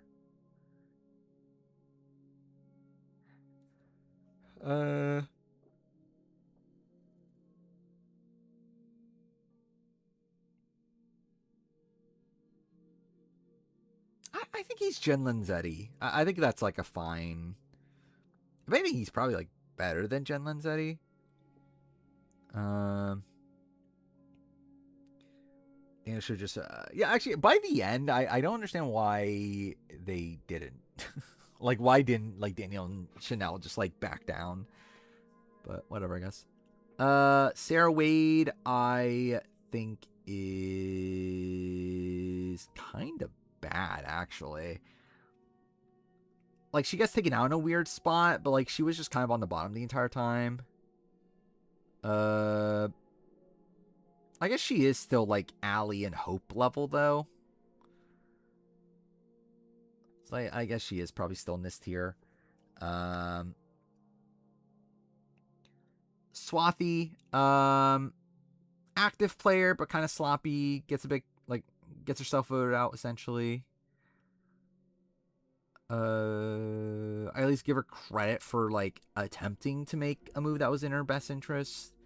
But like she does fail at it by the end. I think I still settle on her being here because I do think she was making what would have been an optimal move for her.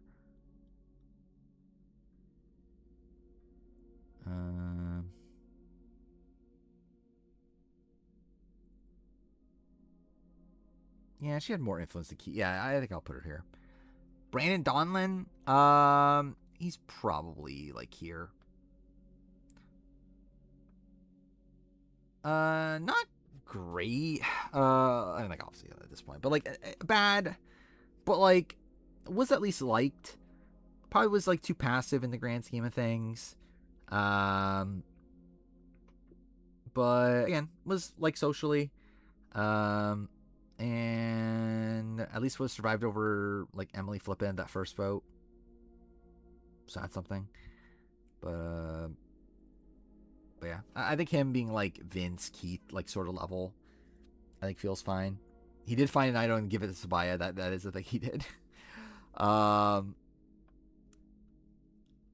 Lee. Helen's like a weird one because like I don't know how much the like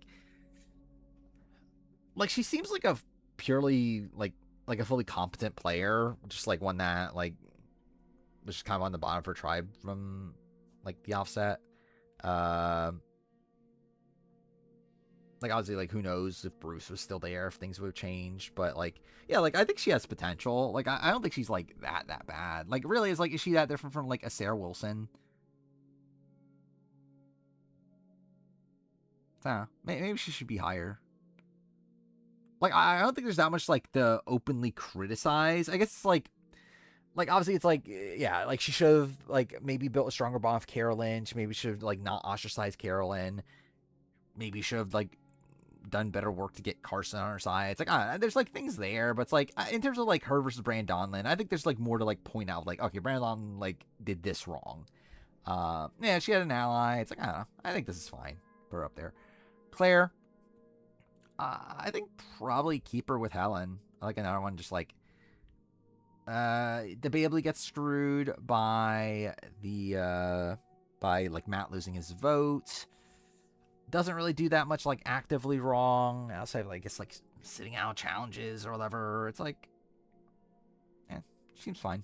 Like just kind of a lot of these other like early boosts that didn't do that much wrong. Lydia, I think Lydia feels very like Sydney Siegel coded. Like was not a good, like it was meant to be the first boot of her tribe. Does end up surviving due to like weird circumstances here. Does at least like get back into the majority at the Daniel vote. Almost gets taken. Yeah, he like gets screwed by Hourglass too, like Sydney. So yeah, I think that's kind of okay. Zach Wartenberger. I think Zach and Brandon actually should have been tied. And like Zach is worse than Brandon. But I think that feels okay. Like them being in like kind of a similar ballpark. Like kind of like with some of these other people, like not like an actively bad player, but one that just like didn't really make enough inroads. And like I generally like there's probably an argument that Zach should be up here even, which does make me think, am I getting too low on Brandon Donlin?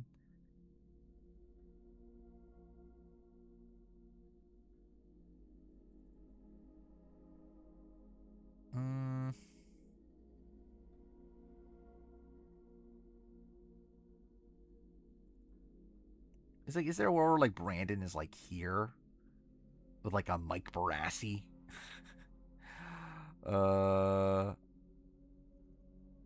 If fans are for no fire, would they just bring back Force Fire for 51 anyways? Yes.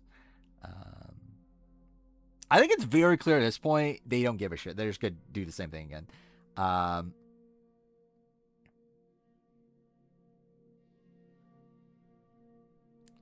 Yeah, I kind of want to put Zach here. And, like, it feels weird to have him, like, above Lydia, though. I guess that's kind of an issue.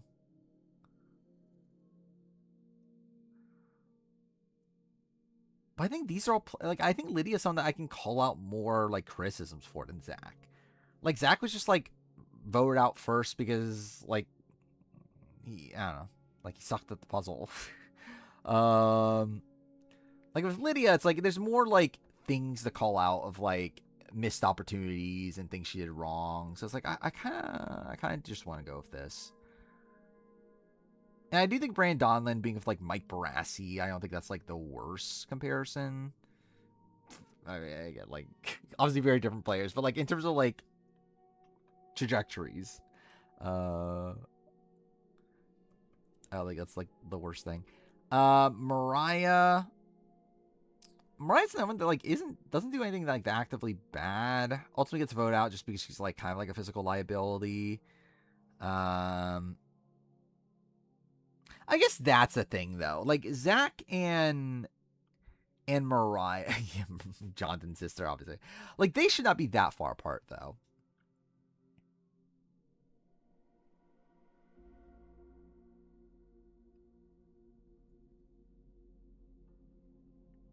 Sorry, am I really putting Mariah this high?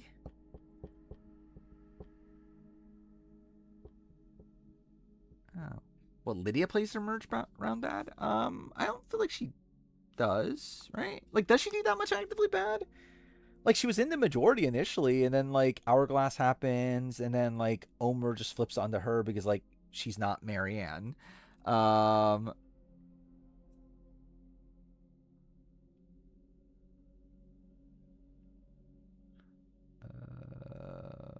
Why wasn't Tony Sandra at the finale? I know Sandra had a watch party she was already going to. I'm not sure about Tony, though.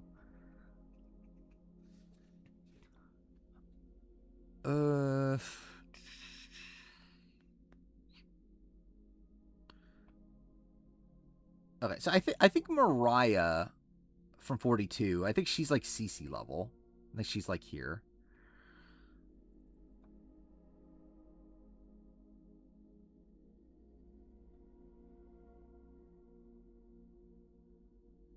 I don't know. Yeah, what should I do with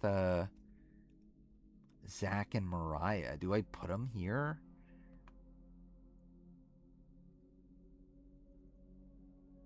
I guess, yeah. Like, I just generally don't think they did that much wrong. And I don't think they're like, I don't think they're players like they're not like part of this grouping of like older players that probably have a tough time on most given seasons making it deep. Like, I don't think of Mariah as like fundamentally like an early boot every time, or like Zach. Like, I just think that was like a specific like tribe formation that didn't really benefit them. Oh, you think of Mariah 46? Yeah, I forgot about her. We haven't gotten to her yet. That'll be for next stream. Sifu, SFIU, or SIFU Master Instructor. My favorite.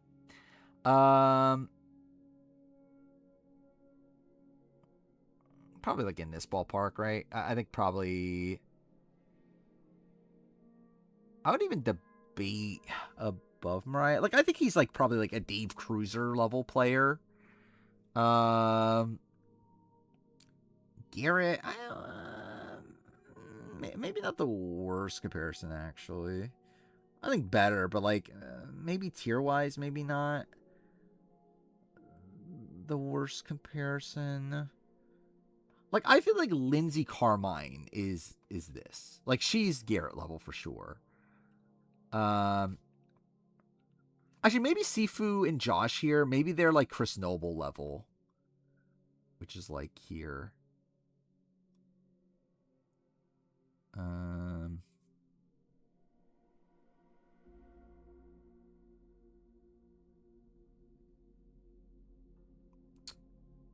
I don't know, actually. I don't know, like, part of me wants to put him higher than Chris. Like, I feel like Chris Noble does like so much, especially like Sifu doesn't even do that much wrong in his boot round. Yeah, I'll give them a minor boost there. Chris Noble's too high.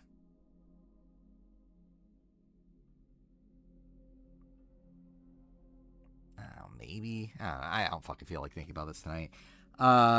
It's fucking 3:43 in the morning. Let's see. Bruce. I think Bruce I'll put with Chris Noble for now. Again, we'll deal with it later. Jackson. Jackson likely would have been first boot anyway. Doesn't seem like he did anything like egregiously bad. Yeah, that's probably fine.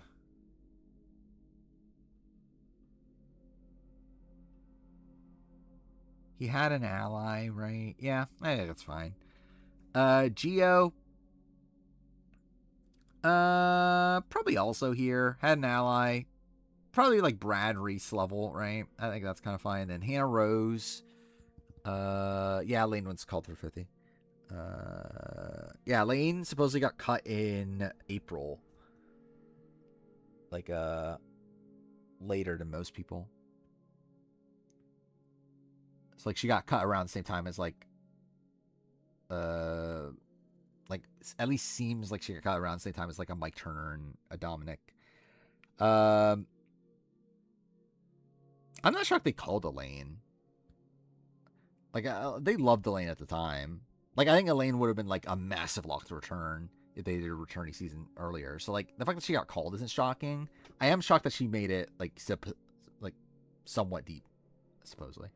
Hannah Rose. I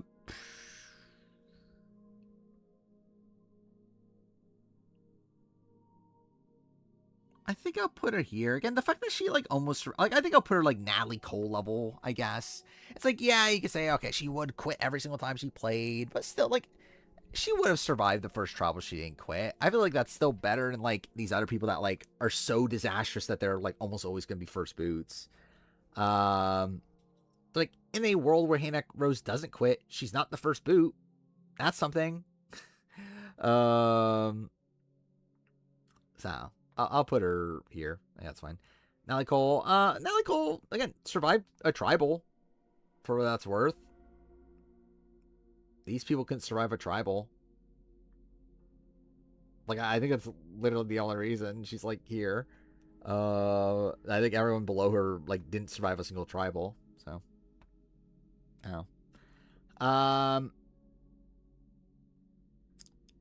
Like, production was happy with 50's Final 5. I don't think it was the happiest they could have been, but like I don't think they're like upset when we're ranking every player as a character. Never. I should do a top 10 worst characters of all time. I think that'd be kind of a funny video. But anyway, that's it for tonight. Next time we'll finish this round, and then again, this can actually be done in like a month or so. We'll see. Didn't realize how high Jonathan Libby is. How high was he? I'm not gonna fucking deal with it tonight. Again, I'll deal with that next time. Worst character of all time, Rizzo. Yeah, that has to be the case. Yeah, I don't know if you know this, but he did ruin Survivor 50. Oh yeah, I never did watch this. Fuck me, dude. Worst characters to make the jury. Yeah, that could be interesting, actually. There on that stage with that live sort of spoiler. Survivor history. Jeff was on a Variety interview recently saying that he wants to edit Survivor with the person going home and then showing how they go home. And he did it the next day, and it was me. I made Survivor history. Never been voted out of Survivor. 2 times playing. Only one of 4 people ever that happened to. And also the first finale flub ever in 50 seasons, and the Riz guy was a part of it. So that's what happened. That seems like what was going on. He brought you out.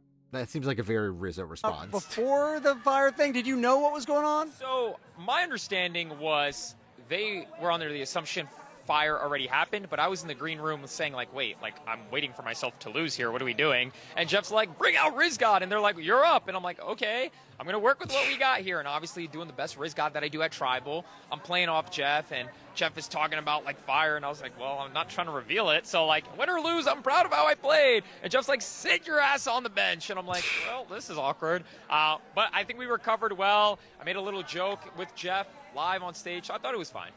Let's start right. Yeah, so it seems like Dalton is saying that, yeah, it definitely was like another producer that fucked up. So that person's getting fired. So that's a shame. Like, I generally don't. How does that happen? Like, how did it get that far? I generally don't understand how like a mistake that bad happens.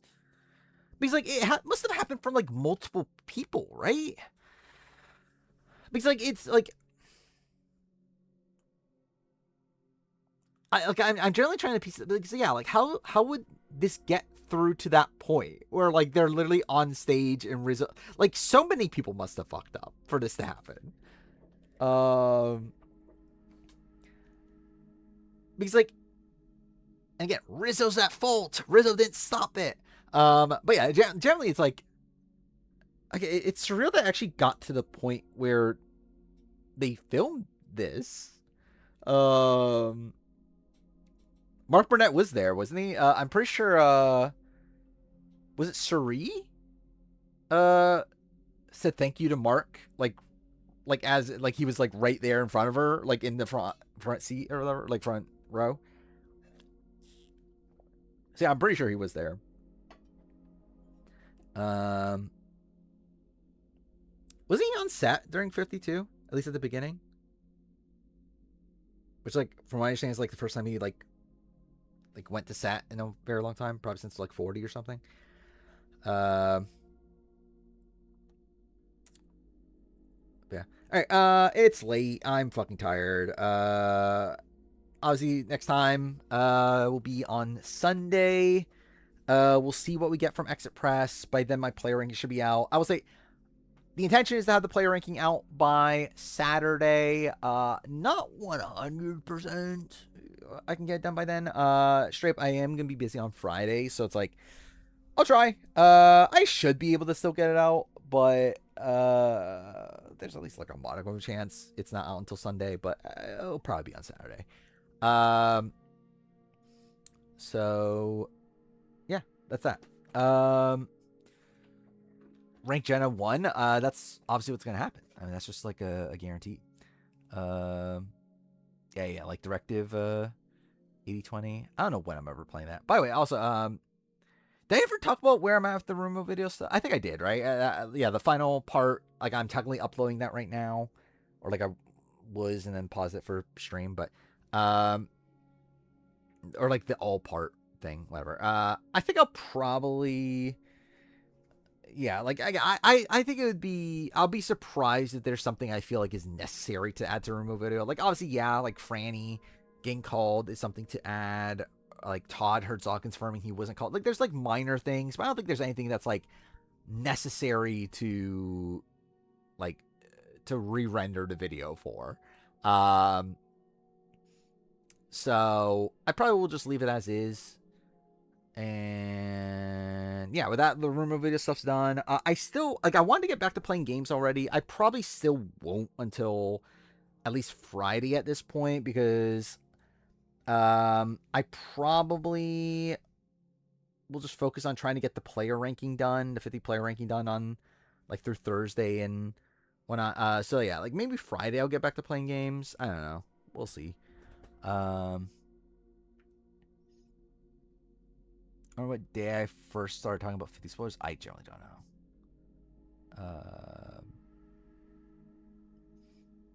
Like I would get, actually, I think it was during my mental breakdown. Let me see something real quick. I think AC1, I was already talking about it because I remember that was like one of the big topics on the stream, like while I was having my mental breakdown. Let's see. Are Parvati and May dating again? I have no clue.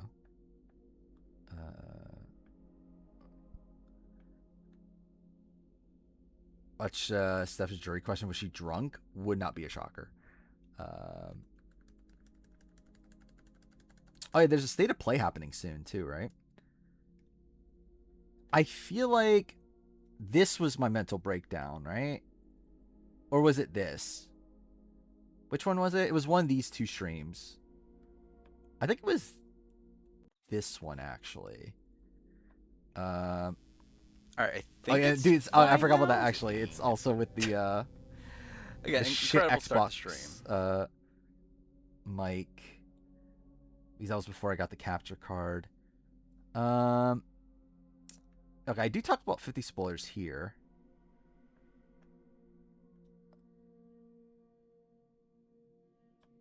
Was this the... Yeah, this was the mental breakdown stream. So I guess I did... So the stream before that, I guess I was already talking about spoilers. I want to see what I was actually talking Start about here. 50 spoiler talk. Well, okay, yeah. Like obviously we know the. Actually, I should have looked up the list.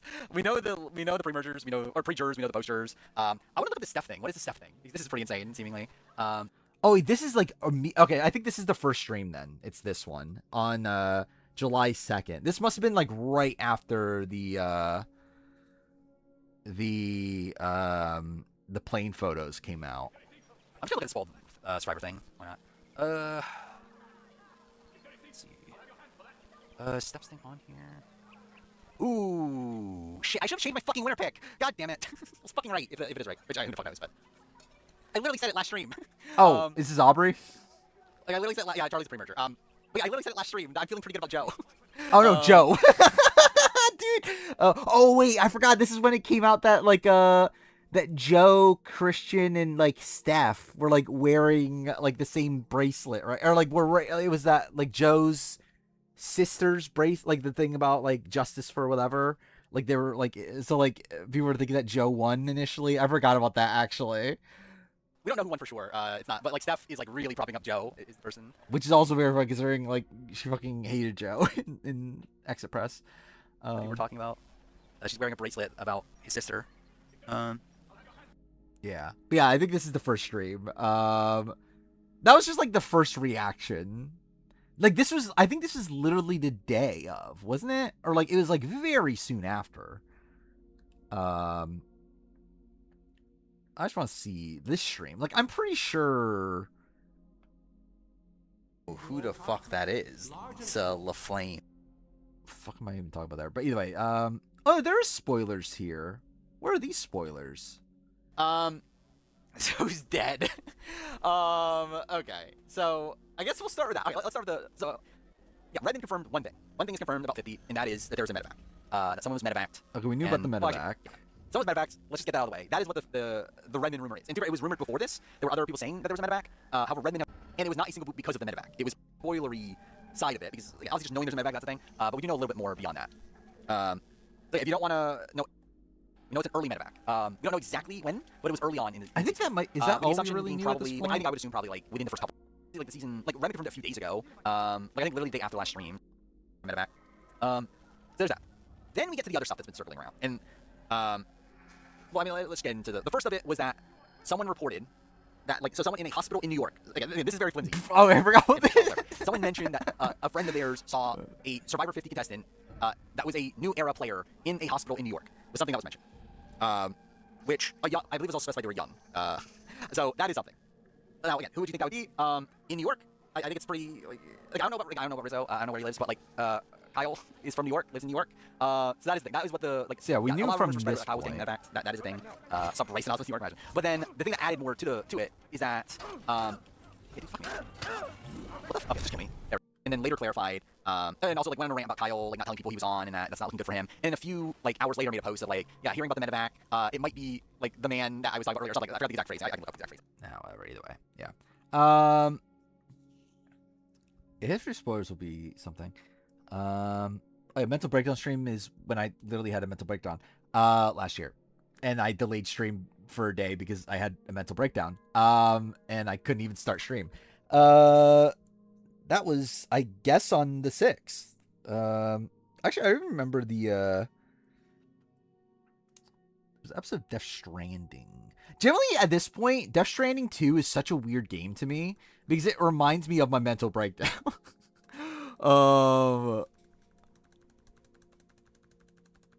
Fuck is it? It's like what? It's like an early episode of Death Stranding. Was what I think it was this one. This was the day of my mental breakdown. Or like what? Yeah, like technically it was like a long period of time, but like, was this the 6th?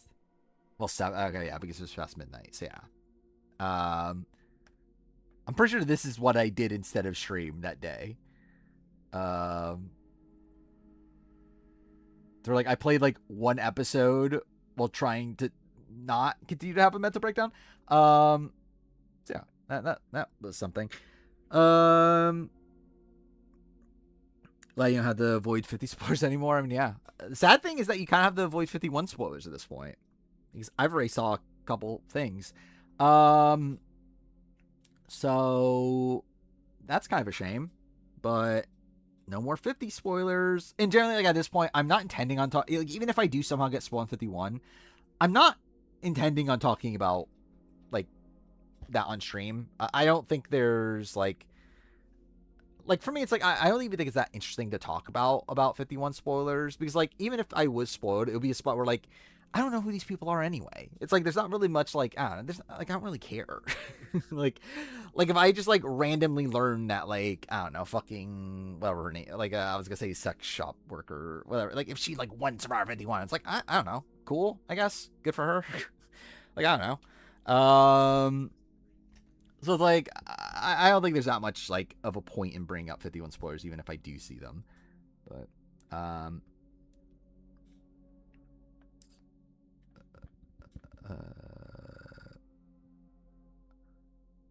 like mental breakdown. Like I had pretty much the entire month of July. I couldn't do much of anything.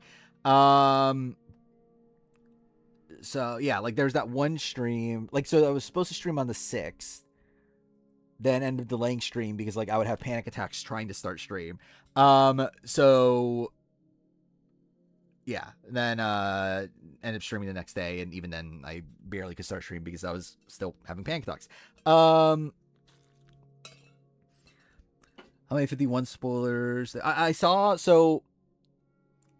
like there was a post about like social media activity from people in the cast. I don't even remember the name, like all the names anymore. There was like a few names in there. I remember one right now, but like outside that, I don't, like it was like 3 or 4 people. I don't remember. And then I did see the placement of, or like the supposed placement of another player. But yeah, yeah, things are definitely like generally again like that's part of why like the channel's different. Like I've like in the last year or so, I definitely tried to. Oh yeah, like Mike White. I didn't get that story about Mike White because like we know he did leave Ponderosa early, but oh, by the way, also why did I go to this screen? But I don't know, did he still like sequester after? He left Ponderosa? I generally don't know what that story really meant. I think I saw someone's playing, but it was randomly on Twitter. I believe this was from Sucks. That someone is saying that they know someone on the cast and they heard that they placed around, like in this part of the game. It was the first boot, right? I mean, like, well, that we know supposedly who isn't on one of the tribes. I don't know if that's necessarily first boot, if they're like just exiled or what, but yeah. We'll see about the 51 draft. I don't know. We'll see where we're at by that point. Mike went to a local hotel and sequestered there. That would make a bit of sense. Yeah, we talked about the Surviving Reality announcement earlier. Thoughts on 51 promo? I don't hate it. Well, I mean, like the promo itself is just kind of whatever. But like in terms of the direction of 51, I don't hate it. So one of the contestants posted something like a week ago. Yeah, I've seen like supposedly there's a few people that had social media activity during 51. But again, yeah, you never know. But I believe it has been assigned in the past. So I don't know. Just need the Amanda Kimmel from 51 to win. Yeah, and then she just gives all the money to the real Amanda Kimmel. I'm sorry, I think it'll be Flow of a Twist. Like, I think that's literally what this is. I think it's like their excuse to put in like twists every round. Like, I think this is essentially them trying to do what they did with 50, but on a newbie cast. Like, I think this open era is essentially just them trying to excuse, like, yeah, them putting in a twist like every round, essentially. But we'll see.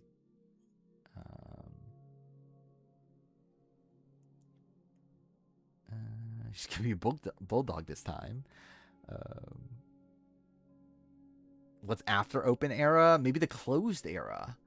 Maybe like an era where like they do the exact same thing over and over again, almost as if it's like the new era. Generally, what are they gonna call the next era? Like, I generally can't even think. But like, then again, I never thought they would call this the open era either, though. So I mean, who the fuck knows? Yeah, I guess. So, are we just like not in the new era anymore? Like, is this actually just not new era anymore? Because like they were implying that it was gonna be new era before this, but now it's the open era. So I guess it's not the new era. Fire making era for every round. Obviously, that's what we need. That's what Survivor needs to be. Yeah, I don't know what we're doing with the Survivor 51 draft. If there's like winter spoilers, then definitely not do it. I think like as is right now, we would still probably do it. But no. But if there ends up being like a concrete like or like a more concrete like boot list or like more concrete like winter spoilers, then they probably won't do it. It's the old challenge theme for 54. Like what rivals we're talking about? Tyson Sound podcast he heard 54 is gonna be New Era All Stars. I don't think that's a real thing. I think it could be All Stars. I could be like predominantly New Era, but I don't think it's gonna be exclusively New Era All Stars. Time man wins Survivor again. I can't wait. It's been so long. It's been actually generally holy shit. It's been since 44. No, wait, I'm dumb, Kyle. I literally forgot Kyle. But either way, it's been so long.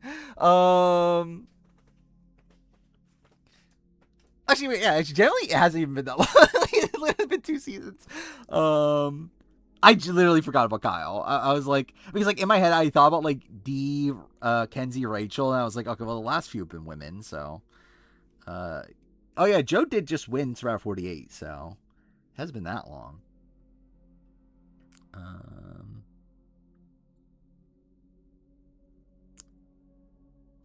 Can't because there must be 8 open era players. That is obviously the case. Not even joking. That is obviously the case. Could Survivor do X's? No, I don't think they would ever want to either. Dom's not impossible, but like it's obviously looking less and less likely. Like I think if they go for like 30s players, I think Dom is definitely viable. There's a question of like, are they going to go for more like 30s players? Because I do think generally the next returning season will be very focused on, like, I think it will be a predominantly new era with like a good chunk of like open era now. And then it's like, is there going to be room for like a couple like older school people? We'll see. Maybe between 8 rumors, not really. Nothing real. Josh and Reed for X's. I wouldn't be opposed, but they would. Gabler and Tony are the last 2 white men to win. Yeah, it's funny that Gabler in particular is the last one. Watch 60 be new era versus open era. Wouldn't completely shock me. I mean,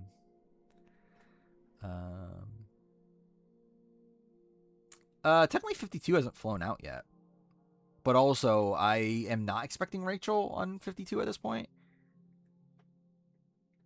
But it's technically like, yeah, it's like 52 doesn't fly out until like a week from now, I don't believe.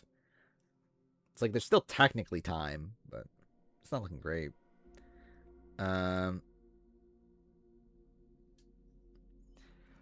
So 54 would be like 50 in terms of casting. I think it'll be more new era focused, with also open era people.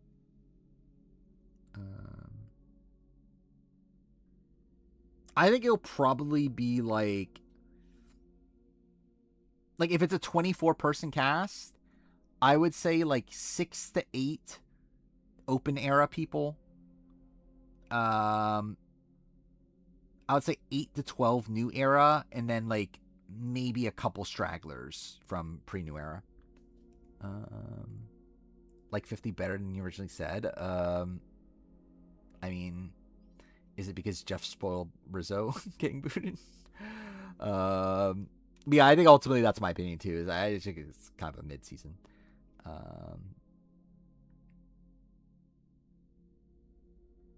Yeah, I don't know why open era was the term they decided on. You think 50's a bottom half season? That's probably fair. I don't know. It's like middle-ish for me. Season was saved by the cast, yeah. Like 100% of the season saved by it being a returning player season. Generally, I thought like outside the Rizzo of it all, obviously, like I thought that was the best parts of this finale.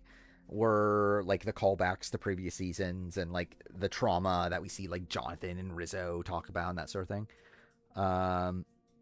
54 is not confirmed returnees, just I would be surprised if it's not at this rate. It's confirmed 51 and 52 aren't returnees.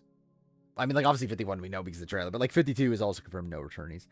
But Jeff did say we're going to be seeing returnees soon or whatever, so it's like I would assume that means 54.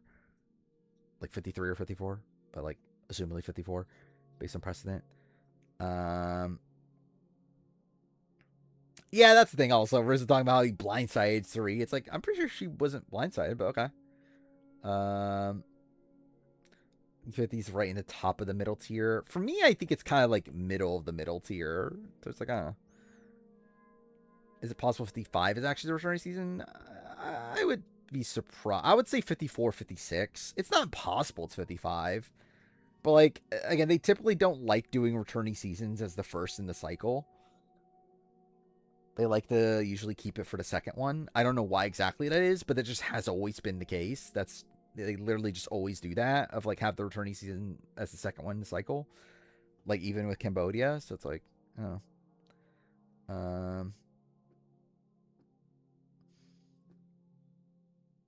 Did like the finale? I found the finale personally just kind of mid. Like it was fine. Like I still think Aubrey winning is just kind of a like shit ending. Like it's like Aubrey winning is like, again, I think it's fine for like the totality of Survivor, but like I think in terms of like this season's overall like story, it's just bad. Beauvoir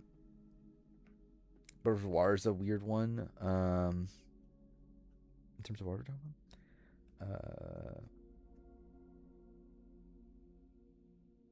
Any other reality TV stuff since last stream? Not that I've watched. I finally got to Wano in my One Piece rewatch. That's something. I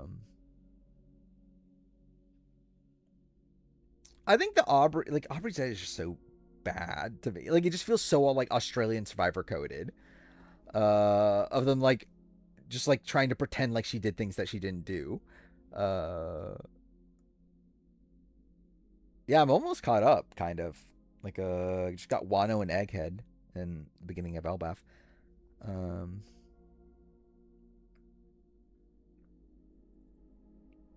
Yeah, the song, the opening.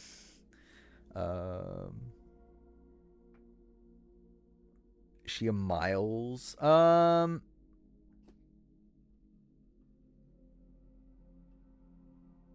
That's actually an interesting comparison. Like Miles, I think is sloppier, but Miles at least had like an alliance.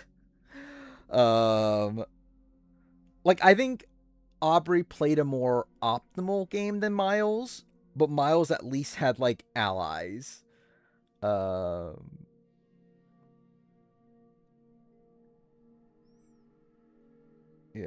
Would I do a One Piece OP ranking? I wouldn't be opposed to it, but I don't know if that's like something like people are clamoring to see me do. But I wouldn't be that opposed to it.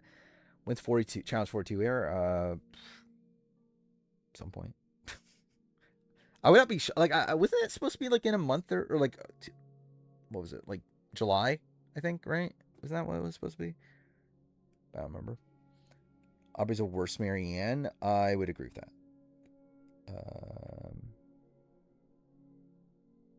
I do want to do a One Piece arc ranking. I think that's like something I'll for sure eventually do. Yeah, we'll see what else. Maybe a Straw Hat ranking. No. Again, I have Aubrey very low. I mean, I have her above like Michelle at least, but she's pretty low. But, yeah, I'm gonna end here. Again, it's fucking 4:14 in the morning. I'll antagonist ranking. I don't know. It's like not like something I'm dying to do, especially because like certain arcs don't have like main antagonists. So it's like it kind of becomes like a bit arbitrary, but not like opposed to it either. Okay, I'll be back on Sunday. I don't know how much news really happening between now and then, but again, we'll talk about the 50 stuff and we'll continue working on the player ranking. I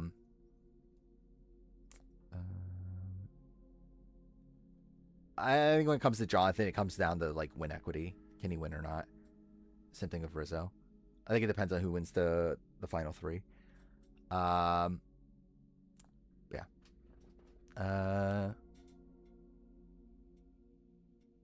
See Hades 2. I need to play Hades at some point. Don't know when that'll ever be though.